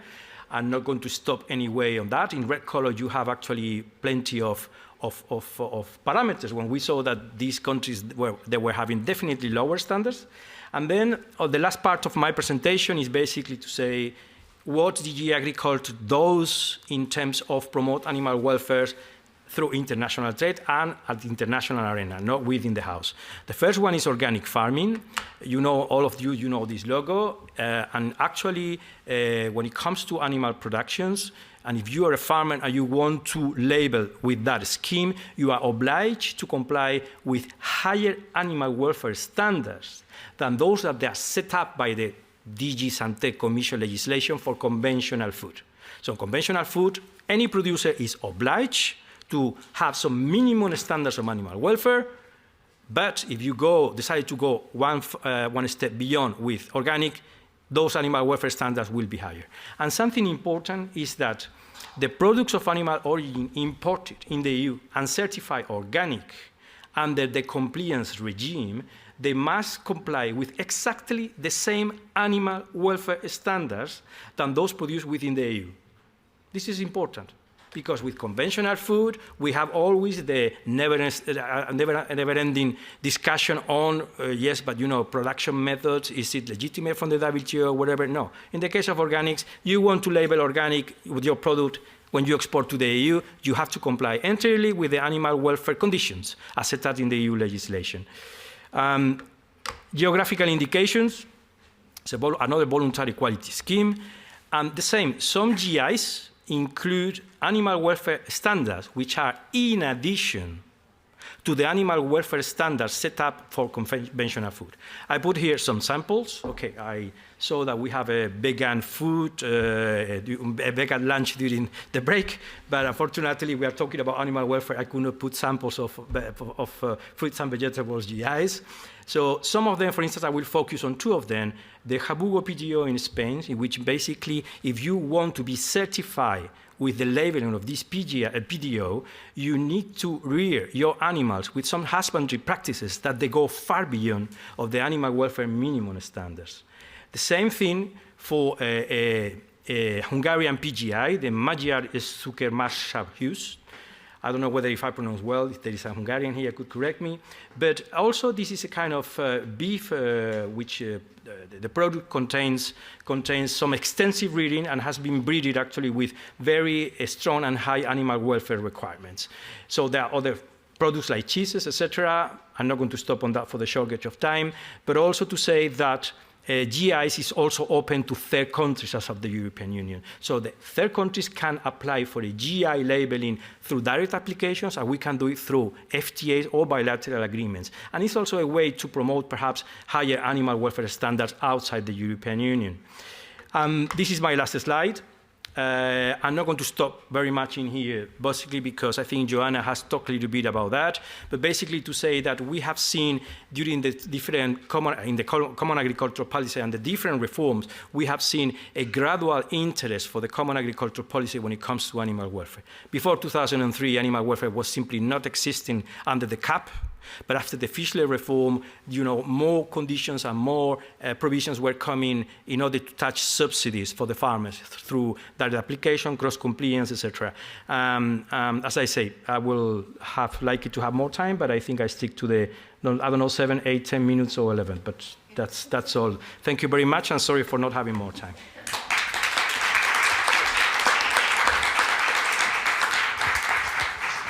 Thank you very much for your presentation. Very interesting. Those things are moving. I could have a lot to say on that, but I give the floor immediately to the next speaker, and that is my neighbor Kees Schepens, and he's veterinarian and organic pig and suckler cow farmer. So, and the title of his presentation is "More Laws, Less Stress for Farmed Animals." So, looking forward to that. Thank you. I have to correct, of course, the title. More laws.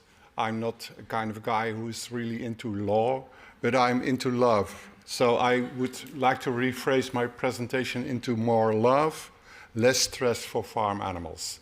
So again, I will just explain a little bit who I am and what is my goal in life. And that goal in life has to do with a big change in my life in 1997, 1998.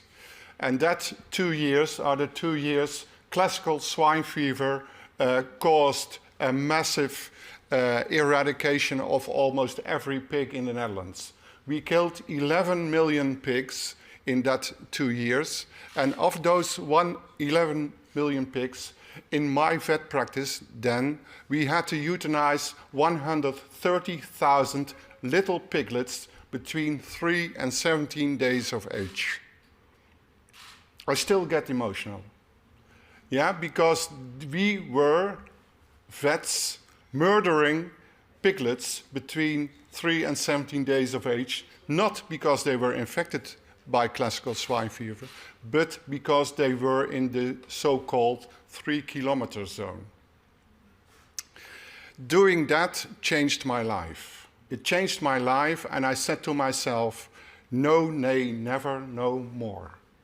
I will never do that again. So then I started thinking, I started feeling, I started opening my heart, and I said to myself, I'm a free-spirited farmer and a veterinarian. I'm not going to abide the law killing little piglets anymore in my life. So I said, I'm going to start my own farm, have my own pigs and have my own cattle, and do that to raise awareness for the emancipation of farm animals. Not things, sentient beings. The word has been used before. And that's what I strive to do in my life up till now, and I feel totally happy doing that. This is my organic outdoor farm in Oorschot, the Netherlands. If you take a radius of 50 kilometers, 50 kilometers, in that area there are 5 million pigs. 5 million pigs. How many do you see outdoor? I would say it's more than 5, but it will not be 500. Oh, I want to go back one. And I'm doing that in the 19th generation. If you talk with Canadians or with Americans, they have indigenous people. But I'm European indigenous. I am there since my family is there farming since the 13th century. If you talk about sustainability, I have to show that there will be a 20th generation. That's true sustainability. I'm not sure.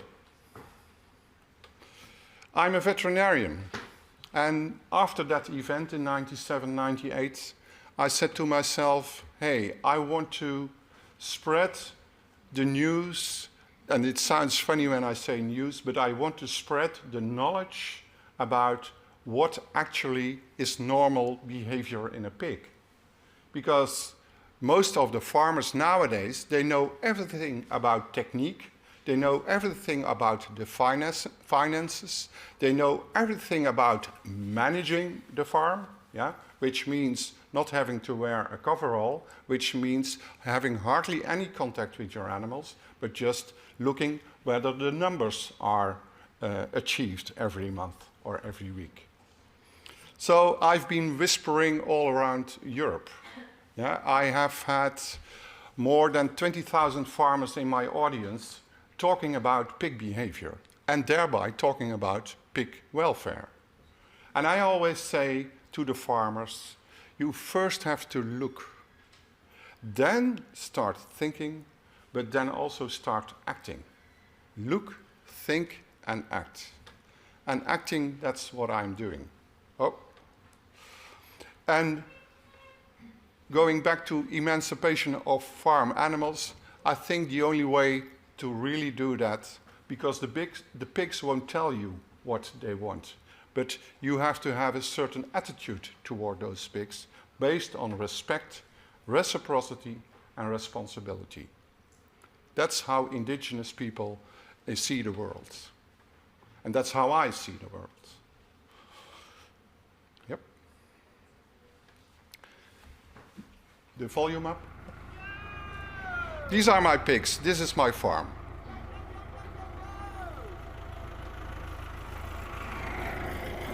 They have their tails not docked. And what I'm feeding them is a surprise to them every day. Lekker ontbijt. So what I get here is all the leftovers from an organic supermarket chain in the Netherlands. So that's what pigs are meant for. That's how pigs were kept also all those generations before us as an animal which will eat what we throw away. And what we Dutch people throw away on organic food, I have to say it is shameful. It is shameful. I've had cherries from Peru. I've had mangoes from Spain, I've had bananas, I had them last week, bananas from the Dominican Republic, organic bananas. Something wrong with them? Apparently, because they were rejected to be sold in the organic supermarket. But it's amazing. I've had Swiss cheeses, yeah, which had a date on it, let's say today, the 28th of March, so the date was the 26th of March. But a 12-kilo cheese, I looked up for the price of 350 euros, yeah, which is 2 days further than over the date. Yeah, I can't believe that a cheese can get over the date. The pigs liked it. They really liked it. But sometimes I'm a pig, and people around me too. Yeah, what's happening here?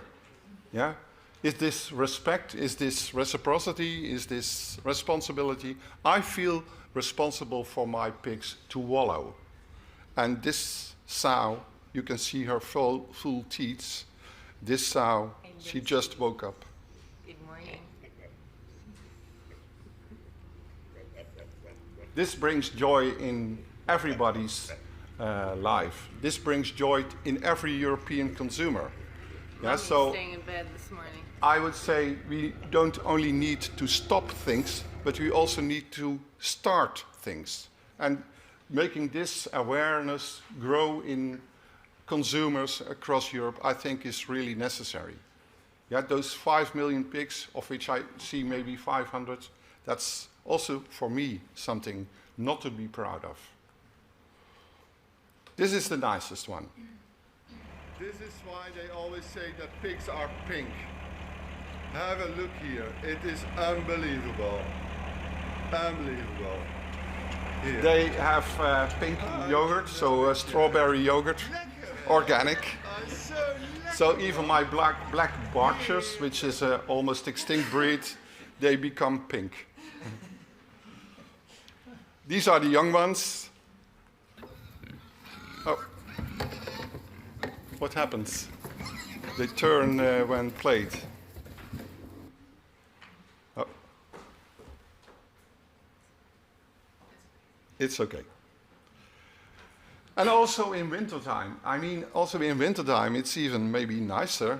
I will play this one again, but oh, it stays upright. So, what would you call this? We give them a good life. We give them the pleasure of eating. And I would say it's not enough to give pigs a life worth living, but a good life, a real good life. And Life's not bad today. Hey? Yeah, so they really enjoy their lives. What I'm also doing, I am a thinker and I'm a pioneer. I've developed the intelligent pig toilet. So if you talk about greenhouse gases, if you talk about the nitrogen crisis in Holland, I try to solve it in a clever way. And that clever way is positive reinforcement. Positive reinforcement, then you can bring pigs that far that they will urinate on one spot and defecate on the other. Yeah, we men, when we go to our men's toilet, we know that. I mean, the reinforcement is just because we can pee easier. But they are there. Yeah, we can do it separately. When you do it with pigs, you have to give them a little reward. I said positive reinforcement. And that little reward is a lemon candy. So I've developed now, my son actually has developed an automated pig toilet. And it looks like this. Yeah, on the right side, you see two little drinkers. And in one drinker, the lemon candy will fall when the sensor, which is below the slatted, that's the only part which is slatted, when the sensor under the slatted floor is activated by urine. So within 2 to 3 days, they learn to urinate there, and the defecation on the left side is more or less automatic. Then you can use straw again. So then you can have pigs indoor and then even enjoy living on in a straw-based system. And the nice thing about this is when feces and urine don't get connected to each other, there will be no ammonia. So when there is no ammonia, our nitrogen crisis in the Netherlands will be a little bit less than it is right now. So that responsibility, very often pig farmers say, ends when the pig goes on the truck to the slaughter plant, but it doesn't. So together with Eyes on Animals, we made a big slaughter plant. We call it big because it will do around 700 pigs an hour. Yeah, we brought it to a higher level of animal welfare, just focusing on how a pig has to behave also in a slaughter plant. And we made a big difference there. I really have to say, we made a big difference. And for me, those are the slaughter plants where I allow, because I'm responsible for my animals, I'm responsible for the way they are killed, yeah, because we kill them. I'm responsible also for that last minute in their lives. And carbon dioxide stunning is not the way I am getting my pigs killed. It's a horrible death. So here, again, a little bit preaching, training, whatever you call it. But the people are really excited. And the people have made a change in their attitude towards the animals. Yeah, in a slaughter plant, you can imagine, it's not the university-trained Dutch people who are moving the pigs forward. Sometimes I am. So, Philip, you mentioned the status quo merchants. These are the status quo farmers. And those status quo farmers say, it's been enough. Yeah, we've done enough. Yeah, animal welfare in Europe is already the highest. We are not going to do one step further. And that is, I think, because there is not too much of positive reinforcement. We very often say, you cannot do this anymore. You cannot do that anymore. But I would love that there is more time, also maybe more money out of the EU to bring positive reinforcement.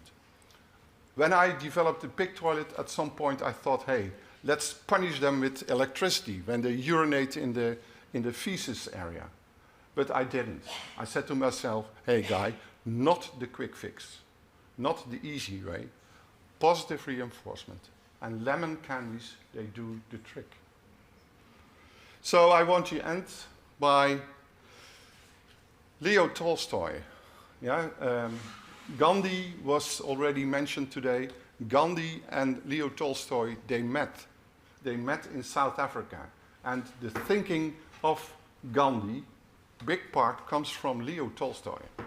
And Leo Tolstoy said the following words: compassion for animals is so natural to us that we can become insensitive to their suffering and death only through traditions or self-hypnosis.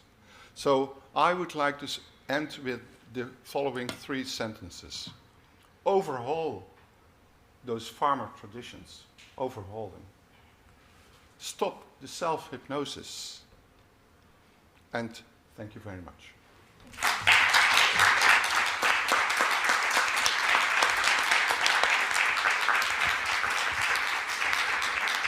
Thank you. Thank you to you, Kees. This was very, very interesting and passionate. Thank you. And also for the braveness that you showed to change the system. I will give the floor to David Baldock now, Senior Fellow Institute for the European Environmental Policy. And in order that we have really... I would really like you to stick to 10 minutes. I know the former speaker now spoke 13 minutes. I know that's not very fair, but otherwise we won't have the time to listen to the NGOs, which is also important. So, David, you have the floor without losing any more time. Thank you. Thank you. And I know I can't compete with a pig, so it's much more fun and more inspiring. I'm going to talk just for a few minutes about what might be the ingredients in a pudding to achieve a transition and to address the costs of that. Because as we heard this morning, the costs of the transition, real or imagined, are one of the reasons it doesn't happen. It doesn't happen fast enough. First, we have to understand what the transition is. Some of that will be defined by farmers, as we've just heard. Unfortunately, we've not just heard from a typical farmer. Some of it will be defined by regulation. And for what I'm going to talk about, a lot of it will be defined by regulation and how the actors in the food chain, and we haven't heard enough about the non-farm actors today. The very, very important actors in the processing industry, the retailers, the people who are actually doing the food editing and influencing what we actually eat. These are major, major players in shaping how animal welfare will go forward. So the regulation has to be right, and we've talked about this a lot already, but I just want to say two other quick things. It has to be enforced. In the EU, we have a lot of illegal production farms which are not meeting standards. That's sort of semi-tolerated, it's understood. They have to be squeezed out of the system, and we have to have a higher level of monitoring and examination. And Joanna mentioned this morning, and I totally agree with her, that in the CAP, where we've got conditionality, the 1% level of inspection on farms is not enough. We just don't know enough about what's going on farms. So we will have to actually bear the costs in the public sector of more monitoring, more evaluation, more scrutiny of agriculture. That can't be escaped, in my view. Secondly, we then need to understand what the costs are. And some of them are costs which are absolutely necessary. It's extra time, it's extra training, it might be the extra feed involved when you have a low density of animals. It's about the attention, it's about the research, it's about doing things in a different way. We can't squeeze those costs out of the system, we don't want to. They have to be a permanent part of the real costs of food. And those are different from transition costs, which consists of closing down unacceptable, obsolete conditions, farms which can't meet those standards, actual genuine transition costs, which we might want to meet in a different way to the long-term costs of actually meeting higher standards. They're not exactly the same thing. And we also have to remember, and this is the very important part of the whole narrative, that that's just the cost of farmers to enterprises. The other side of all this is the cost of society. The industrial, highly intensive agriculture livestock systems have a very large footprint in terms of the impact on farm animal welfare, but also on the environment, on health and nutrition, and the dynamics of the food sector. And some of those costs are quite high. And I didn't know Helena was going to be here, but just to give you an idea at a kind of global level, her organization, FAIR, has been saying that fewer than 1 in 5 meat, egg, and dairy companies adequately manages the pollution of waterways from manure. 1 in 5. We're talking about very extensive costs which need to be being imposed on society. So we need to reduce those costs, and the whole cost story is not just a matter of paying farmers, it's a matter of deciding, well, where does the polluter pays principle apply on the one hand, where are consumers going to pay more on the second hand, and then where we're actually going to provide aid and support thirdly. It's a mixture of different dynamics. It's not just an aid story. It's a much more complicated picture of allocating costs where they should go. And this is where, of course, MEPs have got a very critical role in actually helping to navigate society. What is the fair solution to that? So, the next step is to convince farmers that the market is shifting, that this is a long-term dynamic. We're going into a world in which standards are going to be higher, and this is to do with health, it's to do with sustainability, it's to do with accountability, transparency, and it's about animal welfare. And so the whole structure of the farm will need to change, and it is possible to make money producing less. You don't always have to produce more. Higher standards can be more profitable. Farmers really, really struggle to believe this. So we have a massive education mission to go down that road. Fifthly, we need to support changes in the market. This is a big topic. I can only just say that it's an important one. It's about persuading companies to take the lead. Some of them have. Unilever did away, as I understand it, with caged eggs production.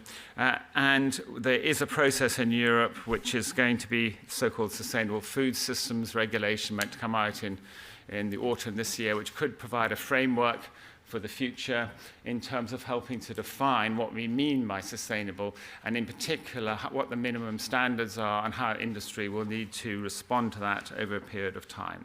So we need to pay due attention to the market dynamics. And then, of course, we do need to make use of the aid schemes that are available. And we've heard a little bit already, I won't repeat them, that there's quite a lot of funding available through the CAP, from different things, including organic production, including for investment aid and so forth. It's true that all member states have had their CAP strategic plans already agreed, but most people don't quite realize that they are free and should amend those plans as and when they realize they could improve them. It's not just a static photograph. A CSP is capable of being improved, so people involved with their member states thinking, okay, well, their schemes for animal welfare aren't optimal at the moment. There's a discussion to be had, there's a timing to be had. You don't have to wait to the next CAP reform in order to have that discussion. Then, of course, the next step is the next CAP reform, and the next set of incentives we're going to be supplying at a European level.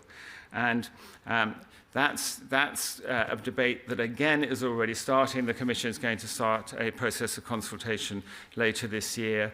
So it's not too soon, actually, to be thinking, well, what are the right forms of aid that can be put into the next Common Agriculture Policy? How should they work? How do we facilitate change? How do we educate and support farmers, groups of farmers and so forth, and not just focus on investment aid? Then, of course, there's action required at the member state, the national level. We had a brilliant case study from Sweden this morning which showed what had happened in the country. It's not typical of Europe particularly, but it is actually a very clear example of how you put different pieces in place. And at the end of the day, the market share of farmers in the national market increased with higher costs, with higher standards. So each country will need to do its own thing there. This is a big subject in its own right. When we think about the actual costs which can't be avoided, I think there's a debate to be had in Europe about just transition. Do we want to focus funding in the next MFF, that's the European budget, on a fund which is dedicated to helping farmers deal with the climate transition, biodiversity transition, animal welfare transition? They need to be seen in the same light. They're all about similar things. There's no point in adjusting your structures according to one objective when there are two or three others all in play at once. There's certainly an argument for doing that for a limited period, and particularly to be focused on the least affluent member states. The German government's quite capable of funding a great deal of change within Germany.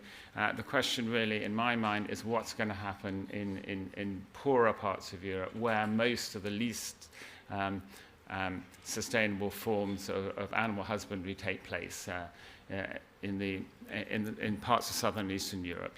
So there has to be a cohesion understanding. How are we going to share costs? What's the European vision around that? And again, parliamentarians need to kind of engage in that process. And finally, I'm going ridiculously fast, so I hope this is okay if going. And as somebody else said this morning, we do need to have a slightly more honest conversation about the role of livestock production in the EU. When you look at the behavior of people under 30 in Europe, it is changing what they're eating, what their values are. When we look at our climate goals and we try and do the calculations as to how we can actually get emissions down in the agriculture sector and have enough land over for nature, it's pretty hard to do it with the present livestock population. So there's a calculus there, and we're starting to talk about it, but as Tilly said, this is semi-taboo topic It can't stay a semi-initiative. Or, as I say, we're already starting on the next CAP reform. We need to find a safe space where it's not considered anti-farmer to think about having fewer animals kept over. It isn't anti-farmer, it's pro-farmer, it's pro the right form of farming. And we've just heard from one. So we have to have the courage of our convictions to say, okay, we're listening on this, we don't want you to have no income, but we do want you to be ready to face a changing world. Thank you.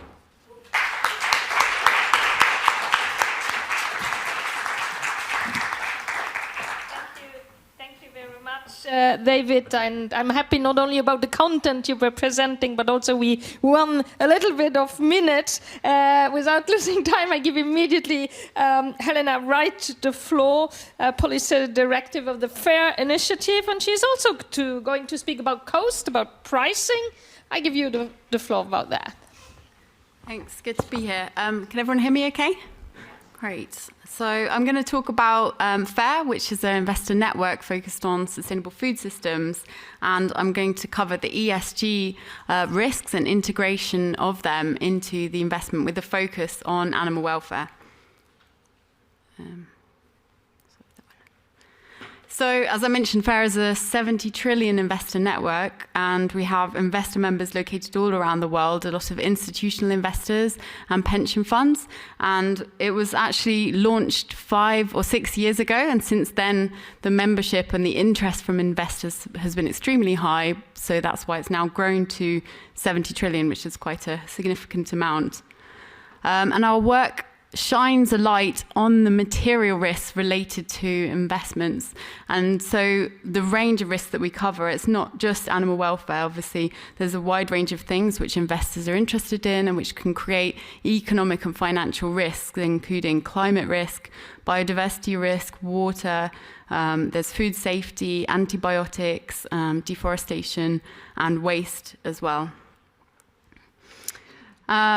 And our research tends to show that the intensification of livestock production is a risk for food security. We can see that because 80% of agricultural land is used for animal grazing and feed production, and a lot of water use as well. And you can see, some of you may be familiar with the graph on the right, which shows the water use and emissions footprint associated with different types of food products. So FAIR is providing research, practical tools, and also facilitating engagement. So we're an NGO, a non-profit, we're helping the investors to engage with the companies to address these risks and try and improve how the companies are performing. Some of the areas which they're engaging on are working conditions, aquaculture, animal pharmaceuticals and antibiotics, and biodiversity, waste and pollution. Biodiversity is increasing interest for investors at the moment. Obviously, the Biodiversity Summit just took place in COP15, and it's really coming up the agenda now, as well as climate. And we have a tool, which is one of the tools for investors, called a Protein Producer Index, which covers 60 of the largest protein companies globally. So that's meat, dairy, and aquaculture companies, covering a range of different factors and doing research on how those companies are performing. These companies are supplying some of the biggest global food manufacturers and retailers. So you may recognize some of the names on the right. A lot of those retailers and supermarket chains being based in Europe as well as around the world. And actually, I'm just going to skip over a few slides, but come here to the findings of the index. Across a range of indicators, a lot of the companies are ranked as high risk, and that means that they're not disclosing how they manage those issues. For example, over 60% of companies not disclosing their greenhouse gas emissions. Over half of them are not disclosing how they manage deforestation and biodiversity risks. And among the worst performing indicators include water use, again, very poor performance on disclosure there, waste and pollution being the worst performing. Antibiotics and animal welfare, also a lot of companies are high risk. We have seen improvements in how the companies are doing, or at least what they're disclosing on animal welfare. but more than half of the protein producer companies, so that's more than half of the largest companies, are high risk when it comes to animal welfare, and none of them have adopted what we identified as the best practices. I'm just going to go a bit, and obviously this is only one of many indicators that the research covers, but I'm going to delve into the scoring on animal welfare. It does show there's been improvements, at least on the amount of companies which have stated that they support the 5 freedoms for animals. That's more of a high-level statement that they're making there. Unfortunately, there is a lack of enforcement and follow-through when it comes to those commitments. I would say companies' awareness on these issues is increasing, but only 4 of the companies out of the whole of 60 actually committed to exclude breeds that heighten anatomical or metabolic disorder, and only 21 companies have a policy to provide enriched environments, with only 6 of those offering further information that proves this is applied. So it's a kind of mixed results there. I'm just going to touch on, maybe I'll skip a few slides, but antibiotic use, as we know, that's often associated with poor animal welfare practices. And conversely, improving animal welfare practices can reduce the overuse of antibiotics, which is an extremely important material and systemic risk which affects the food system if we continue to overuse antibiotics. What are the material risks for animal welfare? And I just wanted to focus on this slide. This is probably the most important one.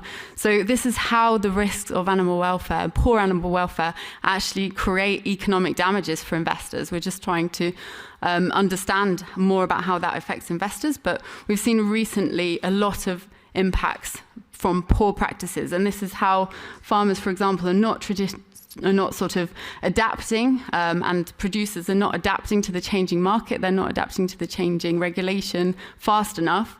So that causes losses. I mean, the collapse of the caged egg market cost UK producers 400 million in stranded assets. A lot of the largest corporations have now pledged to stop selling eggs from caged hens. But if the producers aren't catching up with those commitments, then they're going to lose a lot in terms of their income. There's also reputational and legal risks. So that's including sort of the legal risks of scandals and damages to reputations and regulatory changes. So, for example, 60% of California voters actually voted to ban gestation crates. And we're seeing, that hasn't fully been implemented yet, but that just shows the amount of consumer interest, really, in improved animal welfare across the board. Another risk which results in stranded assets is high dependency on subsidies. So if there's a high dependency on subsidies and those practices are associated with poor animal welfare, then that's really going to cause a lot of economic damages later down the line. And also the spread of emerging diseases. Just one example is avian flu. I think somebody mentioned that earlier. So actually 50% of turkeys in the UK had to be either culled or died due to avian flu in last Christmas. It's probably a little known fact. So what are we doing in terms of engaging on areas that investors are interested in policy? One interesting investor statement that we brought out last year was an 18 trillion statement calling for a clearer roadmap for the food system up to 2050 that would align with climate goals, nature goals, and food security goals. And our work, I'm just going to touch on this last final slide, is actually calling for the need for a just transition of the food sector. As some of the other panelists have correctly noted, there hasn't been enough focus on how to help and support farmers to transition their practices to be more sustainable.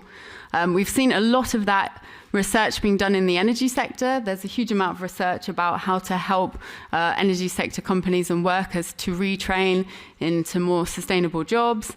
But we haven't seen that amount of attention in the food sector. Just as an example, our statement on the Common Agricultural Policy pointed out that the Just Transition funds in the EU do not include agriculture. So agriculture has not been included in that discussion. But a lot of investors have made statements about just transition. So they're very interested in helping and supporting farmers to transition their practices. The next step is for that to be implemented and supported by policy.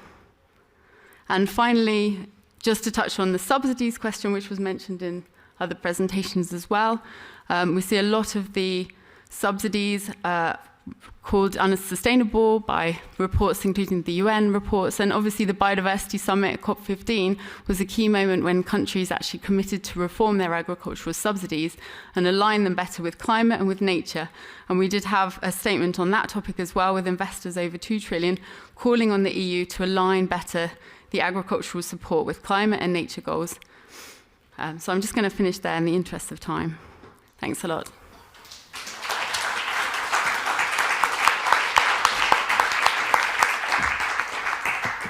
Thank you very much, Jelena. Very, very interesting, and really to follow up on that analysis, I think it's great. Just to tell you maybe about information about the timeline that I imagine now, because if you look at the agenda, you see that we are a little bit delayed. So the plan is now to hear from Asaya Kavrakova for 10 minutes, to have then 5 minutes for very urgent questions, and then we go over to the NGOs speaking about ambitious EU laws that in order to have higher welfare, and they have then 6 minutes each. So we would do that from 4:30 to 5 o'clock, and at 5 o'clock we will then have the photographer Joanne MacArthur for an exchange. So that is a little bit the plan now regarding the timing, to catch up a little bit and be realistic and listen to all those excellent speakers. So now you have the floor, Asiya, for 10 minutes. That would be great. So, Executive Director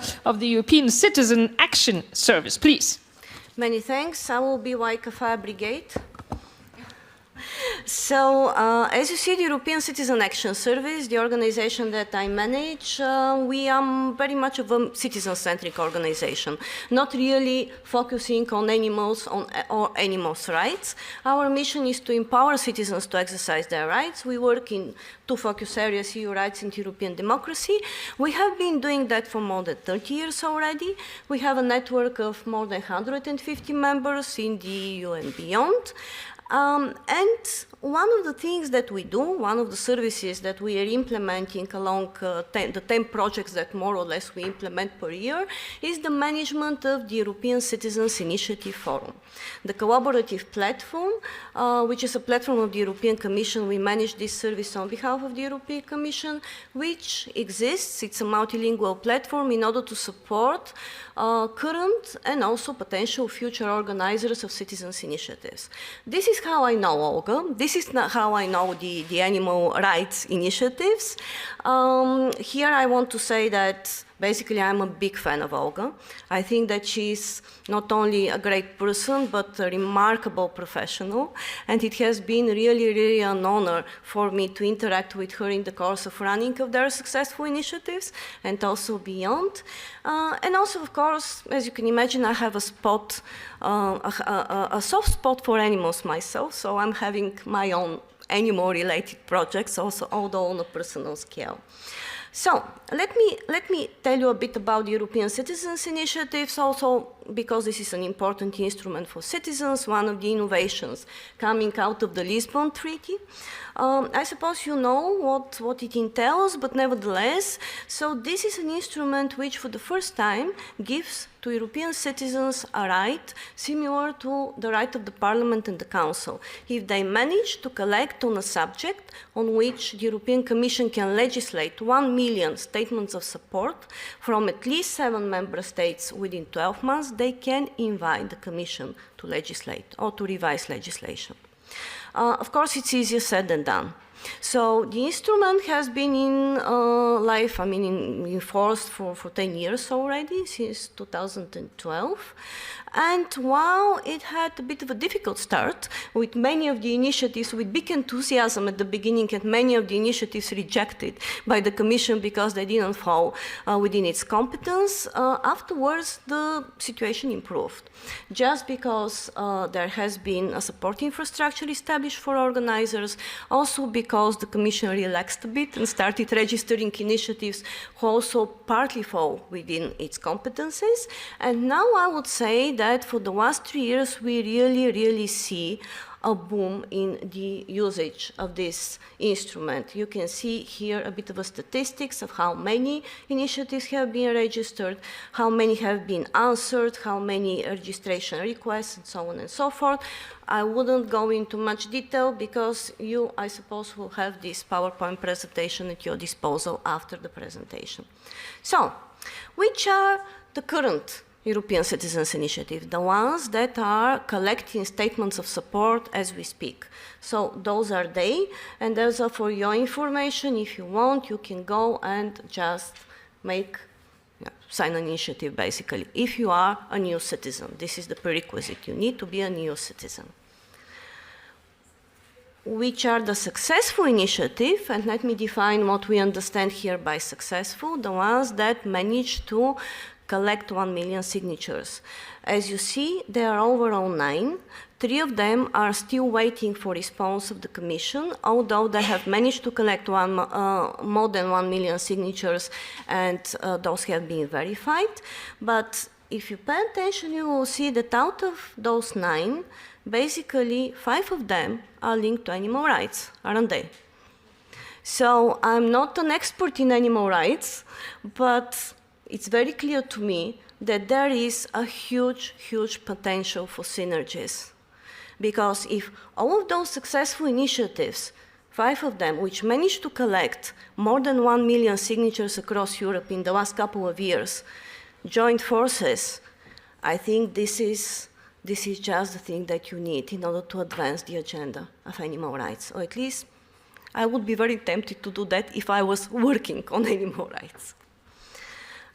This is the European Citizens Initiative Forum that we manage. I'm just showing it to you so that when you have time you can go visit and see what we are offering. Very many things, tailored advice, practical advice with the legal basis, because of course it's not easy for European citizens to know what falls within or outside the competence of the Commission, campaigning, fundraising advice. So far for the last 3 years we have been responding to 150 inquiries of different nature by organizations. And the 3 subjects which basically we receive most inquiries related to are environmental law, human rights, and animal rights. So animal rights features quite strongly when it comes to the European Citizens Initiative. And now, just for the sake of completeness, I'm very quickly going to go through 2 other mechanisms, which are the European consultation first. This, you know that when the Commission decides to legislate, it's obliged to open such a consultation. It is also bounded by several general principles and minimum standards of consultation. What I can tell you based on research, the EU consultations are much more fitted and widely used by organized interests, by experts, rather than citizens, just because many of them are too technical, of technical nature, available not in many languages, English or the best case scenario, German and French, so they're not very accessible for citizens. But if you are an NGO with an expertise or an organized interest, I think you need to follow them closely. I mean, my organization is concerned about the fact that citizens are a bit left aside, so therefore we are very much advocating for a parallel mechanism just tailored for citizens. And then the Conference on the Future of Europe, very briefly in 3 slides, just for your information, some figures. You know that this has been an innovation. It took place within a year, in a shorter period that it was initially envisaged, through multilingual platforms, citizens panels, and then working groups and plenaries. Here is what the multilingual platform ended up with. As you see, quite not very substantial number of contributions, but it's also because most probably it's the first endeavor of this kind, and also the time frame was quite limited. Whatever has been received through the platform then was used in order to manage the panels. The citizens panels, which are comprised by randomly selected citizens. They took place on the 4 topics that you can see here. And there has been quite a lot of effort for engaging citizens, really randomly selected, and also deliberating with them on those subjects. This is what came out of the conference as a result: 49 proposals, 325 concrete measures. Of course, the three institutions have different reaction to the outcomes. The Parliament, I think, being the most progressive, wants convention and treaty changes. The Commission is a bit more in the middle, stating that the current program, this year program, they reflect many of the suggestions and proposals from the conference. Also, the Commission is following up with new citizens panels after the end of the conference, and here you can see them on the left-hand side. And of course, coming not as a surprise, the Council is the most conservative. So basically, the Council doesn't want anything from what we see. So this is where we stand at present with those three instruments. I really do hope that maybe very soon we will see a new citizen panel on animal rights. Many thanks.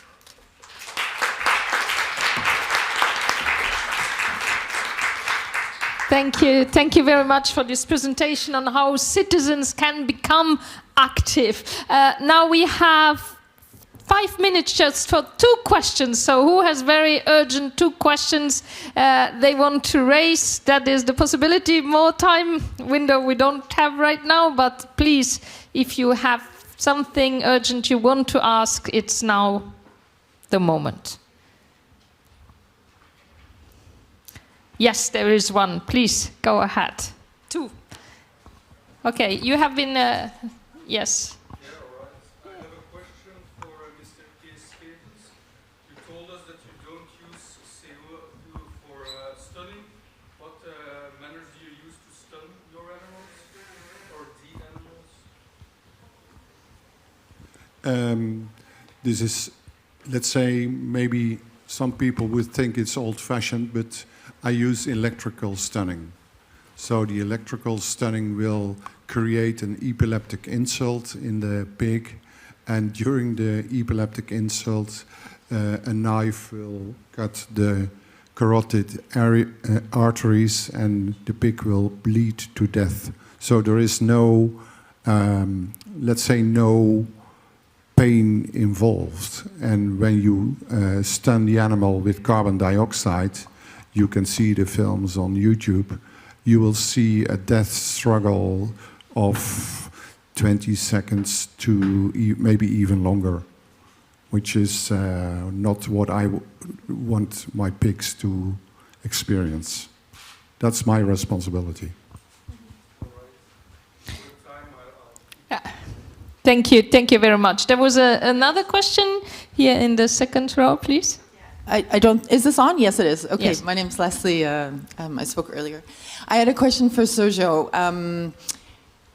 I'm not sure if this exists, but I'm really happy that the Europe looks at what products come in and makes sure that at least the animals were stunned correctly, that the slaughter requirements are similar to EU. I know that you said transport is not yet harmonized, but you're working on that, I think. But my question's not even over yet, so before you get the microphone. I'm curious, though, does anyone in the European Commission look at what effect it has on animal welfare when products are sent the other way? Like when Europe sends our meat and dairy to Africa, for example, to countries in Africa, what effect that could have on local production and chances to improve welfare locally? Is it just one way, or is it both ways with import-export, looking at welfare? Yeah, well, it's, I would say it's 2 ways, with one difference, is that in the case that imports of products of animal origin into the European Union, of course, we ensure stunning and slaughter, that's clear. And then on the farming or husbandry, etc., on production standards, as I say before, from a WTO perspective, is more difficult. It's more difficult to request our legislation in the territory of Brazil or Argentina, right?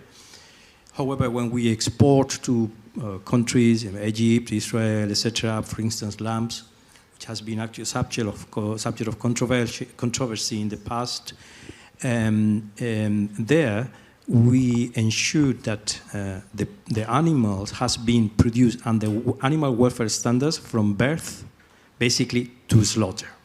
Now, what happened, and that was, I think it was referred this morning about the European Court of Justice, which says basically that, of course, we as Europeans, we are responsible of the animal welfare standards for the animal from the birth, when it has been living in holding 1, holding 2, holding 3, and then it's loaded actually in a boat, in a ship, to go to Israel, for instance. And then basically somebody could say, okay, but that once that the ship gets into international waters, which legislation applies. And that's what basically was said this morning about the European Court of Justice, which basically obliged to the EU operators in the ship to demand the obligation to comply with animal welfare until the moment of unloading in the third country outside the European Union. So, of course, the animal welfare requirements goes also not only for imports, goes also for exports. And basically, it's true that most of my presentation, they were referring on exports of animal products, not live animals. We have to understand that if we take a wider view on what do we export to China, Japan, United States, live animal is a very limited number of what we understand as animal products, So then for the case of animal products, as I say before, the decision of the European Court of Justice fill up that gap on whether the Europeans must be responsible of the animal welfare standards, even though when the ship gets into international laws. Did I respond to your question? Yeah. Yeah, and we'll talk after. Yeah. Thank you very, very much to all this very interesting presentation. And yes, I think there's a lot to discuss, especially on stunning. I would have some questions too, but I want to give the floor now to the next speaker. So I will say goodbye to this round. Thank you very much. Very, very interesting and professional. So I will ask immediately to come together Olga Kiku, Reineke Hammelers, Joey Moran, David Gahary, and Joanne Swaber, of course. Thank you. And you sit where you want. I mean, feel free. So we will now have presentations by the NGOs. Every NGO has 6 minutes. I know you were told 9 or 8 minutes or something like that, but please, we have half an hour now, so that makes indeed 6 minutes for everybody, and then maybe also 2 questions. But I will start with Olga Kiku. She's already ready, and that is great. I don't need to present her. She's head of Office of Compassioning World Farming. You have the floor. Okay, thank you. I think it's a nice transition after Asia talking about citizen participation to have actually civil society talking about animals. Okay, where's this? Can I?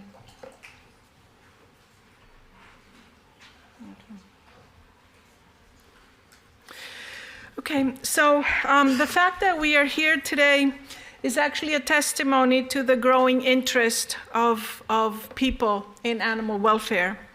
And this is not limited to the EU. Worldwide, we have an animal advocacy movement which is getting stronger and stronger. Citizens have managed to draw attention to the suffering of animals and have been driving change to alleviate the suffering, and hopefully in the not too distant future to actually eliminate suffering. The first law on animal welfare was adopted about 50 years ago. Since then, there has been considerable progress in animal welfare legislation, and alongside that, the role of civil society has been pivotal in actually producing change and having policies that deal with animal welfare. We have a number of instruments that we as citizens can use, and all of you know the European Citizens Initiative, because there are so many initiatives nowadays, as you said, about on animal welfare and animal rights. And I'll just mention the ones that come to mind. Of course, the end the cage age, stop vivisection, which was the first among the animal rights initiatives, save cruelty-free cosmetics, save bees and farmers, stop finning, stop the trade, fur-free Europe, end the slaughter age, and also the most recent one, which was just submitted, registered a few days ago, end the horse slaughter age. And we also have other channels that citizens can use to express their views. We have petitions, many petitions in the Petitions Committee in the European Parliament actually are about animal welfare. We have public consultations with 60,000 responses to a recent consultation about the revision of the animal welfare legislation. We have Eurobarometer polls, and we have the Conference on the Future of Europe, which actually took place last year. And citizens recommended that the EU should adopt higher animal welfare standards, stop subsidizing industrial animal mass production, move the resources towards sustainable agriculture, and promote plant-based diets. These are recommendations from the panel there. And here, what we have here? Well, we have factory farming. Well, citizens are involved to alleviate the suffering. However, the reality exists about how animals are farmed. And we cannot, as citizens, accept this reality. About 9 billion land animals and up to 1.3 billion farmed fish are killed in the EU every year. And why does this happen? Well, it all happens because of factory farming's focus on maximizing the profit and ignoring the needs and welfare of animals. Many cruel practices remain legal. Cage farming, routine mutilations, keeping animals in high stocking densities, force feeding, genetically selecting animals for rapid growth, and many other practices. Actually, factory farming has made it possible for farms to disregard animals' needs and turn them into production machines. Most animal products in the grocery stores actually come from factory farming.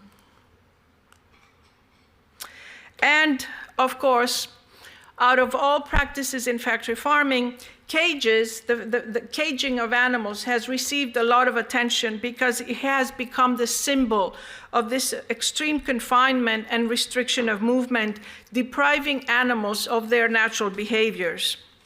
The End the Cage Age ECI received the Commission's commitment to phase out cages for all species and all animals referred to in the ECI, to end this inhumane practice and hopefully inspire other regions in the world to actually do the same. Besides cages, of course, there are many other serious welfare issues, such as the tail docking of pigs, big trimming of poultry, force feeding, selective breeding, and many of them actually cause so much suffering when it is actually legislation that says that we should not cause animals unnecessary suffering. However, these practices are very prevalent in Europe. And they all have a common denominator. Many of them are there because of high stocking densities, especially because when animals have no access to outdoor and they are confined to a barn or even denied access to natural light. So in conclusion, the revision of the animal welfare legislation in the EU is long overdue, and we are happy that it is here. It is actually a unique opportunity for the EU to end inhumane practices which are so prevalent. However, in line with the Farm to Fork strategy, This reform needs to be accompanied by a wider reform to significantly lower the number of animals in farms and to actually promote a dietary change towards plant-based diets. We look forward to this reform because it will form the basis for future reforms so that we can start treating animals as sentient beings and not production machines. We anticipate, of course, as we even heard a little bit about this morning, that vested interests will cause delays, will try to even stop the progress, will call for ambitious or vague text, and will dispute and challenge any sign of progress. However, I really believe that these efforts aim to avoid the inevitable. Sooner or later, all will have to accept that non-human animals have their own intrinsic value. They have a right to be here just as we do. Thank you.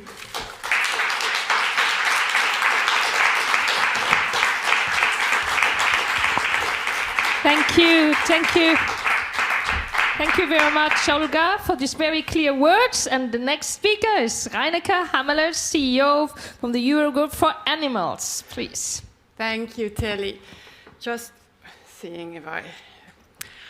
Hi, everyone. Someone working for the European Commission asked me the other day, do you believe that, you know, we have the highest standards in the world on animal welfare? Are we still a global leader? Well, last week we launched a new report. Olga, please help me. Is this the right button? Oh, that one. Okay. We launched a new report presenting the new investigations on the grim reality of animal farming. And thank you so much to all Europe for Animals member organizations who are in this room or following online, who helped to pull this together. And the investigations give you the answer to this question. We didn't have to look far. The scandals, as you have heard throughout the day, are on our doorstep, although hidden from the public eye. And even after a decade in my current role, I have trouble reconciling the high praise we often hear about the EU legislation on animal welfare with the evidence that passes before our eyes on a daily basis. And thank you so much, Joanne, We Animals Media, for helping us to show this reality. Because, you know, these images just show, and also the new report we handed to the Commissioner last week just show that these situations should simply not be allowed to exist. So let me zoom in briefly, and I'm so sorry I can't do justice to these major issues because of time, but I want to talk a bit about fish and the killing of animals. So fish are the Cinderella species of the EU. No one had really heard about fish welfare 10 years ago when I started. And fish is, in a way, also a weird definition because there are so many fish species that all have their very own intrinsic needs and experiences. And fish farming is still being promoted as the sustainable solution because when the oceans get empty, we can feed the world with sustainable fish protein. Well, you see here on the slide that the EU is mostly producing carnivorous fish species, and this comes with huge problems, not only for the welfare of these animals, but also when you look at energy use and the fact that we need to feed these fish other fish, so we are still emptying the oceans.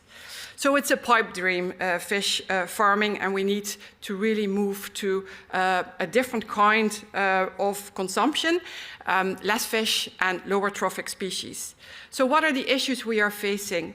Overcrowded conditions, lots of diseases. Half of these animals don't even survive. They get sick, they die painful death. Then we see here the collection of eggs of rainbow trout. But this is just one example of a handling that causes huge stress, fear, injuries. And then this is how fish are being transported. They are stressed and injured on their way to slaughter. And when these sentient beings then finally reach their end, they are even just left of oxygen. in a container on ice by asphyxiation or by cutting their major artery. Clearly, this is not welfare. So what do we want to see in the new legislation? Make sure that all fish are stunned. The methodology is there, it has been commercially tested, and now it needs to become the regulatory norm throughout the EU. Then we need to make sure that all the 5 welfare domains, so not the 5 freedoms, we need to move away from the 5 freedoms. We need to look at positive welfare. Fish should not be crowded, should not be starved. These are just examples. And then we need to also look beyond farmed fish. For example, cephalopod farming should be banned, and also the transportation of wild-caught crustaceans is causing huge, huge issues. Moving on to the killing of animals, and I want to warn you because this is going to be disturbing, but I can't make it any prettier, and I also believe that we need to witness what is happening. Firstly, the CO2 stunning, I want to say killing of pigs. Because as we already heard today, this is an incredibly cruel method. Pigs experience so much fear, they gasp for air, they resist. It's not a stunning method really, because it's failing so often. And I will come to alternatives in a moment. It's just excruciating what we are doing. And then turning to water bath stunning of poultry. Birds are shackled alive in an inverted position, very unnatural for them, so they just don't hit the water. Many of them are not unconscious when they are being killed. And then the big elephant in the room, but I want to touch on it, slaughter without stunning.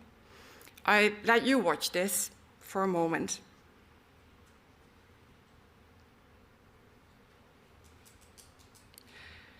I dare anyone to defend scientifically that this killing does not cause unnecessary suffering. And I can assure you, we selected quite mild footage.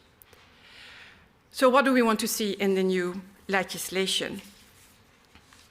I think these are no-brainers for you after having seen the footage.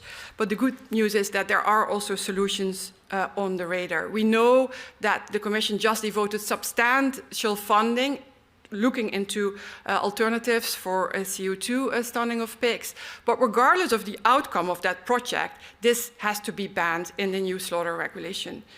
Then we need to, of course, also ban water bath stunning for poultry. We need to move to alternative methods such as controlled atmosphere stunning. And then last but not least, we should get rid of all the derogations to not stun animals properly. This is the least we can do for animals. So, and even if there are certain reasons why we need to follow certain practices, there are also alternatives. There's reversible stunning, and that can be applied. So yes, let us also face this in this important revision of the legislation. We can't continue allowing for this practice.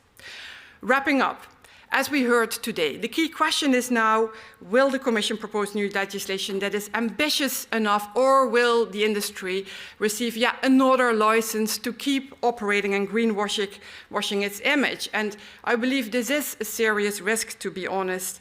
I am still very optimistic, but I also know what's happening now in this town. And we have seen, with so many other pieces of legislation, what the effect is when the legislation is watered down. Look at the transport regulation, look at the laying hen directive. So a bit more light space enrichment won't lead to the profound change we need. And someone once told me that, there are always more reasons to not act than to act. Clearly, we can talk for weeks, for years, about all the the short-term economic reasons why we should not adopt ambitious change.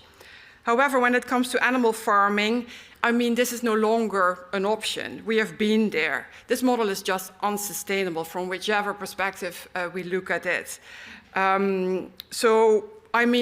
It's time to face the truth now and to really look at building a different, a kinder future, and to end the extreme commodification of these incredibly sentient beings. Thank you so much.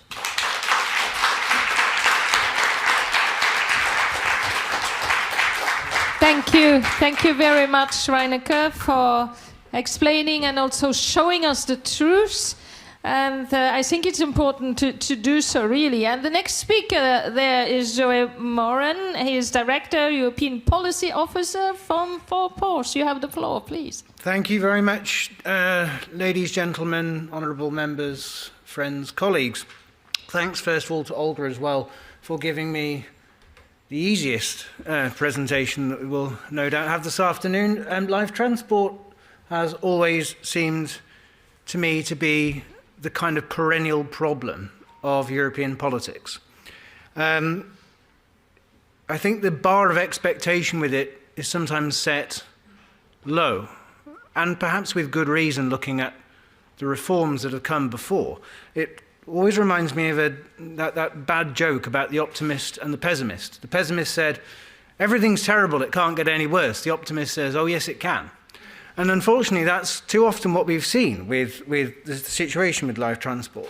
The bar is set ridiculously low, and like Reineke's just said, I would be interested actually in conducting a straw poll of this. Hands up for how many of you are quite fed up with hearing the phrase over and over again that Europe is the best place in the world for animal welfare, because I sure am, for one.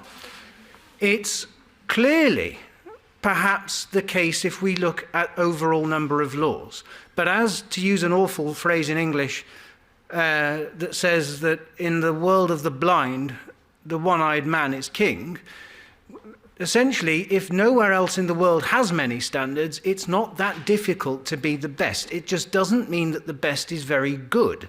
And I don't think we should be going around patting ourselves on the back, as we too often do, I think, in Brussels, claiming that somehow we are this kind of shining light, this great beacon of hope for animal welfare, when at the moment we quite clearly are not. I also wonder, perhaps this is slightly wrong of me, whether to say that the bar might be set so low as to actually mitigate our own expectations. If we're consistently told, or is that just me being cynical, if we're consistently told that things are so fantastic here, maybe we might be willing to accept just a tiny little bit of an improvement rather than a big step forward. But certainly in this case, little improvements will no longer do. This image you see on the screen at the moment is from on board a vessel, the Queen Hind, which was docked in Romania and was set to export nearly 14,000 sheep from the EU a couple of years ago. The sheep that you'll see on there, unfortunately, are the remains of what happened to the vast majority of the cargo, but I'll come on to that in a moment. I want to give you two examples of why live transport's not working. I only need two. I could give you a lot more and spend most of the afternoon talking to you, but we'll look at Romania first of all. The case to which I just referred in from 2019. Those sheep that drowned, only 180 odd survived. I'm very proud to say that 4PAWS was directly involved in this. We were able to rescue some of the sheep involved, although not all 180 managed to go on to survive. But this is a story that we have seen time and time and time and time again with regards to sea transport. Some of you will be familiar with the stories of the Elbeek and the Karamallah, two ships that went round and round the Mediterranean. In fact, were going around for over 2 months because of a suspected case of blue tongue. The animals on board had absolutely no access to food, to water. Many ended up dying in their own excrement. And this is not an isolated incident. This is the norm, in a way, for live transport. These issues will continue to go on and on and on unless we fundamentally change the system. The map you can see in front of you depicts the current optimal standard route, you might say, for export by road for animals from Europe out through Turkey and ultimately to the Middle East. There's a severe lack on that route of resting posts for animals. Temperatures routinely during the summer are high, and certainly our inspectors and colleagues within 4PAWS have been on the ground several times, not least in 2021 when we were looking at the export of cattle to Turkey, and temperatures were completely and utterly unacceptable according to Annex 1 of the current law. They were ranging well over 30, and this is on the external temperature. This is not the internal temperature of the transporter in itself. So God knows what the temperature was on board there. This is completely illegal under the current law, but still the exports went ahead. Everyone, I think by now, knows that this is nonsense, that this has to stop. Everyone agrees it's rubbish. You can see the litany of institutions on the wall here and how they've condemned it. Unfortunately, the previous Commission, a lot of credit is due for this one, the previous Commission turned the art of being uninterested into an almost Zen-like act, and one that I wish, quite frankly, they hadn't been so smug about at times. But at least with this one, we have a Commission that is willing to act, and we must hold them to doing so. We will not, though, take any further lessons in ideas that transport as it is can somehow be improved, and particularly with regards to live exports. The phrase improving live exports is perhaps the most stupid appropriation of words in the English language, at least in agricultural circles, since the fashionable words sustainable intensification were doing the rounds several years ago. This system simply has to change. And as my dear friend on the slide here, and fantastic human tongue model, apparently said himself, doing the same thing over and over again is purely the definition of insanity. It is time for the insanity to stop. We have to fundamentally do things differently, because otherwise we will just repeat the same mistakes we have been making over and over again. So to quickly turn to the demands that we have, and this isn't just from Four Paws, I'll be quite honest, I think all of the organisations that are represented here on the platform would fully agree with this. We need to end long-distance live transports. We certainly need to end live exports. We need maximum duration of transports and proper journey limits. We need to ban the transports of unweaned animals. We certainly need to look at ending transport by sea. We need a fundamental rethink in this area. And I am really, ultimately, for all the bad news I've just given you, heartened, not least by the words of our own Commissioner, who sat there at the Agriculture and Fisheries Council only back in January and said that this time we will be led by the science. They will look at what has not worked before, and we will do things differently this time, and we will make sure that we hold the Commission, members of the European Parliament and Member States, when it comes to it, to those words when the proposals are presented later this year. Joel, one quick point, sorry, before I finish. That last photograph on that screen was from a ewe and her lambs, the ewe actually being one of the animals that we managed to save from the Queen Hind in Romania, which, for those of you who know a little bit about live exports, will also show you how daft the whole thing is, because obviously that lamb is, that sheep is female. Thank you very much indeed.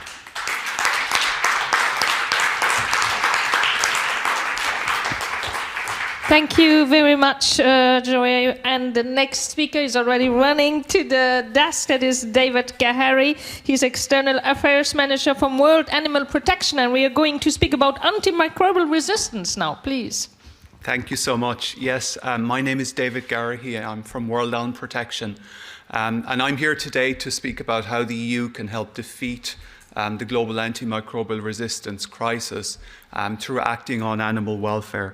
The title of the event we're here today at is Overhauling the Animal Welfare Laws in order to impact animals, people and the planet. And antibiotic use is one area that impacts both all three of animals, people and the environment. And I'll explain a little bit later exactly how that works. First of all, to introduce World Animal Protection, we're a global animal welfare organisation based in 15 countries around the world. Here in Europe, we're based in Sweden, Denmark and the Netherlands. And our goal is to transform global food systems in order to improve animal welfare and to end the exploitation of wild animals.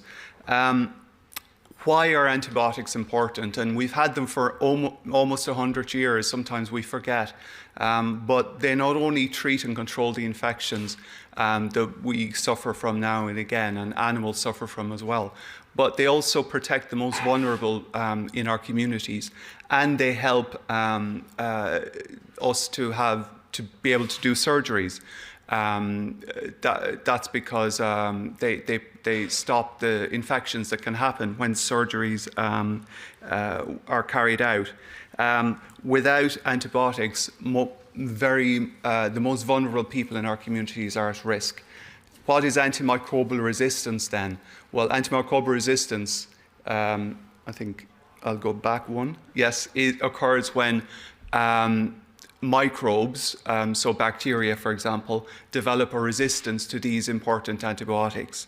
And put simply, the more antibiotics we use, the more likelihood that there is going to be antimicrobial resistance. And this means that many of the most used antibiotics that we have today, that we take on a weekly basis or monthly basis, might not be able to be used in coming years. Industrial farming especially also uses antibiotics, and they're used to treat and control infections in livestock that may happen from time to time. But when it comes to industrial farming, they're actually used on a routine basis in order to prevent those infections from happening at all, even on healthy animals.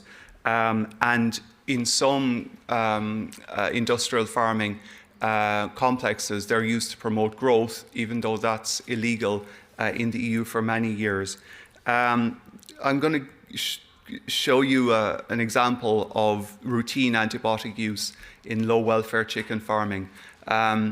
These chickens are regularly dosed by antibiotics in their feed, sometimes in the water they drink. It's often done without any confirmation of disease or any infection. And it's the reason they're getting these antibiotics is because they're based in overcrowded, barren environments, which are dirty and basically increase the risk of the spread of an infection. 84% of the antibiotics that are used are actually used for preventative treatments rather than for treating sick animals. How does that impact humans? Well, we all share a similar physiology, and the animals that carry these harmful bacteria in their intestines spread them in different ways, as we've seen here, through food, through vegetables that might be picking up some of those bacteria, and through the soil, can reach us through contaminated food and handling as well. Actually, it's farmers, slaughterhouse workers, and vets and farm families that are actually at the most risk of antimicrobial resistance, because they're the ones that have most impact and most contact with these bacteria. So, yeah, how does this link with animal welfare? Well, 75% of antibiotics are used in farming, and they're used mostly in these overcrowded and barren industrial farms that I showed in a previous slide. The EU has recognized this. It's set out in the Farm to Fork strategy for a 50% reduction in antibiotic sales when it comes to food production and aquaculture. The veterinary medicines regulation similarly sets out some restrictions on the use of antibiotics in order to reduce antimicrobial resistance. And there's also restrictions put on the imports of meat and animal products where there is certain antibiotics have been used, or where they've been used for growth promoters. And I think we also would like to see similar laws being put in place for imports when it comes to animal welfare standards in the forthcoming legislation. So what's at stake? Well, antimicrobial resistance is very quickly becoming a global crisis. It currently leads to 5 million deaths every year, and this number is growing at an alarming rate. We estimate that by 2050, it will be the biggest cause of death worldwide, more than any disease that's happening right now. It estimates that it will cause more deaths than cancer and heart attacks and diabetes combined by 2050. And it's the countries without the good healthcare coverage or good hospital care that suffer most. So it's low and middle income countries that are most impacted. So it's Europe often that is exporting the AMR crisis to countries in the global south. It's also a costly crisis. We have carried out a report that we're going to launch next month, which quantifies the human health and economic toll specifically of industrial farming, of the use of antibiotics.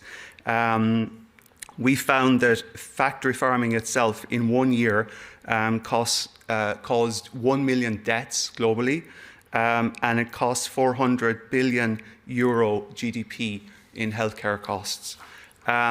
Global consumers are also starting to react. 88% of consumers are concerned about the possibility of superbugs. 85% of consumers think that antibiotics should be only used on farm animals that are sick, something that should be the case legally in Europe right now. And 3 in 4 consumers would be prepared to switch to higher welfare meat in order to prepare this. Health as well as animal welfare is a reason for people to switch to high animal welfare alternatives or to plant-based proteins. Next year will be there will be a high-level meeting at the UN General Assembly on antimicrobial resistance.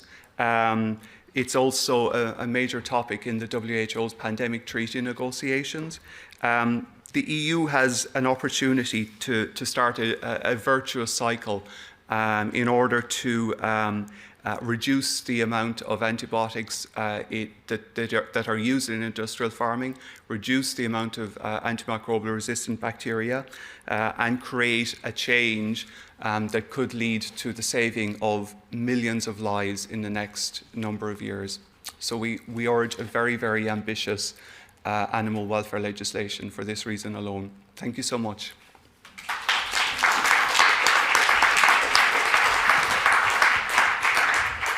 Thank you very much for raising awareness about this silent pandemic, and it is often called this antimicrobial resistance. And last but not least of our speakers, we have Jo Swaber, Senior Director of Public Affairs from Human Society. And maybe I will ask already immediately the photographer, if she is there, Joanne MacArthur, to join us immediately already now for in order that we can make the roundup together with you already.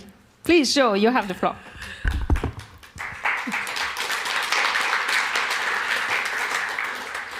Thank you. Well, thanks so much to the organisers for inviting me to speak today on achieving a sustainable food system.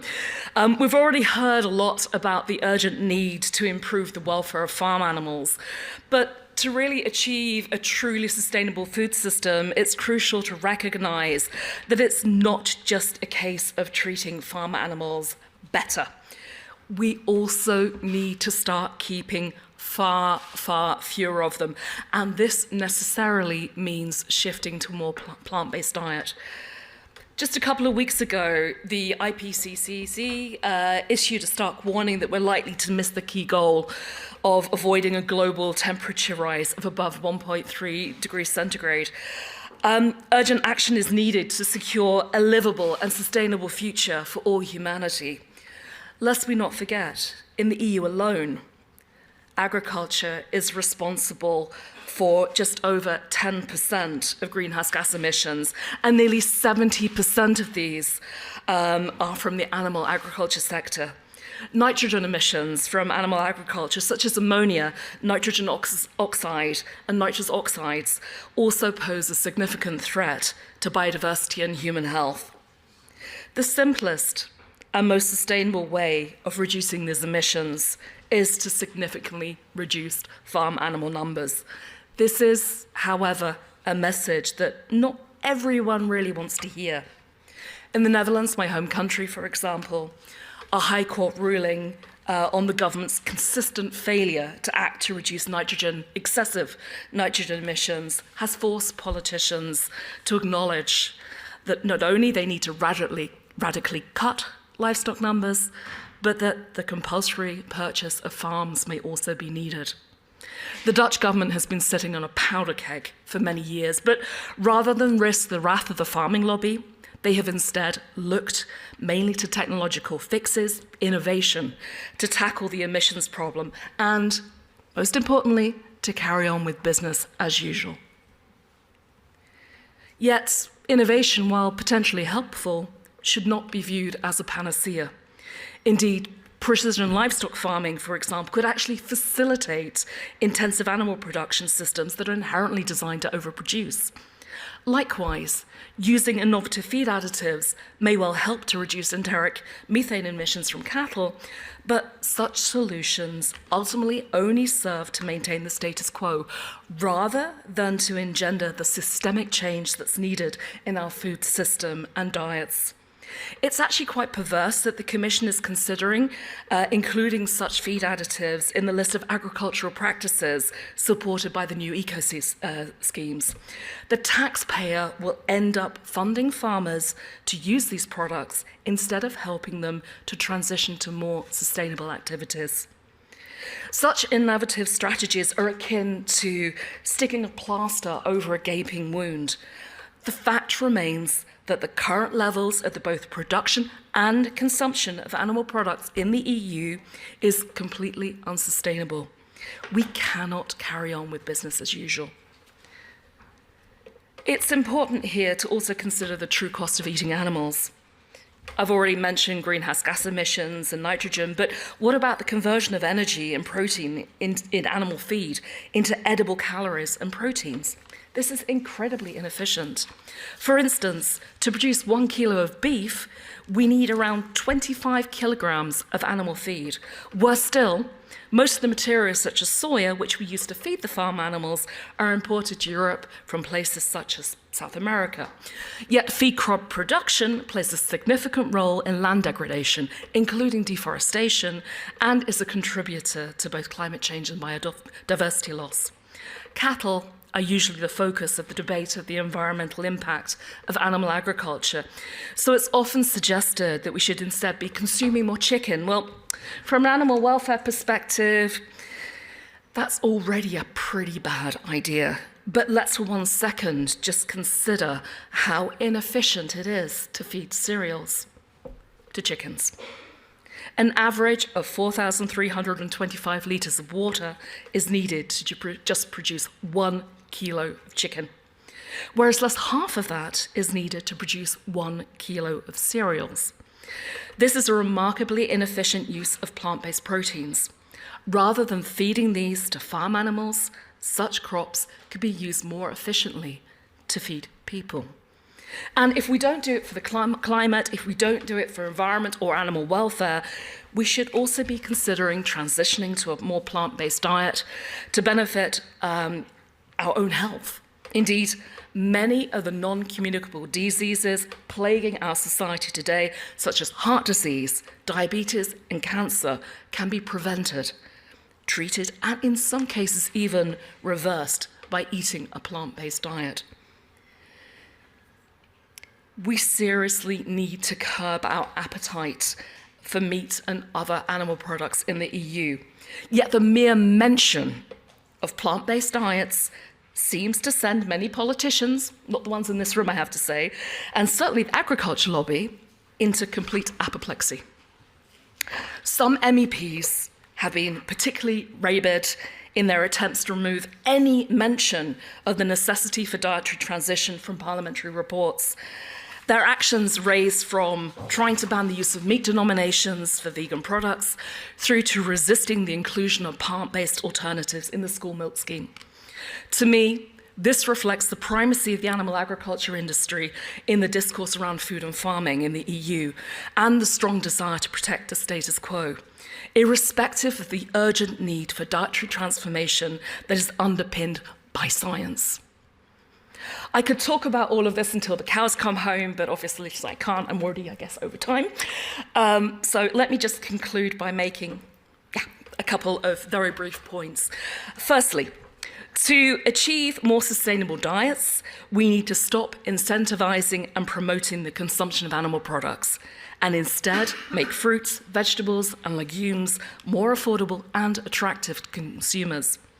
Secondly, we also need to find ways of stimulating farmers to transition to non-animal forms of agricultural production, not only to reduce animal numbers, but also to increase the supply of homegrown crops and support the protein transition. Perhaps, therefore, when we're encouraging farmers to transition to high animal welfare production systems, we also need to present them with an additional possibility.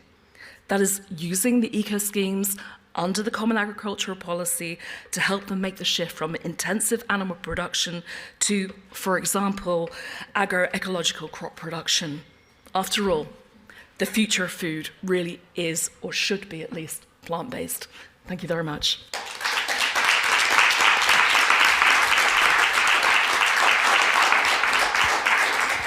Thank you very much, Jo. And when you speak with your nice voice, it seems so easy to realize. I'm wondering, what are we waiting for? But I have another person I want to give the floor shortly, and this is Joanne MacArthur. So she is the photojournalist, this excellent exposition. We need people go on the ground and take pictures, make movies about what they saw there. Congratulations, this is a great exposition, and I would like to give you just a floor, a few minutes to present maybe your work, and then we have normally like 10 minutes left for questions, and I will lose them to the very end, but I give you the floor maybe to say a few words to the exposition, to what are your impressions and how you did your work. Thank you. Thank you.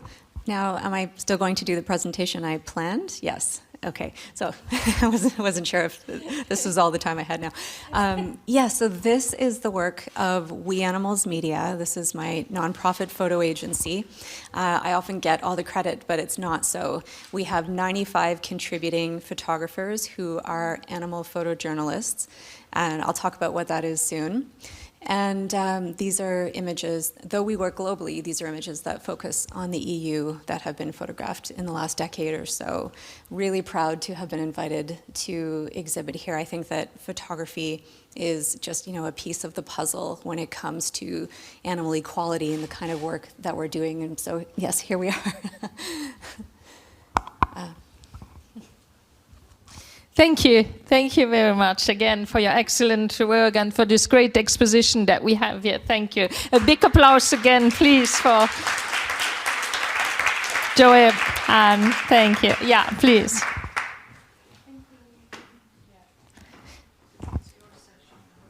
Is that right? Okay.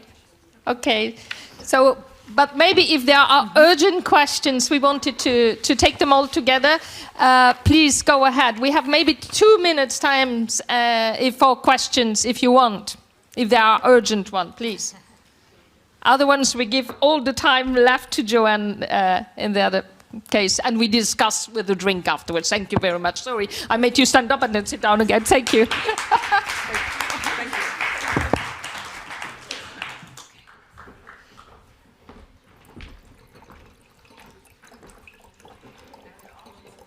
Yeah.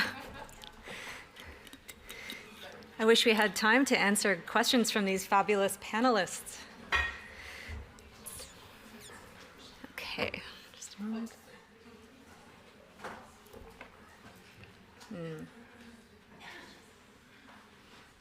Were these on a timer? Is that why they... No? Okay.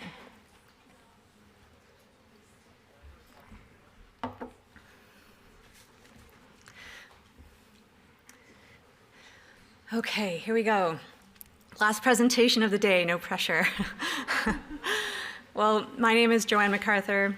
I'm an animal photojournalist, and I get invited to conferences like these because I am on the front lines with animals. I am there documenting the animals we are all here speaking about, representing. I've been doing this work for 2 decades and in over 60 countries now. I also want to shout out, before I begin, some of the organizations here who I have worked with over the last 2 decades.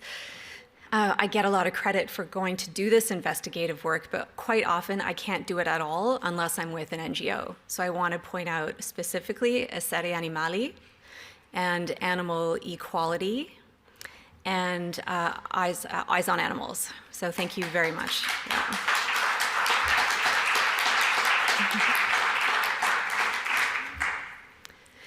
The animals in my presentation are my clients. How many of you feel that way as well? No hands, okay. Few hands. These are my clients. There's been a lot of talk today about changes that need to be made and really high-end conversations. I've loved them. But what I'm going to do is bring it down to the individual experiences that I have documented in the EU specifically. These are all animals we have a close relationship with, but we fail to see.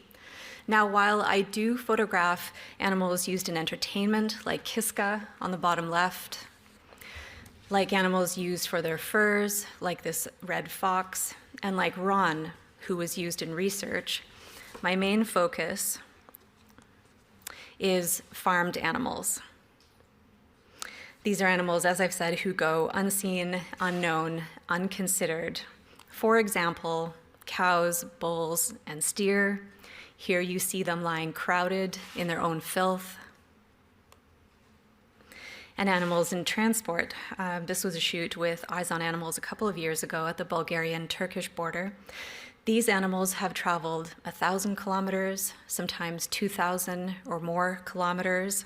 And at every point, and even at this point in their journey in the heat, they still have hours more to go. And sheep. Over 1 billion animals are transported within and exported from the EU each year by land. Unbelievable. And day-old chicks as part of the industrial farming of hens for egg production. Now, the crime that these chicks have committed is being born male or being a little bit weak, and that lands them in the gas chamber or the macerator. An estimated 3 million day-old chicks are killed every year in the EU. And rabbits. These are animals who straddle that really unsettling divide between beloved pets, fur products, meat, and medical test subjects. And fish, who have globally been so often overlooked in the fight for the most basic of welfare standards. We can't count the number of fish that we pull up from the sea, and so we make estimates based on tons. Now, who should have to look at these painful images? Yes, they're painful images, but they are in fact images of reality. There is a philosopher and political essayist named Susan Sontag, and she wrote a whole book about this. It's called Regarding the Pain of Others, and she asks who should have to look at suffering, and the answer is anyone who can help. And every one of us can help because we are all taking part in animal uses and abuses. A little bit about photojournalism, which is what I do. It shapes history. That's what I love about it. Both historically and today, photojournalism memorializes ideas and events. Photojournalism, however, is limited. It's about the human condition. Animal photojournalism, which is what my colleagues and I do, includes everybody. Now, I'd like to take you to a pig farm. This is in northeastern Italy, famous for producing prosciutto. I remember the first time going to a pig farm, but even before going inside, I was hit with the smell. My eyes were watering. Pigs have a sense of smell that is 2,000 times stronger than ours. So imagine what it's like for them to live in conditions like these. This is actually quite clean for a pig farm, and I've been to pig farms globally now. What a sweet photo of a sweet piglet. It's a lovely moment, but it's a short moment. This piglet is headed for a life of absolute pain and dread.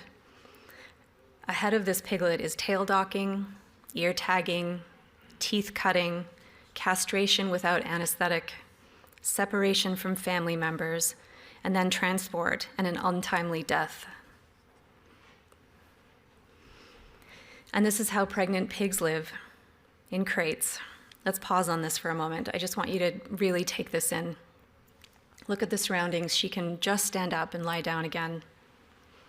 This is how she'll spend her time until she gives birth, in this absolute filth.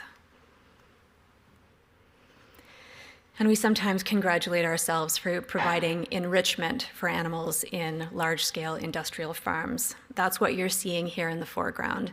This is what we can pat ourselves on the back for, a chain hanging in the middle of this filthy room, which gives the animals something to do.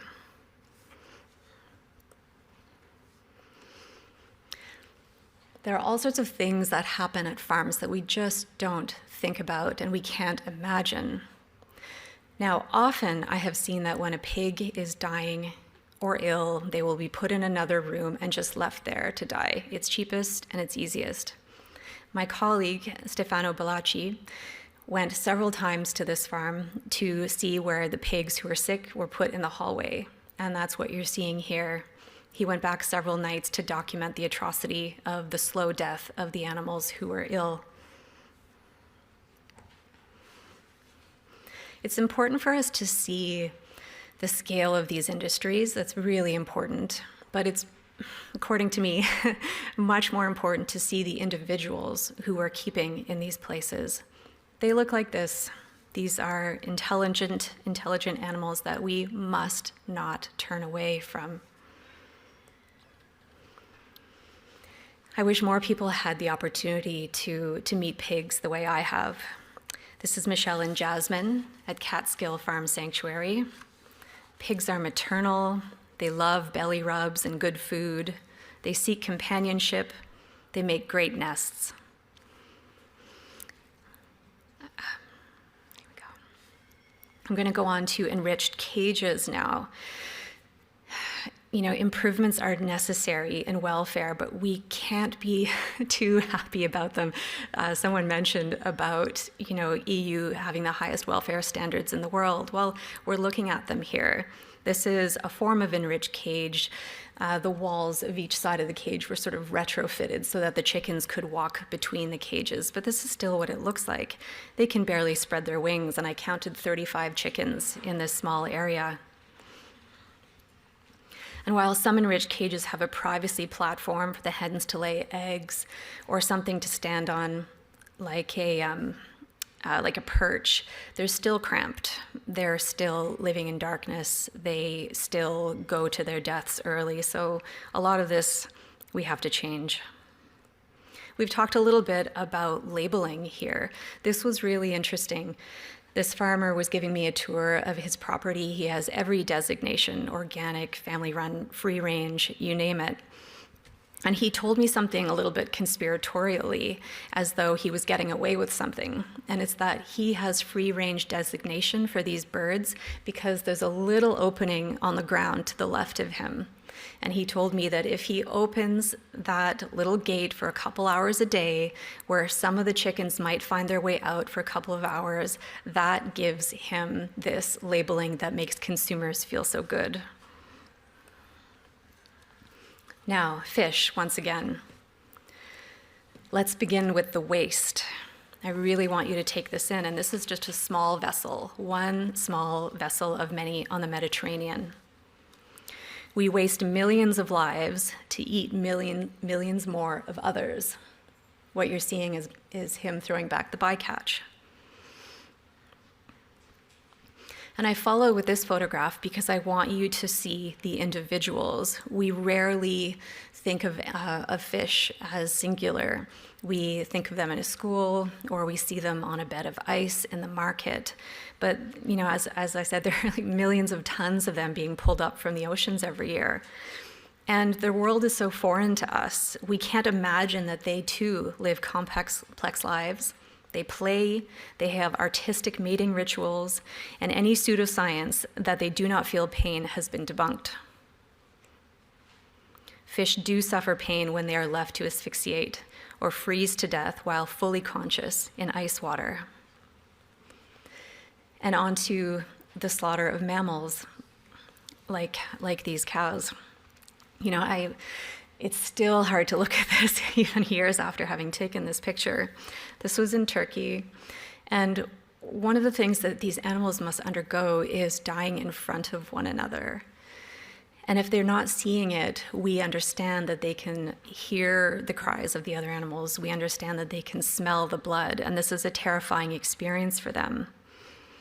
And so this is the end of their journey coming down into Turkey, but they have already spent, you know, like dozens of hours in the transport truck and separated from family and so on. This is wholly unnecessary. Now, this is me climbing a parked truck at the Bulgarian-Turkish border. I'm climbing up to look inside to see who's in there and see what their experience is like. One of the things that surprised me is that some of these trucks have 3 tiers. And when they're divided that way, a lot of the animals can't even stand up naturally. That's what you're seeing here. This animal cannot lift their head properly, and who knows how long they've been in that truck, in that position. Another thing is that the more dominant animals will find where the water and the food source is and protect that area, which means the other animals are not going to be accessing water. And sometimes, frankly, animals have fallen down in front of where they can access water, and so no one is going to be having water for that journey.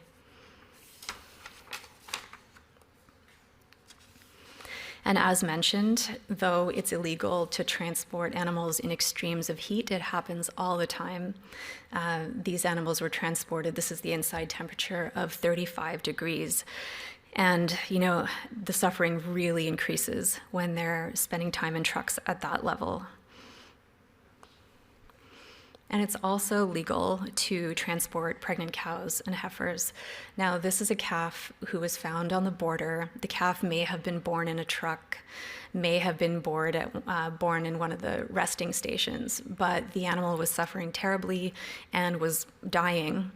Eyes on Animals came in and brought veterinary care for this one calf, which is just a beautiful thing. Like, what an act of faith to do that.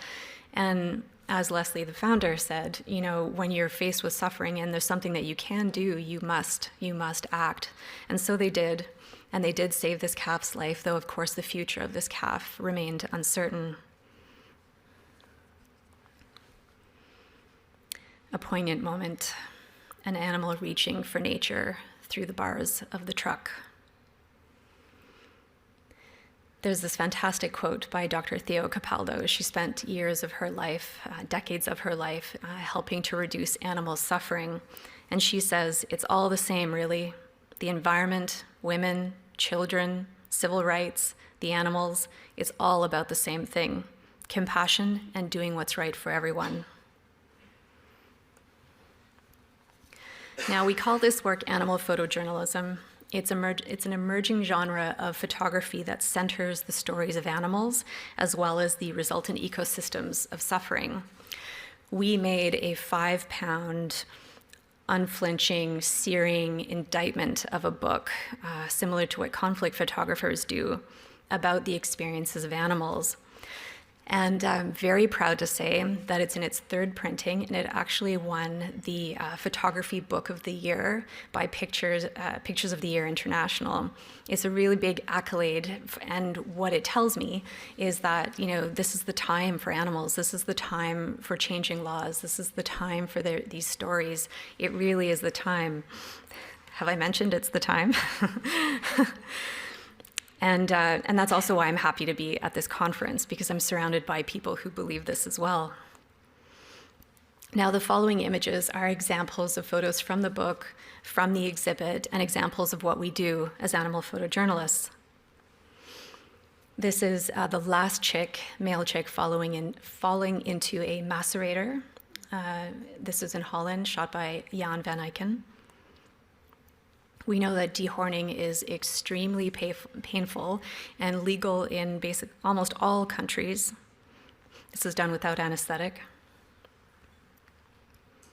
And the force feeding of ducks and geese still continues in many countries. Tubes are put down their throats, eventually leading to livers 10 times their normal size. I'm sparing you the really terrible image of one of these geese with their bills broken and their faces blood splattered, but I see that you actually put it in the exhibit, so I'm really grateful that people are seeing that image as well. And I'd be remiss if I excluded avian flu from this presentation. We are seeing it spread rapidly and globally at this very moment, as we know. The consequences for the well-being of animals is catastrophic. And as we've seen with zoonotic diseases in recent history, this could soon bode badly for us as well. Some images need context and storytelling, and some of them speak for themselves. And I find this is one that just says it all, doesn't it? It evokes the tragedies of recent history, but this is a chicken farm. We don't want this work to paralyze people. It often does, as you know. Showing images of suffering is a tricky business. And so the book does include a gorgeous pamphlet called The Way Forward, and it lists all sorts of things that we can all do. We can, eat plants instead of animals. We can skip the show. We can say no thank you to zoos. We can vote for animals. And I have optimism that there's good changes ahead, especially after a day spent in this room with you all.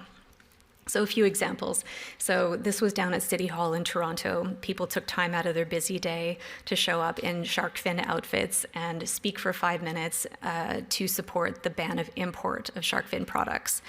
And so we can speak up to our political representatives. More and more parties worldwide are incorporating pro-animal initiatives into their policies. I'm seeing some smiles at this picture. We can support political parties and unions that legislate change. We can support sanctuaries and compassionate conservation efforts. That's Jean on the left and OP on the right. Now, OP was a calf who was left on a pile of dead animals as he died. However, Jean rescued him and nursed him back to health with the help of his staff at Farm Sanctuary. And OP had a long life, 16 years there in safety and comfort. We can support plant-based food tech. We can support plant-based eating. In other words, we can keep animals off our plates. It's one of the, easiest solutions to the massive problems animals are facing and that the environment is facing and our health is facing. We can trans-farm. How many of you know this woman?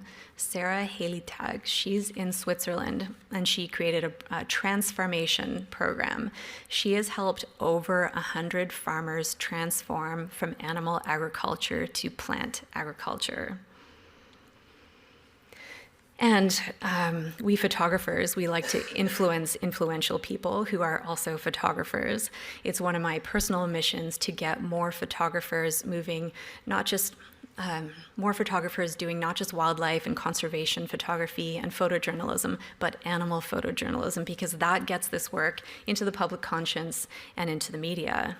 So there is a lot we can do, and there's a lot being done. And a few quick examples of changes that have happened. Top left, this was from an investigation that was published in The Guardian. This was in Thailand.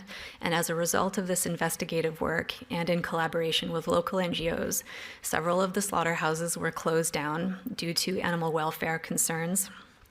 And an epidemiologist who saw the investigation actually started his own organization to improve welfare of animals at farms. That's called Catalyst. It's really exciting for me to be able to work with NGOs and politicians, legislators to create change.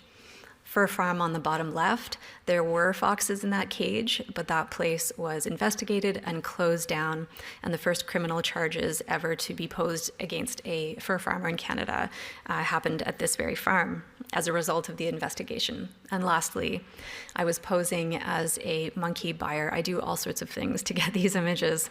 So I was posing as a buyer of macaque monkeys in Southeast Asia with a team of people. This work was presented at the CITES Convention in Geneva a year later with Cruelty Free International. And as a result, 2 of the 3 farms that we visited closed down. Lastly, this is in Taiwan. After sustained pressure on elected officials by the Environment and Animals Society of Taiwan, using our investigative footage, Taiwan issued a ban on the new battery cage farms for egg-laying ducks. This was the first ban on cages for laying ducks at a national level. And it was really great to hammer down on that because duck cage farming was on the rise there. And so they really nipped it in the bud while they could. Now I'd love to share with you a story of love and hope and rescue before I close off. So what is going on here? Well, there's a plane full of birds. There was a farmer on the west coast of the US. He had hens in cages for many years, but he was starting to feel like this really morally was not aligned with how he wanted to live. And so he had fewer and fewer hens until he had 3,000 left, and he just wanted to be done with it. So he called an NGO and said, or sanctuary, and said, can you take my 3,000 hens? Now that's an awful lot of hens for anyone to take, but the NGOs bound together. Some could take 10, some could take 1,000, some could take 100. So of these 3,000 remaining hens, 1,100 were flown to the east coast of the US. By the way, I missed a slide. I want to show you how hens are kept. This is a modern egg facility. Look how high the cages are stacked now. And you can see that the girl on the left, she has been debeaked, which is a practice in most countries, still legal in most countries. Now, this plane has arrived. It has 1,100 birds.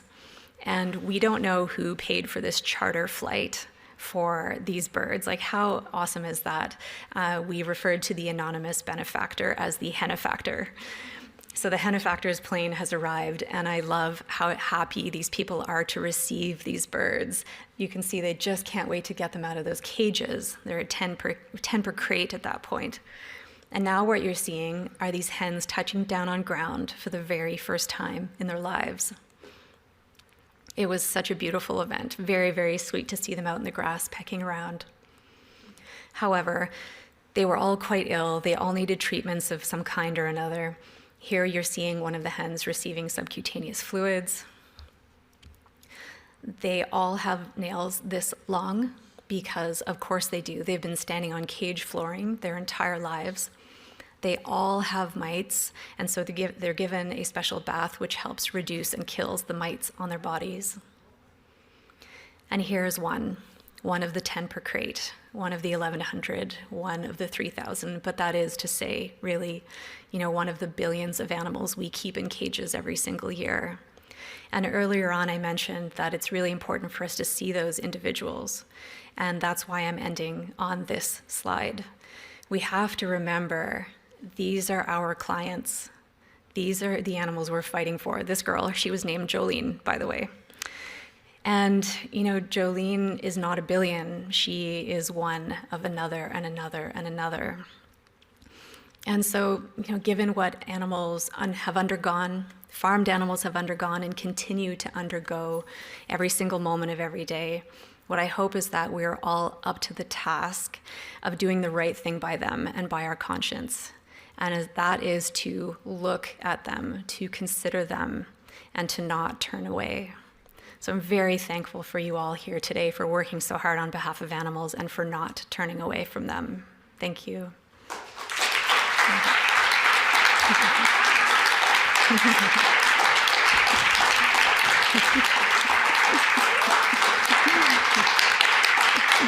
Thank you. Thank you. Thank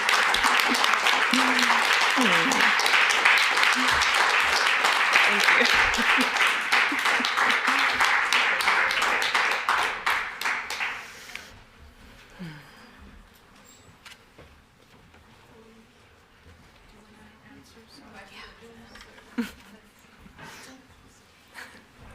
Thank you very much again, also from our side.